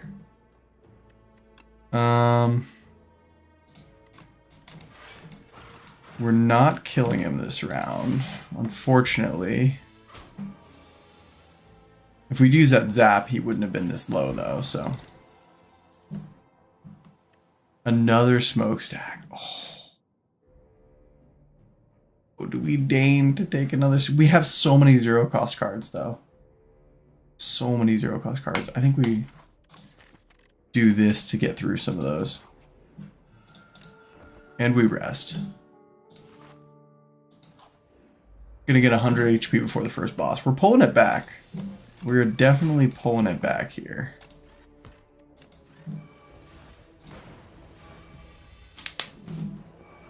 Now we just need to start upgrading some of those cards.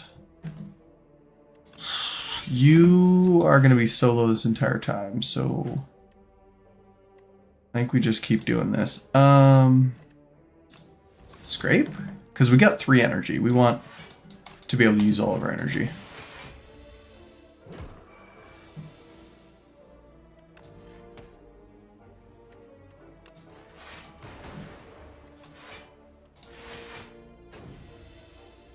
Alright. Hopefully we can kill you. Oh, shit. Hopefully we can kill you this turn. Probably not, though. Alright, we're eating it. One more combat till we're out, though. I don't love Gunk Up. We could do another hologram. Or leap. I think hologram, it gets us back exactly what we need. Probably using a weakness potion on this guy.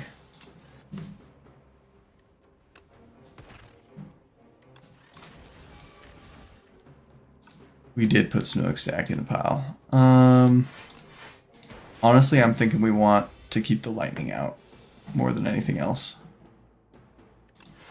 We want that Smokestack back. Gimme. Gimme, gimme, gimme, gimme. Chill. And then we put another lightning out.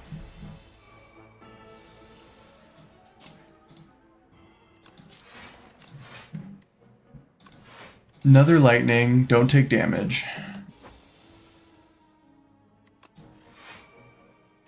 Now we go here, here. We don't even want to dual cast, honestly. Because we're dual casting the frost, not our lightning.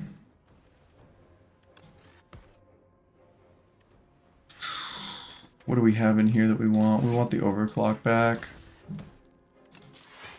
We want another lightning. Block most of the damage, 9 damage every turn. Good and consistent.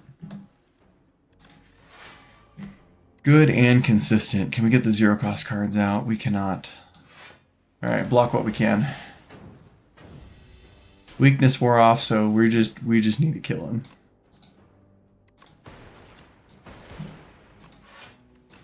Unfortunately, that's not going to happen this turn. Just barely. Put us to 2 HP. We are scraping by. Start with 1 focus. That's beautiful. Hailstorm doesn't really help us. Beam Cell. Could be good, or faster than light. 5 free damage or the 1 vuln? I think the 1 vuln in the draw. Then we humidifier, easy peasy pickup. Thank God we have 7 plating going into this. Honestly, I'm just gonna use it right away.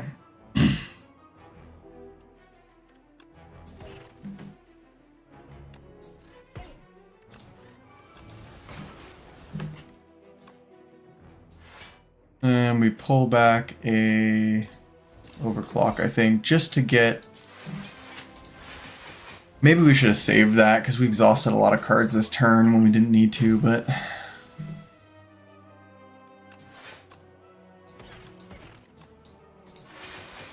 I just really want to get all those frosts out there.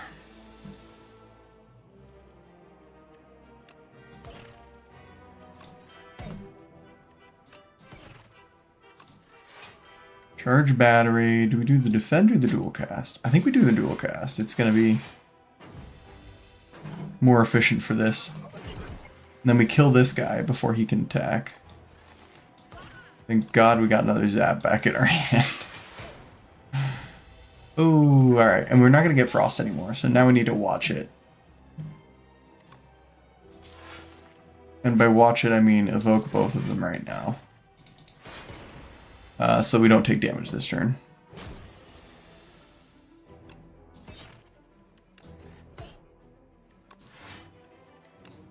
Honestly, overclock does a lot with...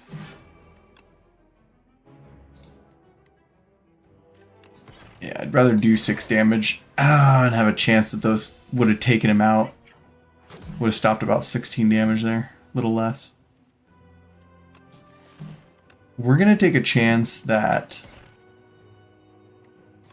he's going to get hit with one of the lightnings, or literally anything. Thank God. Alright. Now we just have this guy. 9 damage a turn. Oh wait, no, not 9. Way more than 9. We do not have much defend left in this deck though, and now we're frail. I'm gonna need that charge battery. Honestly, just defend as much as we can, buy time for our...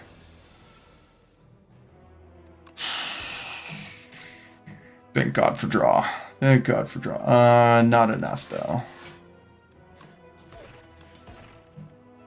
I think we're dead. Yeah, we're dead this turn.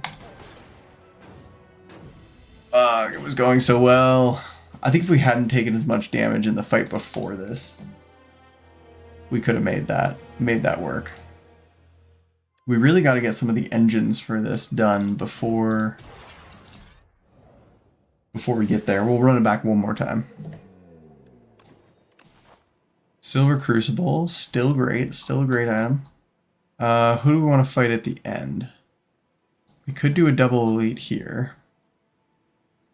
I wonder if we don't go more conservative than we have been and we just do the double elite at the end. Let's try that route.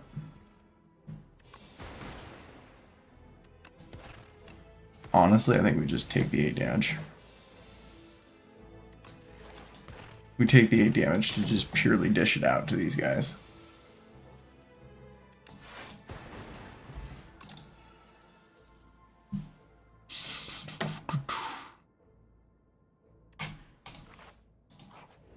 $15 block and a darkness? Yes, please. Literally just made my turn against this guy perfect.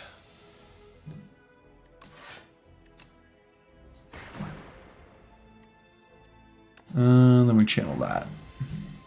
And then we're basically going to be able to kill him with... Definitely with a dual cast. I love a lightning rod, dude. I love a lightning rod, but hologram flips back. And a hologram can get us back to our darkness orb, too. Because they both give you block, which is great. Shadow shield, that's perfect. This will do it to the lowest one. I think we honestly hologram this back, get a second darkness, block everything. These are going to charge up so fast.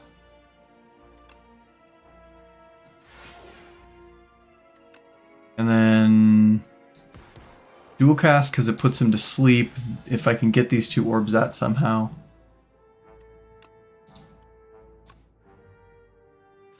Oh, I can't.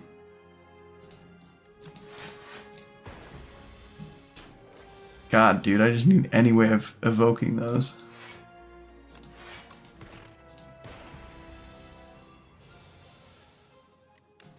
There we go. Let's get a claw. Just a nice, easy 0 cost. Do that. We'll save the hologram for later, because the only thing I can hologram is 2.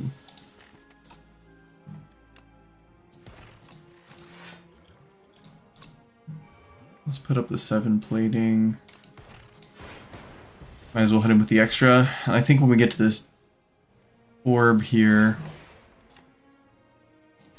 like right now, then we'll be able to kill him before he can do 15 damage to us. That's right. I think that's a Skipperino. Oh god, did I just... No, I took the right path. Let's just take the upgrade.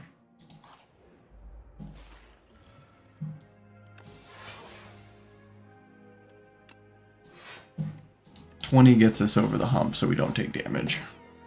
We do still have the distilled play.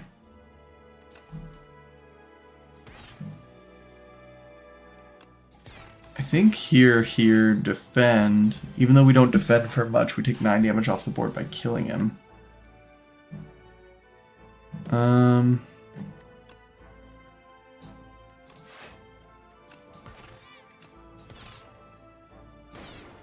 We don't kill him. He still summons.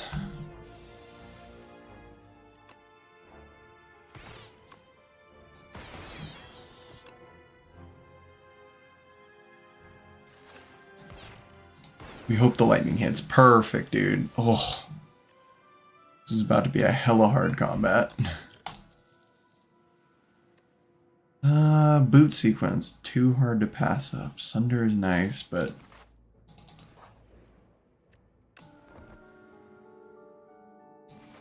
Thankfully we had Crucible, so we did upgrade a lot of stuff on its own. I wonder if we throw this out... Can we... Oh, if those had both hit, dude. I mean, we set him up for later, but...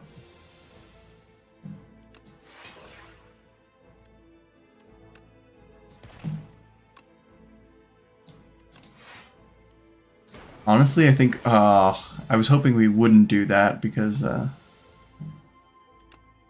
wanted to set up another one for a kill before we got there. Kind of think we need to do this or we're going to play a bunch of shit cards.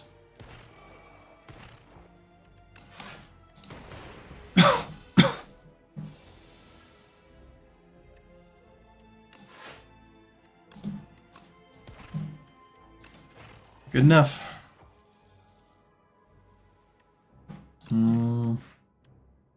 We just have a 0 cost build right now. We don't really have a status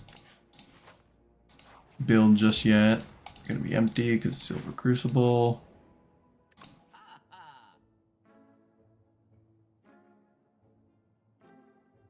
Overclock is always a good start there. Let's get some defense for when we need it. Too bad we didn't have enough for a fairy in a bottle there.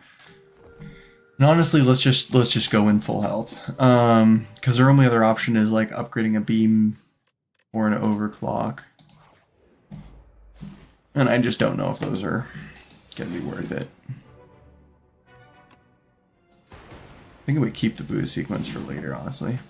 3 damage is not.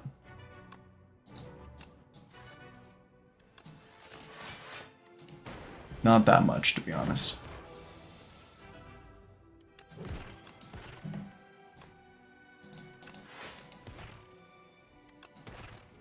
"24 damage, on the other hand, is plenty to scoff at. We do get the dual cast, though. So we won't have to take this damage, at least.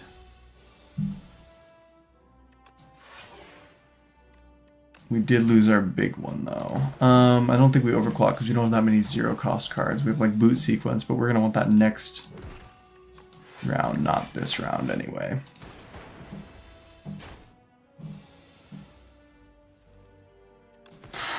And we eke through. Beautiful. Upgrade attacks deal an additional 3 damage. Okay. We don't have any power. Sweeping beam is always good. Who are we fighting, though? The crustacean? We're probably not going to fight that many things that are low health. We skip it. I don't love Sunder myself. Let's take the question mark. Upgrade 2, remove 1. We're definitely going to upgrade a blocker up. Or a strike, and I think instead we want to remove one of those, because we upgraded pretty much everything else in the deck. The likelihood that it hits like the 1 or 2 cards that we didn't already have upgraded is pretty slim.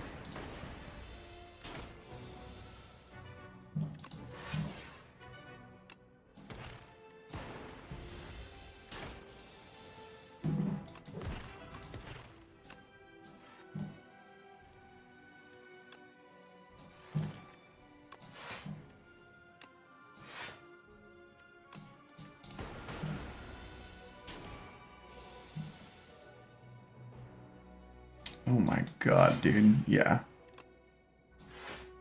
We need all the defense we can here. Unfortunately, we don't get him below 20 on the hit. Because we can't kill him, we're going to take mad damage, but we'll kill him this turn, so. Whenever we enter a shop, would have loved to have that before the last one, but let's just get a leap. Get more defense. Definitely taking a little rest here. Alright, what can we do to this guy before he even gets up? Besides a claw, I don't think there's anything crazy we want, because we don't want to wake him up until we get our stuff fully charged. So I think we just hold this. We do wake him up a little early with that one. But then we go and we get our shadow back.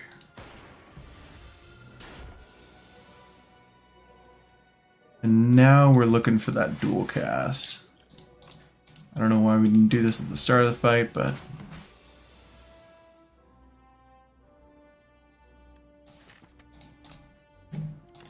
nothing super good in there, to be honest. Get our claw. Get our leap. We definitely want a dual cast. There's really nothing in there that we want that's zero cost. Once we get later on in the game, there's going to be some really good zero cost stuff in there that we want, but for right now, not really. At least we don't mostly deal physical damage. We do have to watch our block, though. But,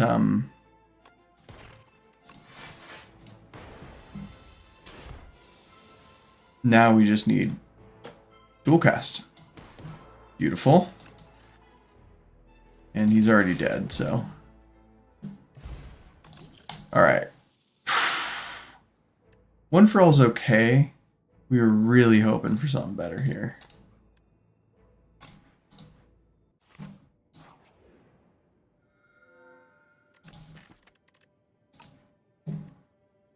upgrade 4 cards. Obtain 4 wax every 3 year. Leftmost wax melt away. Move 4 from deck. I'd rather just upgrade 4, honestly.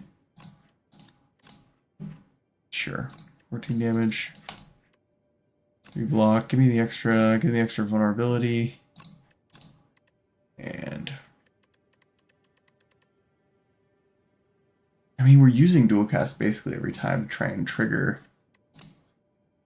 those. I almost wonder if maybe I should have traded one of the other ones for zap, making it 0 cost. Again, we want to fight elites late, so we could either go this way or maybe this way or that way. If we go left, we only get 1 elite. Probably want to take this or that. I think the right one. And then we're going to have to decide if we want to fight an extra elite. I kind of like this path, honestly. We get the dual shops.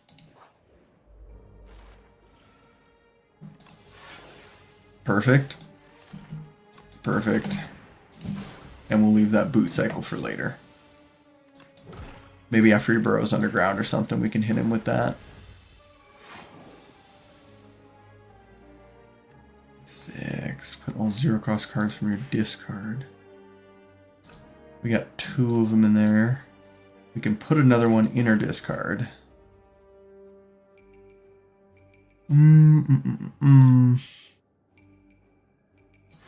Let's get the 9 block out there. Make him vulnerable again. Hit that. Nice. That actually went really well. I think that... Oh, man. 2 strikes or 2 defense? It might take out our... Oh, wait, we get to choose which... Ah, man. Whatever. We still like the ultimate defend. I think we got enough other cards that defend as long as we draw through. Question marks no longer are random encounters. Could be good, could be good. Rocket Punch. Rocket Punch is a must take there. And then with Rocket Punch, do we do Turbo? Do we do Turbo? Turbo is a 0 cost card, so it still flips back into our hand. I think we do take the Turbo over cutting a card. As nice as it sounds. It just works with our deck so much better. Boot cycle, I think we want the attack here. Oh, we gotta defend, that's perfect. Turning that attack into a defense is kind of exactly what we wanted there.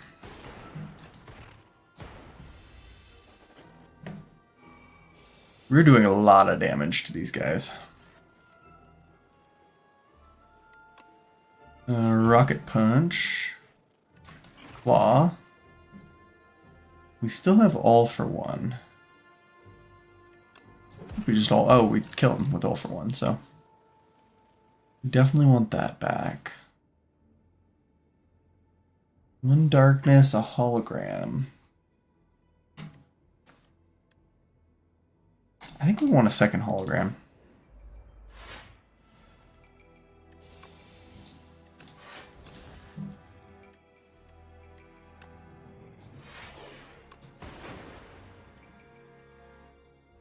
He's hitting for 16.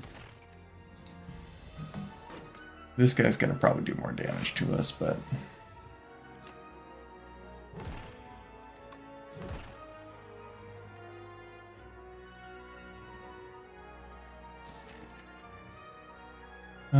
It's gonna bring back all the 0 cost cards. I think we do that. Then we hologram back this. We hit this guy with it. We dual cast him. We do this because it gets us this and this back. And now everybody's dead before he even wakes up. We do have some burns in our deck, but I think it's fine.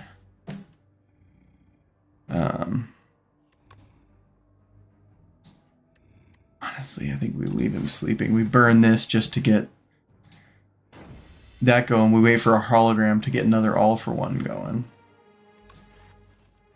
do this, which gets us rocket punch, which we should have done that first. 15 block, do the defend. I think we actually just wait. We let it build up because we want some big damage later. Claw here into... Well, I was going to say all for one, but maybe we want to...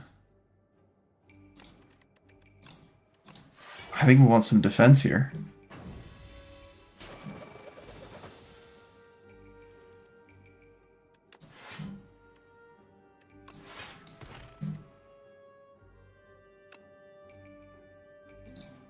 Nah, it's not worth it for 6 damage.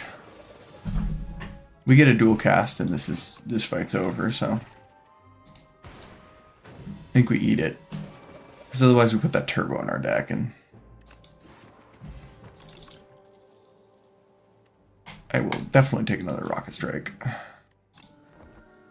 And a rest. Regal Pillow would do a lot of work here. We've been too greedy. The last 2 times we've been playing, we've been way too greedy. Let's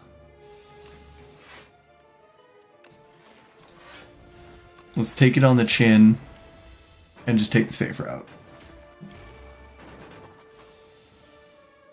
Ooh, I hate fighting these guys. They make up my tummy hurt. Honestly, the move might be to bring back a turbo, use it. We get the double rocket punch going. Both on you.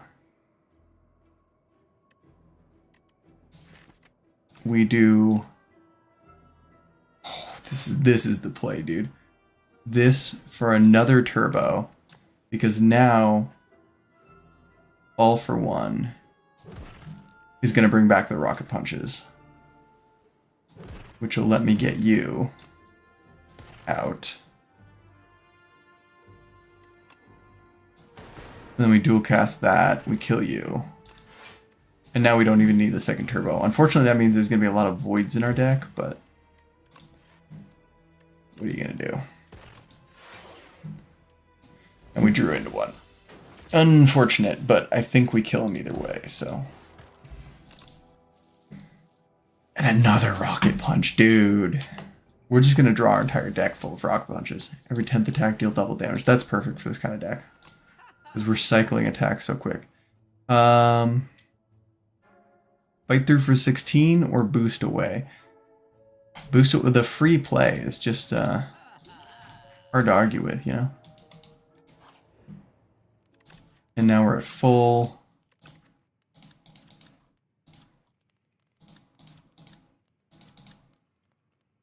Think we make our hologram not disappear because there's so many good plays we can have with the hologram, you know?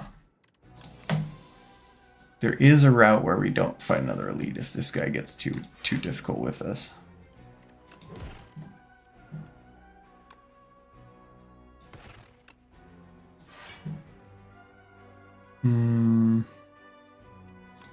It's gonna be 2. I think we take the boost away.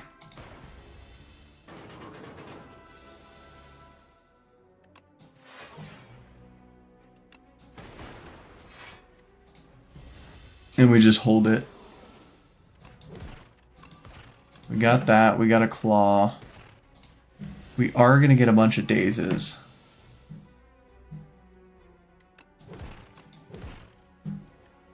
When we overclock now,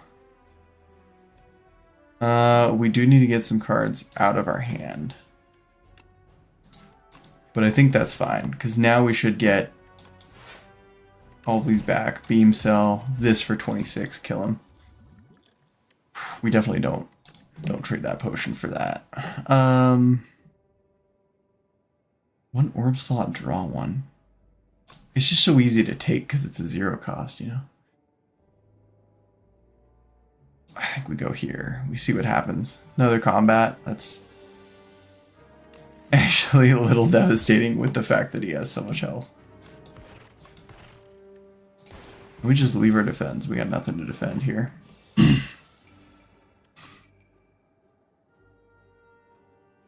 Do we ever just kill the little guys? No, no, no, no. No, no, no. We don't do that. We do this. We dual cast. He's doing 17. Oh my god, dude. We have so much energy and not enough to spend it on now. But we already got him down to like a third health, basically. So, this... my rocket punches are not triggered yet. So we're going to hologram back.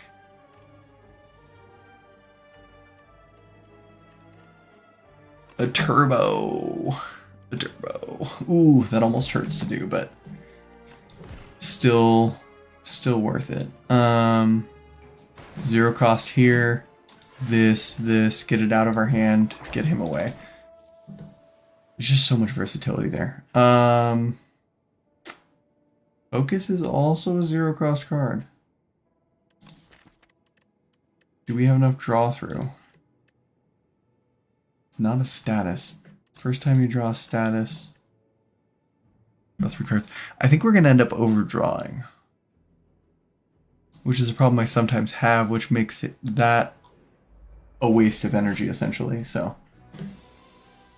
He ate this guy. Oh my god, no, dude.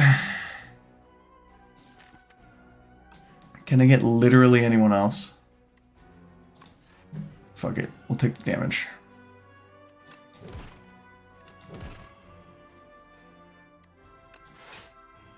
Sure. Sure. Sure. I hate him. I hate him so much, dude. Rock punch. Leap. Might as well give him a strike. That's still blocking for more than he's doing. And next turn, this is the one where we can't give him anything. Thankfully, we get a rocket punch the shit out of him. We just can't give him anything. That would give him +9 damage, so we just have to eat this. Shadow Shield is good. And we take the 1 damage, so we get everything out on the field.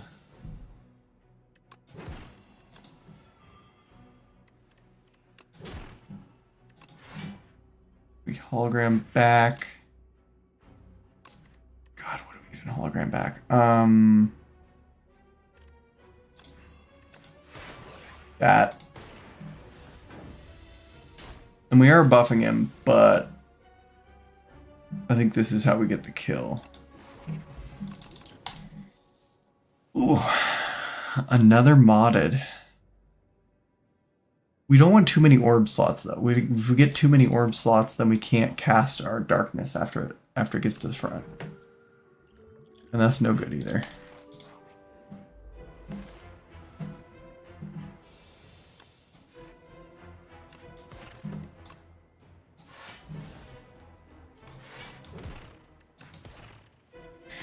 It does feel good to play the claw twice. That does feel pretty good.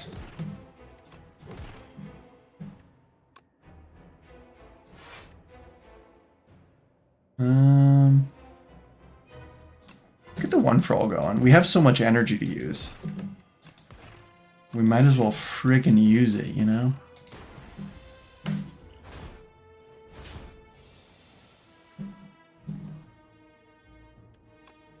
Alright, so let's get this going. Yes, because then we're going to hit the rocket punches. We can do this. We do have a turbo, which I think we're going to use here, because we got a lot of damage to put down.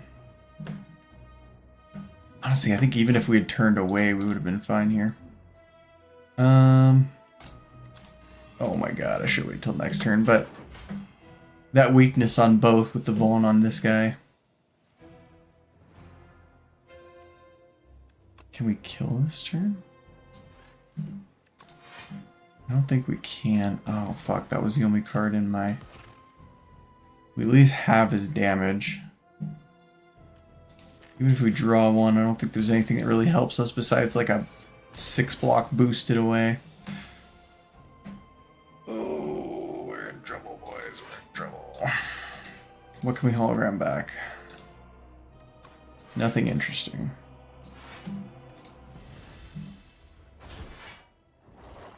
Alright, well at least we're facing the right claw for this one. No, we are not. Okay.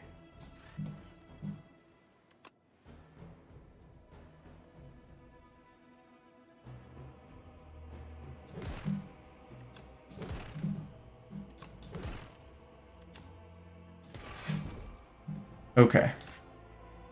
And we're facing the right guy now. We do this, we do a turbo, we get the one for all going, boost away. Whatever, dude. We're swinging out. We don't even care. Put him back in the deck.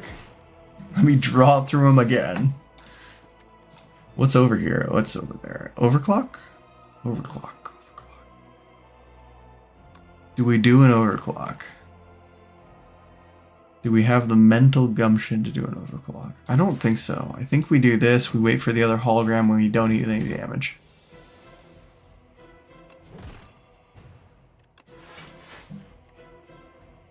Now we do the overclock. And we get a turbo.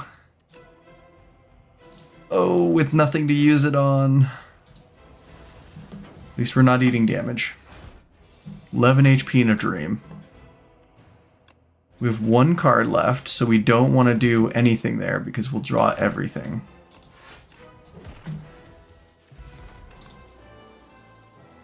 And we got the flat cannon. That's beyond perfect for this run. I think this is the one.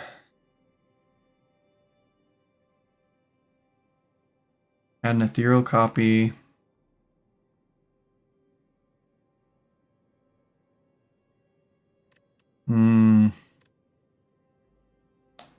I don't think we want that because the extra energy doesn't do much for us. And we're going to draw through our whole deck, so we'll see it more often than we otherwise would. That could maybe be good, but we're doing longer combat, so I might want the max HP more. Plus I have to upgrade them. I think we want the free attack. It's only a benefit.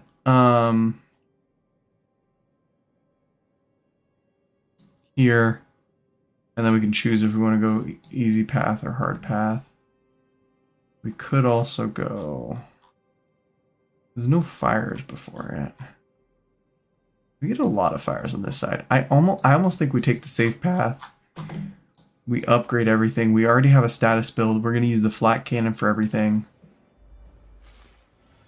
I think we fight through. We don't have a merchant, unfortunately. We still get our elite fight. Let's get you. Let's hologram back. 21. You guys are doing 12 plus 16.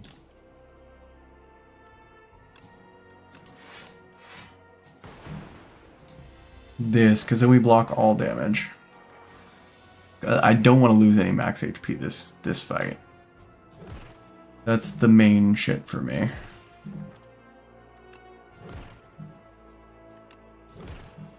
This is perfect, because this makes all of those one shot.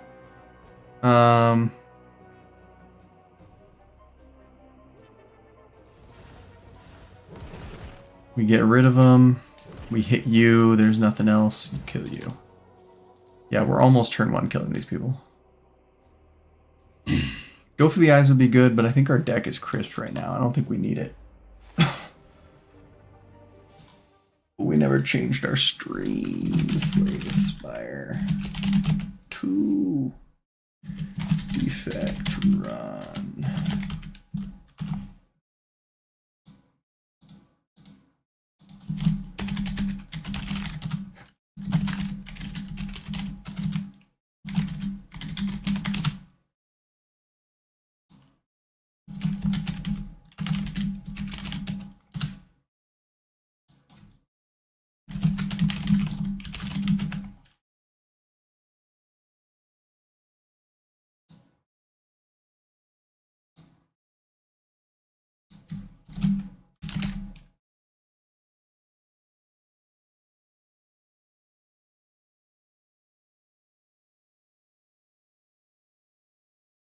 I guess it's just slay the spire. Alright.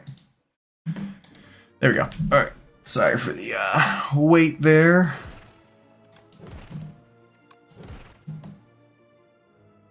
God, dude, this turn is popping off. And we get a boost away. We don't yet have one for all. I almost wonder if we hologram back this to try and get a flak cannon's not bad. I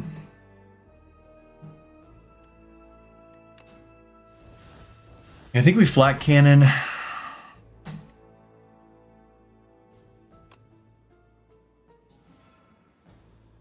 Do that just to get the darkness orb out, because that could end him in like a turn or two.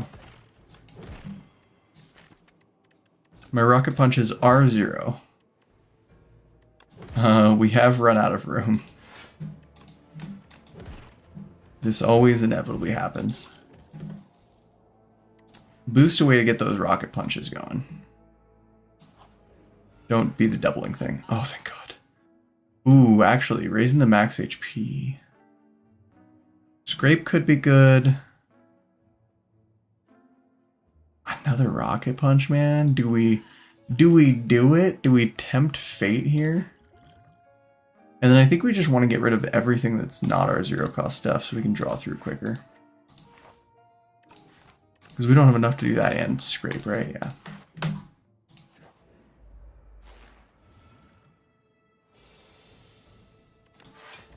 We got nothing to hologram back. But we also don't lose anything for hologramming and it blocks it, so. Boost away. Perfect for this. Perfect for that. Evoke that twice. Draw another one. Sure. Get it out of our deck and hit him once. See if I care.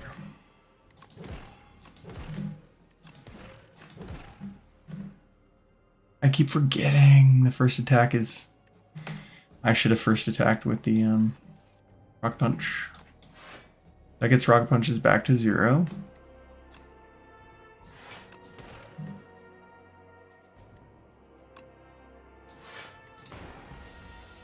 Wow, we actually ran out of things to do on a turn. That's... Oh, we got all for one after...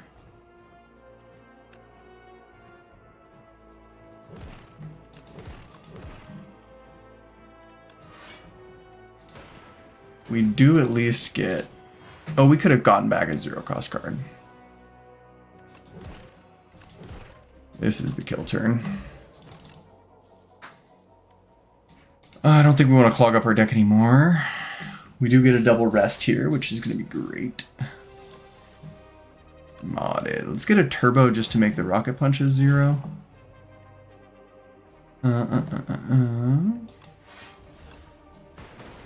Sure, might as well dual cast. Let's get that rolling. Get some more rocket punches. Boost away, make those rocket punches all 0 again. We don't need the block, but you know what? We've earned it. We've earned a little treat. We got a lot of 0 cost.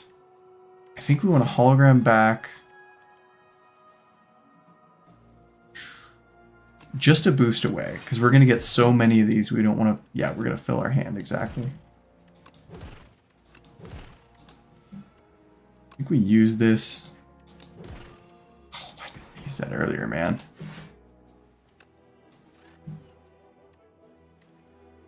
Well, the nice part is we got so much energy. Well, it doesn't matter, he's dead.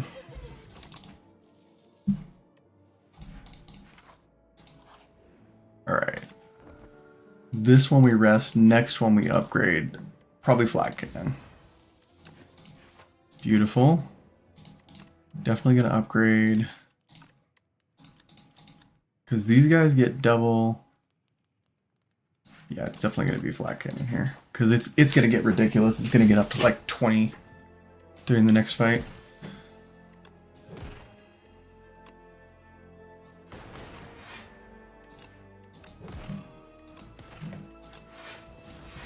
So he's almost dead right out the jump.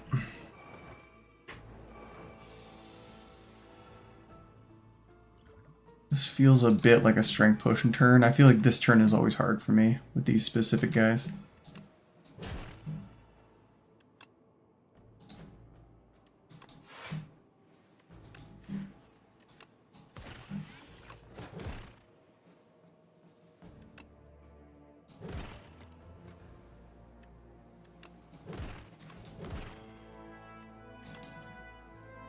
Go cast just to get it out of the hand. Get that for some more energy. We're gonna need it. Yeah, we can almost go infinite. We're gonna get so many statuses we won't be able to, but we don't have a shop, right? So I think we just pay. And we're just doing our best to avoid anything bad. Because honestly, even cards gunk up our deck and kind of fuck us up. Well, this is a not so great turn one. I guess maybe we could have done that looking for a 0-cost card. Boost away, modded, overclock. There we go. This is what I'm talking about. Beam cell, beam cell.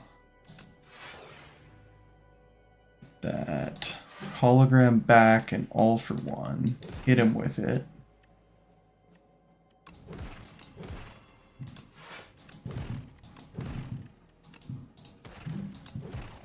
That's it. Weak potion is so good. Turbo is so good. It's all so good. I think we're doing it on this run. We hate the upgrade knight the most.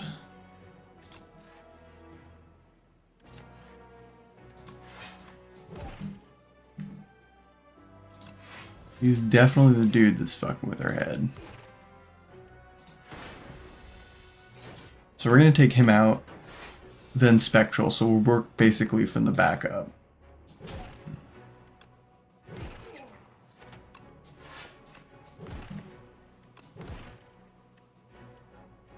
And then we're going to hologram back. A one for all is not in here. An overclock to find the one for all, which we did. Burn the turbo now. And this now, because we're going to get them back anyway. And then we burn the boost. We burn these. We get these. That's going to hit him enough that it should kill. But just to be safe, we'll pull back the one for all. And those are already boosted, so we can get them back.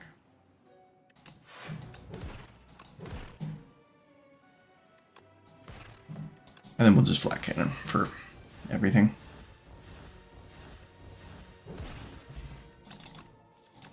This is definitely feeling winning to me. For 0-cost cards, return your hand. I just don't even think it clogs up the deck a little bit. Let's try and run it. We have to upgrade it. Like, the only way it's useful is if we upgrade it. But I'm not so sure that was even worth it. We run the turbo so we can get the draw, for the shadow. Then we might as well... Turbo doesn't do anything for us right now, so...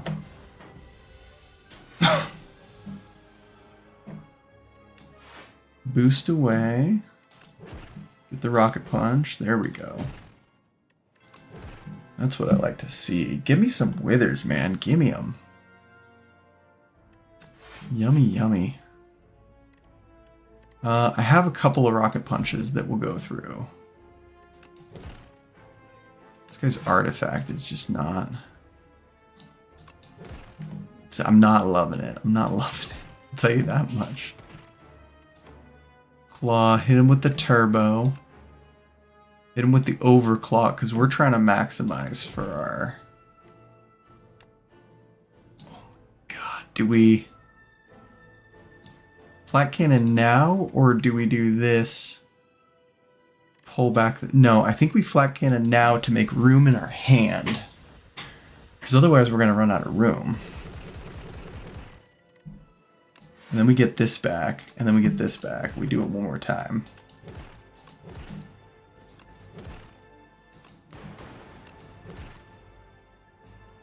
We even do that to get the feral, which also gives us the block. That's it, dude. This guy's done, man. It isn't even a competition anymore, you know? He is just gonna eat it, and we're gonna hologram back our all for one. Oh my god, this may have been the best status deck I've ever had. Just insane amounts of rocket punches. Oh, whoops. Oh, shit. I didn't even mean to use that. Yo. I still have potions. Throw them away. We don't even need them. Oh, thank God, dude. Alright, now we can try Ascension 10. Honestly, that would win an Ascension 10 right there. That kind of deck. If you like my content, please like and subscribe. Make sure to help grow that count. I'm a new channel, so every little bit helps. Thank you so much for watching, and hope you have a wonderful day.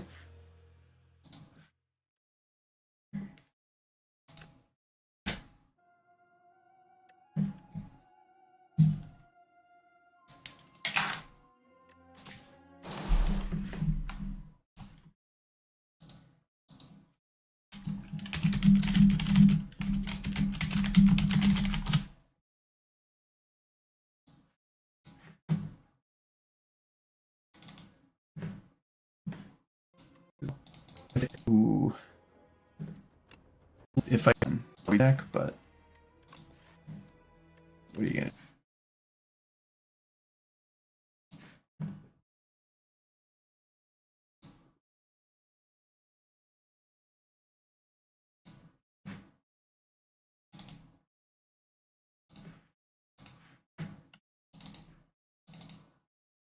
All right, Mike Rogers,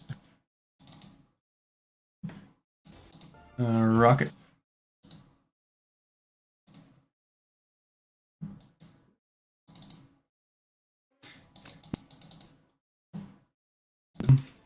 This is what I love about Doom. He sleeps the whole time.